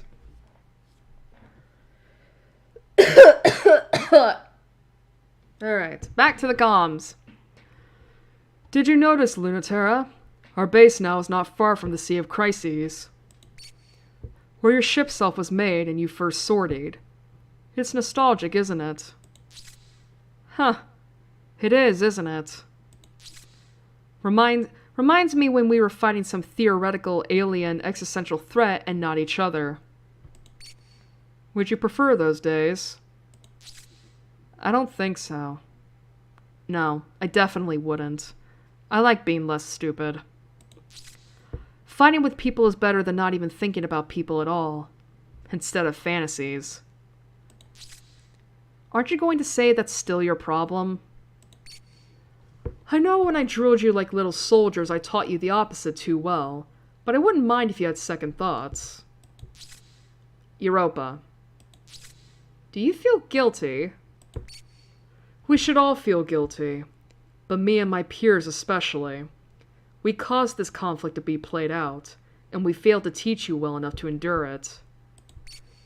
The future we had hoped you would live in was much too childish for you. I know. I'm not upset about that, or I would never have come back here by your side again. I don't want your guilt. Or my guilt. What do you need, Lunaterra? I would like you to give me your orders. Without guilt or regret or expectation. Of course. Though I've raised you terribly, Lunaterra, I have also always been quite proud of you. She's always been so good, it's scary. I can't deal with good kids. That was Nyx's job. That's why she got Pluto. Huh, true. But I don't hear a reason to trust me. Or are you going to ground me? You're my student, Lunaterra. I don't have to trust you. Trusting you is not my concern. I can't keep you out of trouble anymore, or even tell you what to do. I can only advise my last remaining student. Whether you listen to me or not, or to that girl or not, whether you fulfill your duty to Memorial Foundation or betray us once more. You're getting too permissive in your old age. I've always been permissive, and I've always been old. I thought you said I was in charge. I will advise you no matter what decision you make, Lunaterra. And not quietly. Then what's your advice, since I'm just going to do it? Don't get out of dealing with your ex by indulging your death wish. She's not my ex. Were you not together, or is it not over? My advice is to not leave things ambiguous this time. Basically, don't be a little bitch. Confront that shit. Alright. Last mission, plastic versus metal. Earth has promised to let the children of space sort themselves out for now, but their machines of war guard the way back home just in case. When Saturn and Lunaterra meet in a chance encounter, the true terror of humanity stares them down.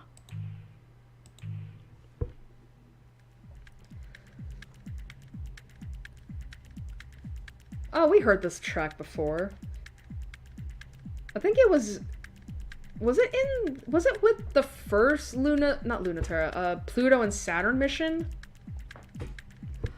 The fleets are already in motion. Are you ready? No problem. I'm only worried about that trickster from Celestial Mechanics. No end of trouble. You don't sound too unhappy about that. I suppose that trouble will end soon, one way or another. It's simply recon this time, but it's on the near side of the moon. An Earth military is there, with autonomous devices. They're in very high orbit, but they will descend rapidly if they notice gravitational variability. The ship itself is a shape intended for humans to exist in space, outside of Earth's pull. It isn't intended for war. The military is here with that most direct of intentions, so don't let them achieve it. Funny that the planetary sphere doesn't seem to think we're on the same side. There's nothing funny about it. We are not on the same side. We are complicating the problem. We can't let it go as much as Cradle's Graces or Celestial Mechanics can't. Earth has graciously allowed us considerable leeway in dealing with the closing of the space program on our terms. Broken and naive as they find us, Memorial Foundation International begged them to let us try to bring the wayward children back home bloodlessly. So we should be thankful that they are just watching and not descending to rout us. Most of Earth will find any loss of human life to space unacceptable, but less and less of Earth considers us fully human. So the mission isn't just to protect any stragglers from getting themselves killed by the forces we're trying to save them from. You don't think we can trust them? If I trusted them to handle it, I would not have led you, the children of space, to fight this conflict. Do you think we can do it? Bring everyone back to Earth? There's a reason I am not having you interfere with the opening of the gravity well. Everyone will be in one place, at least. What Celestial Mechanics and Cradle's Graces hope will be their salvation could be ours, too. We're on a tight deadline for something that might be that impossible. Win what's in front of you, and worry about that later. Welp. They hide together in the peaceful moon's winter night, or risk dying tearing the machine to pieces. Well, we do this.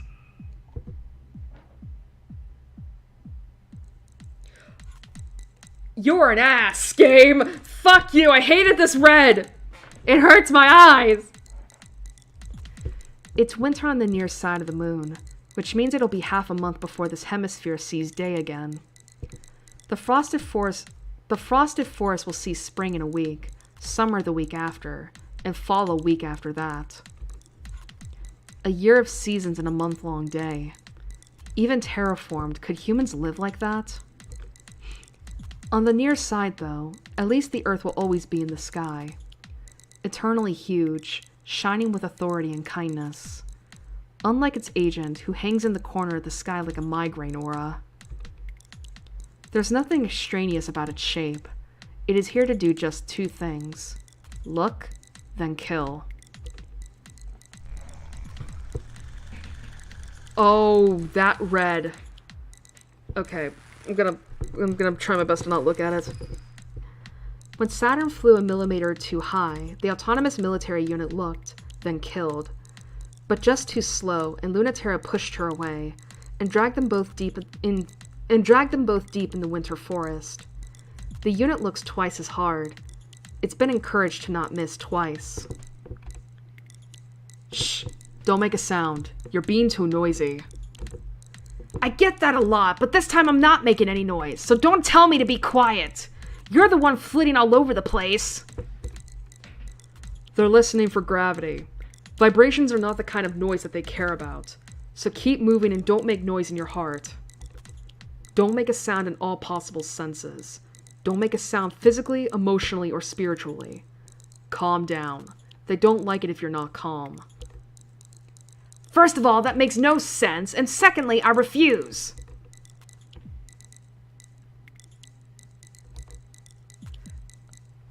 I don't think you should die, so think of something else to do instead because they can kill you. Unlike me or any ship self. So think about as little as you can, okay? And keep your tidal reactor's output to a minimum. It helps to make yourself be like an object. You will be a thing that other things happen to, rather than an agent. That's what it's looking for. Agency. So it can make it cease immediately. You know, I'm absolutely super good at that. I have a lot of experience with it. So I'm absolutely not going to. Huh. Well, me too. That's why I suggested it. But you're right. I shouldn't have suggested it like that. How about this instead? Start by thinking about the Earth. The autonomous device becomes visible instantaneously. It doesn't look anything like a ship's self and bears no resemblance to a human shape, because there's no intention for its design to accommodate humans. That's the opposite of what it does. It has nothing to express, only a function to perform. What did I do?! Probably thought too hard about Earth, but shh, all the same. It's so creepy. That's supposed to represent Earth? It doesn't even look like humans made it. Really? I think it's rather appropriate it doesn't look human at all. They can detect an artificial gravity reactor, but they don't really know what to do unless they can lock a target and kill it. So if it can't verify what it is, it won't do anything. It feels so heavy suddenly. What is this? I'm telling you, that's the Earth. Real gravity. It's very, very heavy. You can feel its authority? That's the gulf between us and a planet. I know that. I guess it feels really different to feel it in person. You were saying a way to avoid it? Do you remember being a normal kid, even for a little bit? Or do you remember the last time you acted convincingly like one? Obviously. I was a really good kid, you know. It's checking your gravity against a script, and it thinks... Sorry, it doesn't think. It just checks that variance. Aren't I pretty excessively varied by now? Just wait there a second. It's hard to teach on the spot. It's not that I don't know the idea. Ugh. How are you so good at it? It sounds like you kind of hate that I am. I promised I wouldn't die, but I'm mad I have to do this. Oh, you... Lunaterra crawls slowly through the frost-bitten green crater to where Saturn is curled among cold desert junipers. The dark, barely perceptible dot monitors them in the pale Earthlight, so precisely waiting. It's easier to hide if their ship selves are turned off, or as close to that as a ship self can be. So they climb outside, to the cold lunar winter, to wait. I'm here. Are you doing okay? No, obviously. I'm scared. Me too. So forget what I said. I hate doing that too. You warm laying there? You're not warm at all! But at least your boobs are soft. The autonomous unit doesn't like flirting, huh? It's homophobic!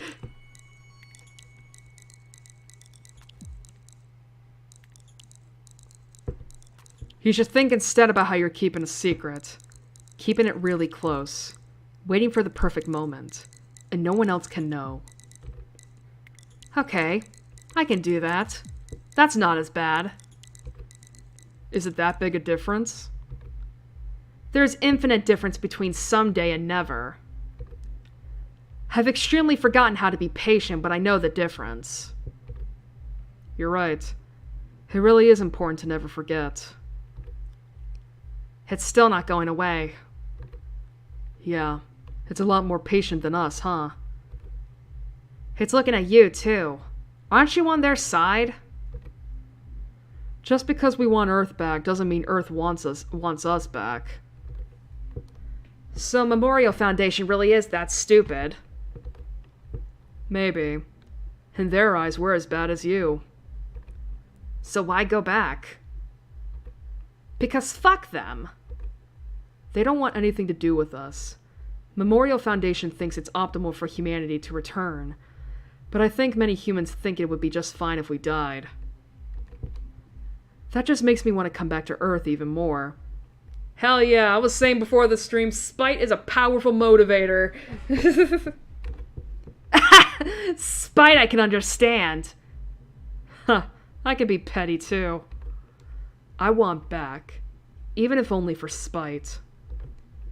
We will bring them back a little taste of what it is like to be us. They're afraid that we might bring something back with us. And they should be, much more than they already are. That's what I want.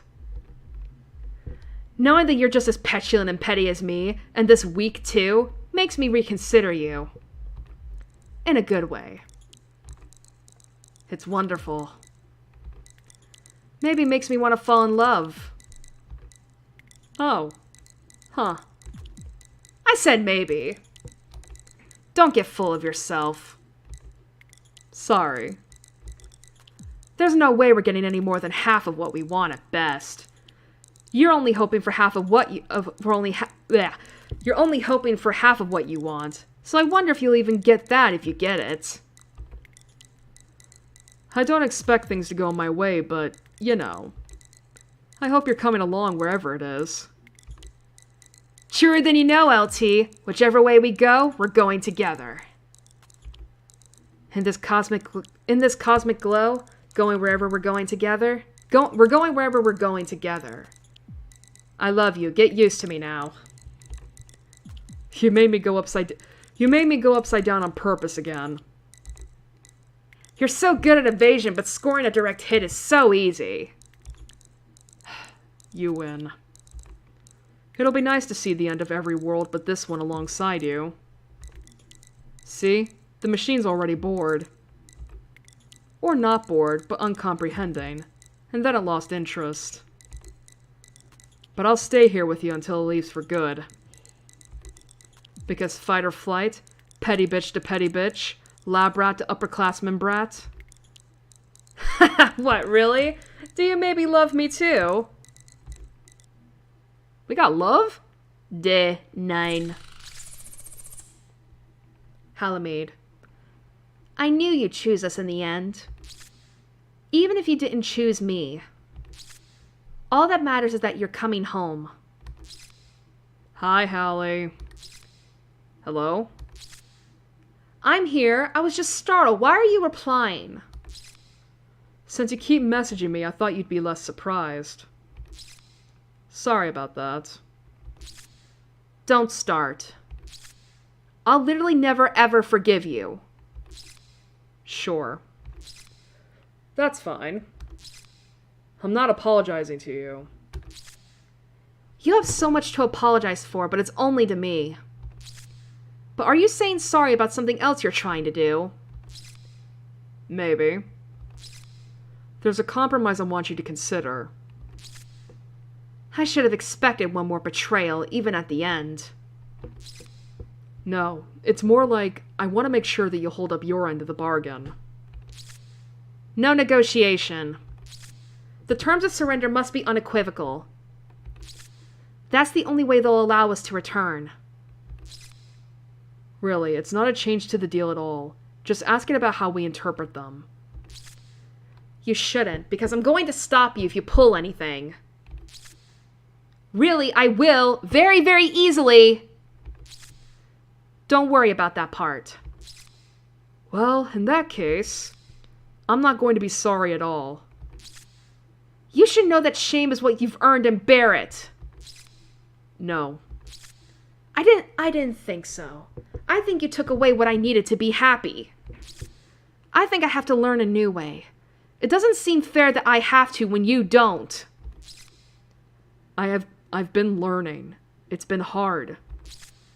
That's even less fair. You shouldn't be able to. You shouldn't get to move past this. Sorry. Or not sorry. I'm taking this anyway. They're giving you everything you say you want. So what do you really want? Even knowing I got away fine. Wouldn't you feel guilty if you got something special and never shared it? Ooh.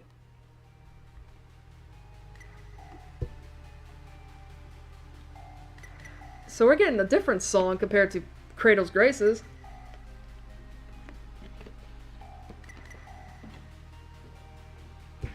Memorial Foundation does not have the power, or the courage, or the hope. They have experience in numbers, and that still matters. It matters the most, because the gravity well is whimpering, sputtering, and Earth's tactics, strategic and realistic, are favored. Their weapons are kinetic. They don't fight with anything dreamlike or unique. All they have is to do this simple job. A fight between giant robots can only be so realistic, but that's the best they know how to do. They've never fought on Earth after all. The gravity well is successfully commandeered by the Memorial Foundation. The limits are made clear. They were rockets built always for entry back home, and to take everyone with them. Halamede, in the low Sulci, soars in glory, holding the dying gravity well in her arms. Through it, she extends the logic of Earth to every tidal reactor, the exact gravitational constant that determines human to be human. And there she is! There's the princess, supposedly. Lunaterra, you've done so well. You've been so good. Are you still going to betray us? Europa told me to expect it. I won't. Like I promised. Even if the rest of the pilots may not forgive me, they're coming home now too. Is that a problem? I thought it was happiness for all, no one left behind. Emphasis on the no one left behind because the first is too hard. We have to be careful, you know that. They think we're more trouble than we're worth. There's a really simple, easy solution to us becoming another existential threat. A simple way to defeat it and prevent it. When they indulged the Memorial Foundation's plea for an alternative to their method, the one used from the beginning of humanity to the present day, they allowed us. Because we made the promise of submitting without complaint. That's true. Europa never failed to remind me the Earth could just decide to kill us. The Earth cannot be divided. We're meant to be one.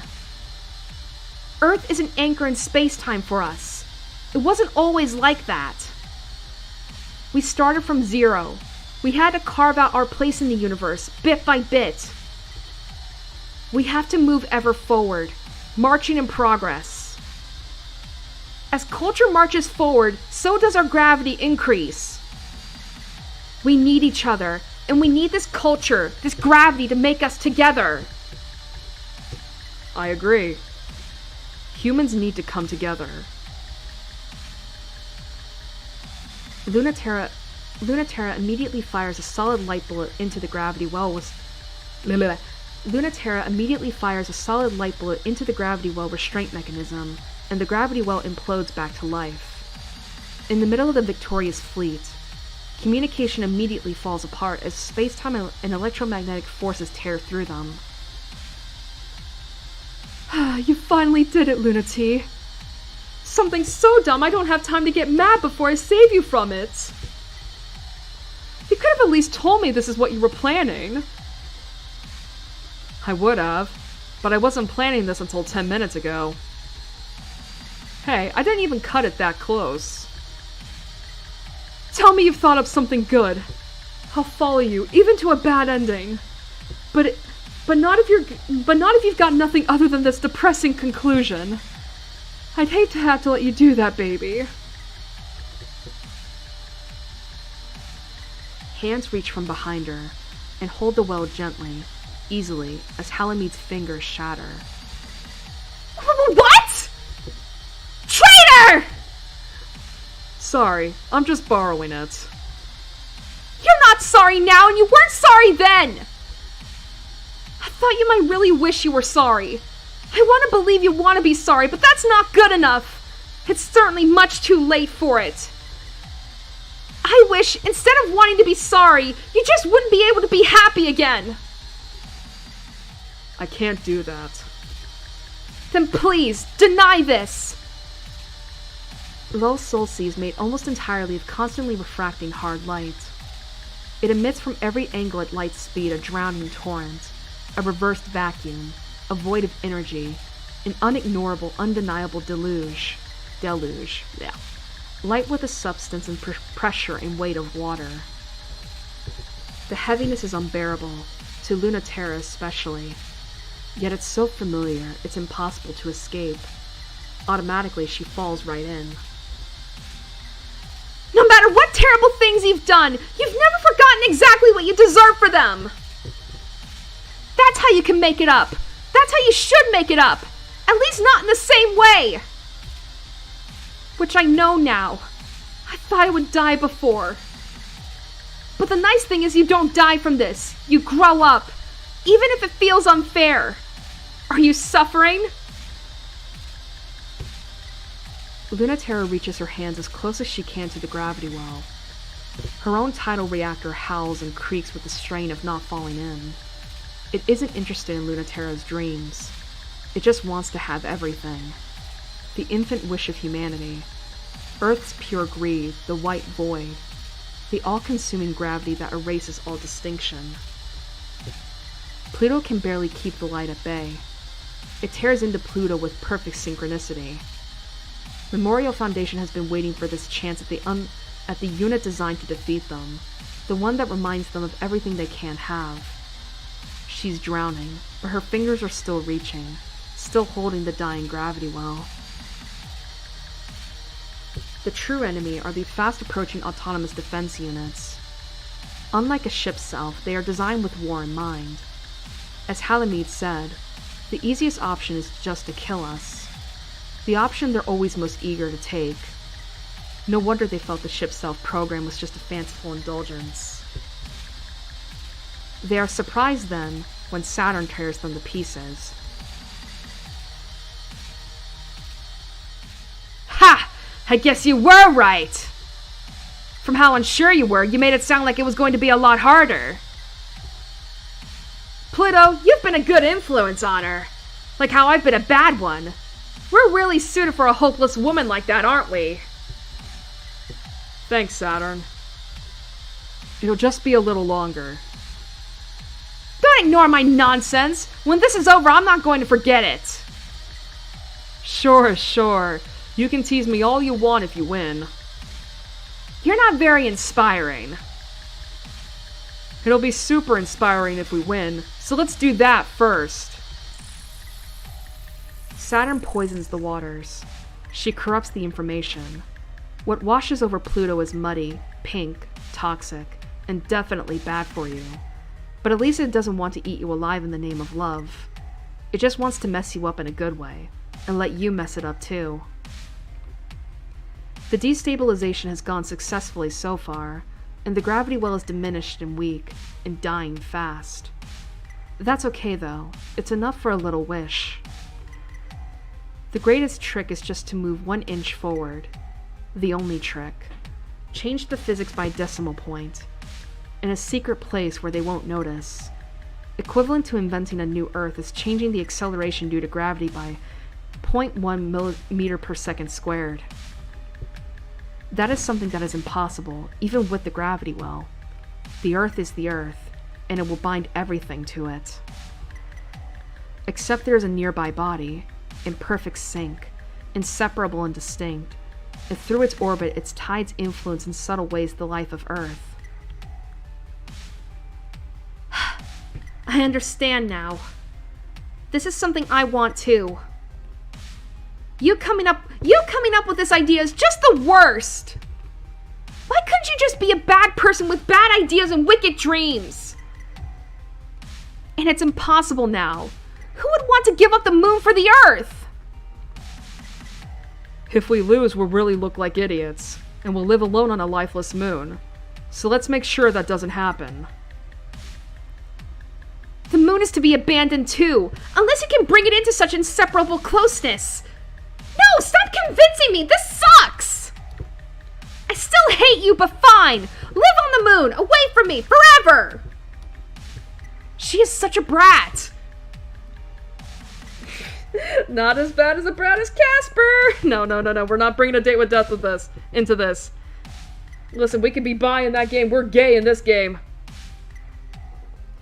Lul Solsi shuts the valve. Earth rips around inside her. But the gravity well, already compromised, begins to glow to life again. For a little bit longer, Earth can't touch it, can't shut it down. Left to its own devices, the gravity well will bring all things together. Of all the fabulous dream tech of the Memorial Foundation International Space Program, the gravity well, which brings together matter, light, and culture, is the strongest execution of their dream. And a pathetically mistaken one, too. The gravity well brings things closer until they pass through the event horizon and then can never return to the universe again. The limit where even information can't return. Whether it's a good universe or a terrible one, Lunaterra doesn't intend to find out. She's hopelessly attached to this universe. What we do want is to get a little closer. I thought you said you could find a way to be happy in any kind of future. I think that works only if we try really hard to make it not suck first. See? She gets it. Well, it's not like I think it won't work. If the gravity well is sufficiently strong, it is true. It is true. It'll eat away at the tidal forces of the Earth. The math is like, the gravitational forces of the Earth will change somewhere in the billionth place. How about the hundredths? That's definitely super impossible. I think we move the center of gravity between the Earth and the Moon. We pull a little, then we pull a lot. We pull until our bodies fall apart. I think then we can get a shift in the hundredths place. And bring a little bit of what we made here back home. That's a very generous kindness. And also an extremely petty act of revenge. Yes. I want to pay the price. And they should pay it too. The worst thing I can imagine is to live and die without being born. A future that is won against the unrestrained weight of the world. But don't worry, I'm not planning to do this just to lose. I'm stacking the deck. Coming back to Earth just like you wanted. And bringing everything back with me. I have modest ambitions. I choose the future I'm most frightened by. The one that crushes me under the pull of Earth's gravity. I don't want to wonder if I got away with it. I want to know that I could survive even this. That doesn't make a very good argument, does it? But you know, Earth is sweet, even for someone like me who's better at playing pretend than the real thing. No planet has a moon like this. No planets have sunset and life like this. The romance and beauty is down here too. The romance and beauty is human all along. If we found something new in space, it was something that we achieved. Not these endlessly dead rocks separated by unfathomable distances. You can't just find it somewhere. You have to do the work. Yet, I want a reminder. A memento. And I want Earth to remember. It's not an omnipotent tyrant king.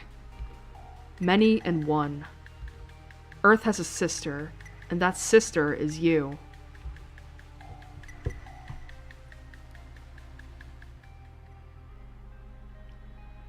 Lunaterra doesn't hear the alarm. Her body knows exactly when it's supposed to wake up, and she does. She doesn't have to wake up this early anymore, but her body has a hard time letting her go back to sleep. She wakes up, tries to focus her eyes. Her head hurts, just a little, so she thinks she'll go ahead and make coffee, except Saturn's arm is tugging at her shirt, and Pluto's legs are tangled up in hers. So maybe she can't make coffee just yet. She warms out of the comforter as much as she can. The apartment's summer air conditioning keeps things nice and cool, but the summers here are hot, and so are the girls. Maybe if she tries really hard, she can go back to sleep, but it's hard. It's always hard with the sun still there, but especially with just the hum of the AC, and everyone's slow breathing, and the light shiver of sweat. Hey dude, wake up. Hey, don't pull me back into bed! Pluto, stop her! But I want to see who wins. You're the one who wants to make breakfast. You made me wake her up. Don't act like it's not your problem. None of you were up when I was up, so it's time to sleep forever. That's what I said. Also, you're clearly awake, so let go. No, Pluto. I'm making breakfast, though. I already turned on the stove. It's fine, it'll just burn the house down. Help me stop Saturn. Okay. You traitor! You betrayed yourself! Oh! That's enough out of you. Come get some coffee, Lunati, before you get a headache over it.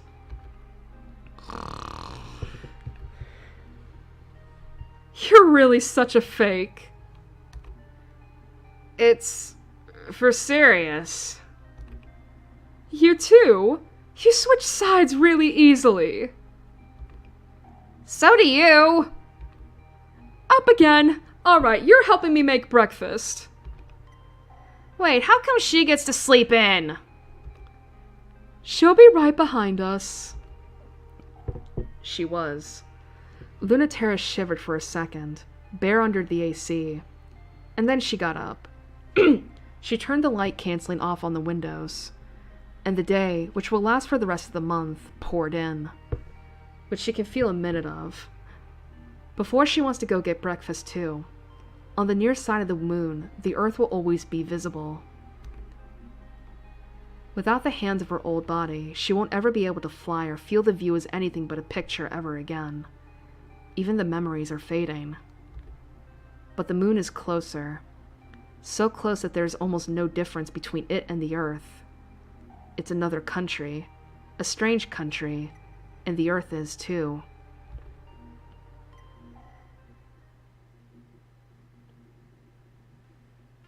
Yay! So we got the three girls being domestic with each other. Moving the decimal place in Sea of Crises. Beat the game as Lunatera and secure Memorial Foundation ending.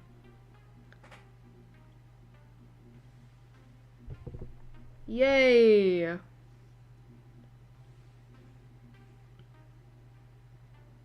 So it sounds like the girls are no longer pilots. They basically retired their ship selves in order to live on the moon, basically.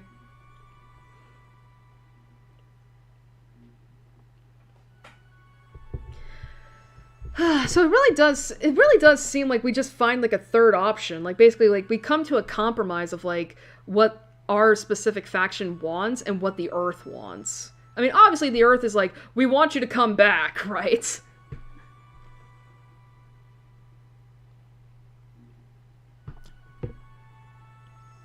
So, but yeah, so Lunatera was finally able to make a place where she, Pluto, and Saturn can basically live as themselves without having to, without becoming their ship selves in a way. She was able to make a home, a space for them, and they get to be wives. And honestly, that is the best ending.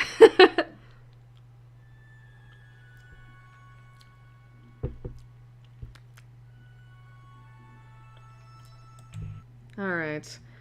Let's get...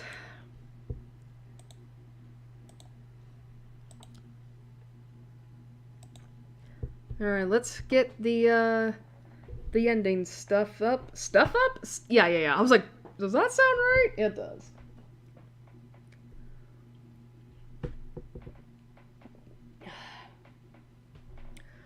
But yeah, we made it to 5 hours. Just over 5 hours, which is great. Fantastic. I mean, I think part of the reason why it took that much time was because I had to deal with the fucking bug.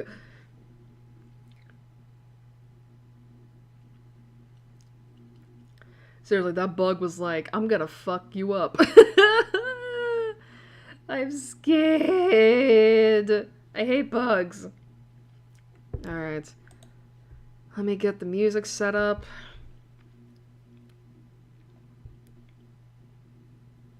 And then I can finally reply to that person. It's like, man, I mean, I think they kind of understand. It's like, oh yeah, she's streaming right now. She's not gonna be able to reply to me right away. And it's like, yeah.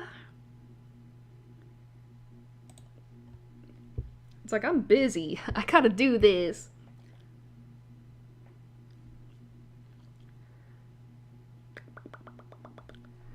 But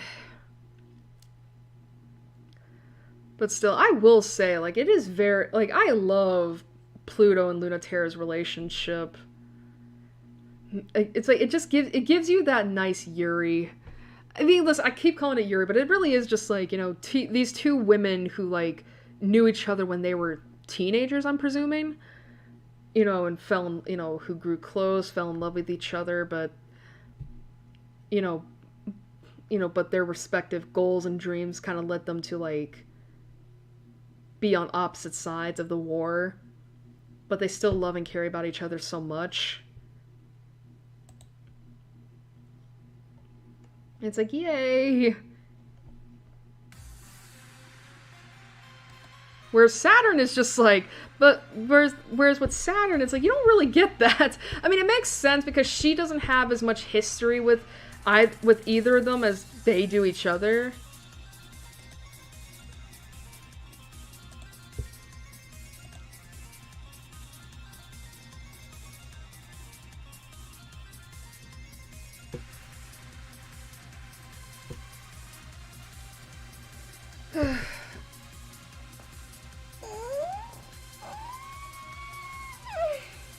Sorry.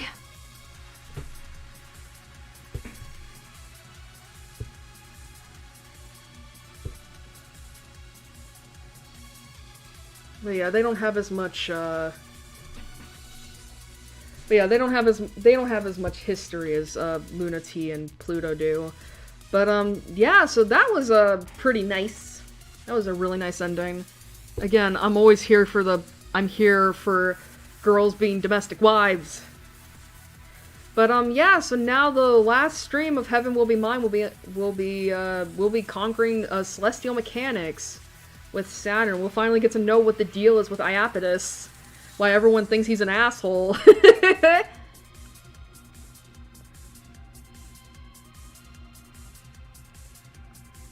will say I do like the Low Solsi ship self. Like, it looks so fucking pretty.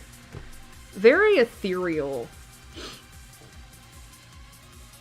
You know, it kind of just makes me wonder, like, I wonder if there's anybody with a ship self that has like, not Cthulhu, but like Eldritch Horror. Like, imagine now, you get Cthulhu, or something like that.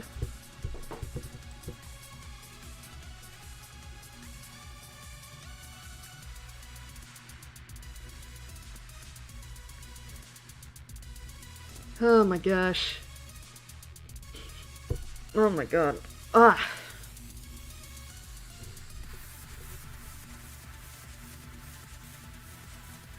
But yeah, we're almost done with this game. I mean, it feels weird to say we're halfway through, and it's like, bitch, we were halfway through, like, the moment we stepped onto,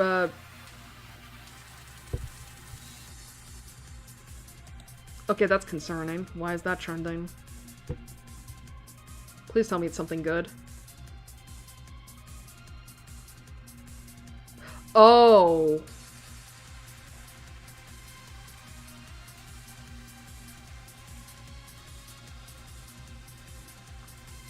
Oh, it's not who I think it was. Sorry, okay. That's honestly, that's fair.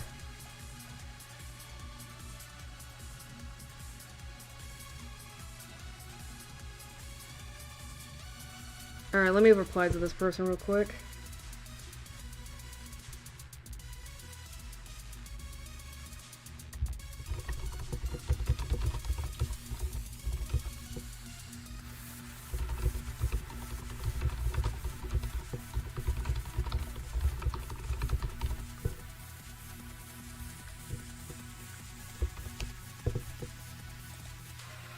There we go.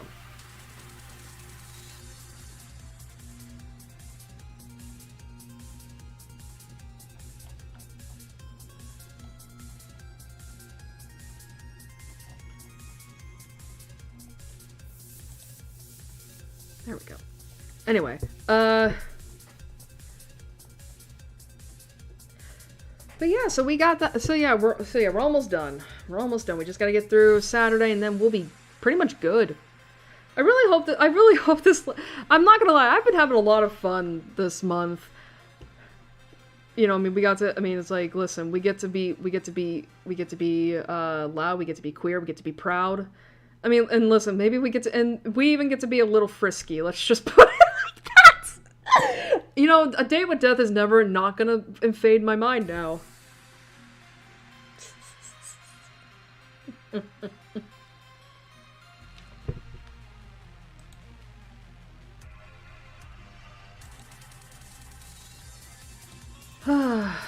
But yeah, I'm happy that we were able to get this done within like a single night. Especially the 5 hours. I think part of the reason why like Cradle's Graces took so much time, took 5.5 hours, was because we were reading basically everything. Whereas this one, it was like, oh, we're just like, you know, we basically didn't read like the reports after the even numbered days. Yeah. Like when we were done with the missions, because we had already done that for part 1. But yeah, I'm still expecting with the Celestial Mechanics route, like, we have Pluto and Saturn kiss, we have Pluto and Lunaterra kiss, we have to get a CG then of Lunaterra and Saturn kissing in Celestial Mechanics. It would fucking suck if it turns out we just don't. It's like, huh, I see the favoritism. I see the favoritism. Pluto gets to kiss both of her girls, but they don't get to kiss both either. Like a true polyamorous relation. Well, a throuple. Alright, so as I said, we're going to be finishing up this game with Celestial Mechanics on Saturday, the 29th? It is the 29th, right? Right? Yeah, it is. Yeah. That may or may not be at 8? Maybe? I'm not sure. Like, I'm thinking 8? I don't know. I think by the time I make the waiting room Friday night, I'll know then. But, just to make it clear, yes, final stream of Heaven Will Be Mine, and of course, a Pride Month will be on the 29th of June. Either at 8 o'clock or 9 o'clock CST. One of those times. I mean, it's just an hour difference, so... So yeah. I guess the only thing left to say is, thank you all for joining me. I hope you enjoyed it. And, I hope to see you all again for the finale, Saturday. So until then, have a good night, a good couple days, and I'll see you all next time. Good night, everybody.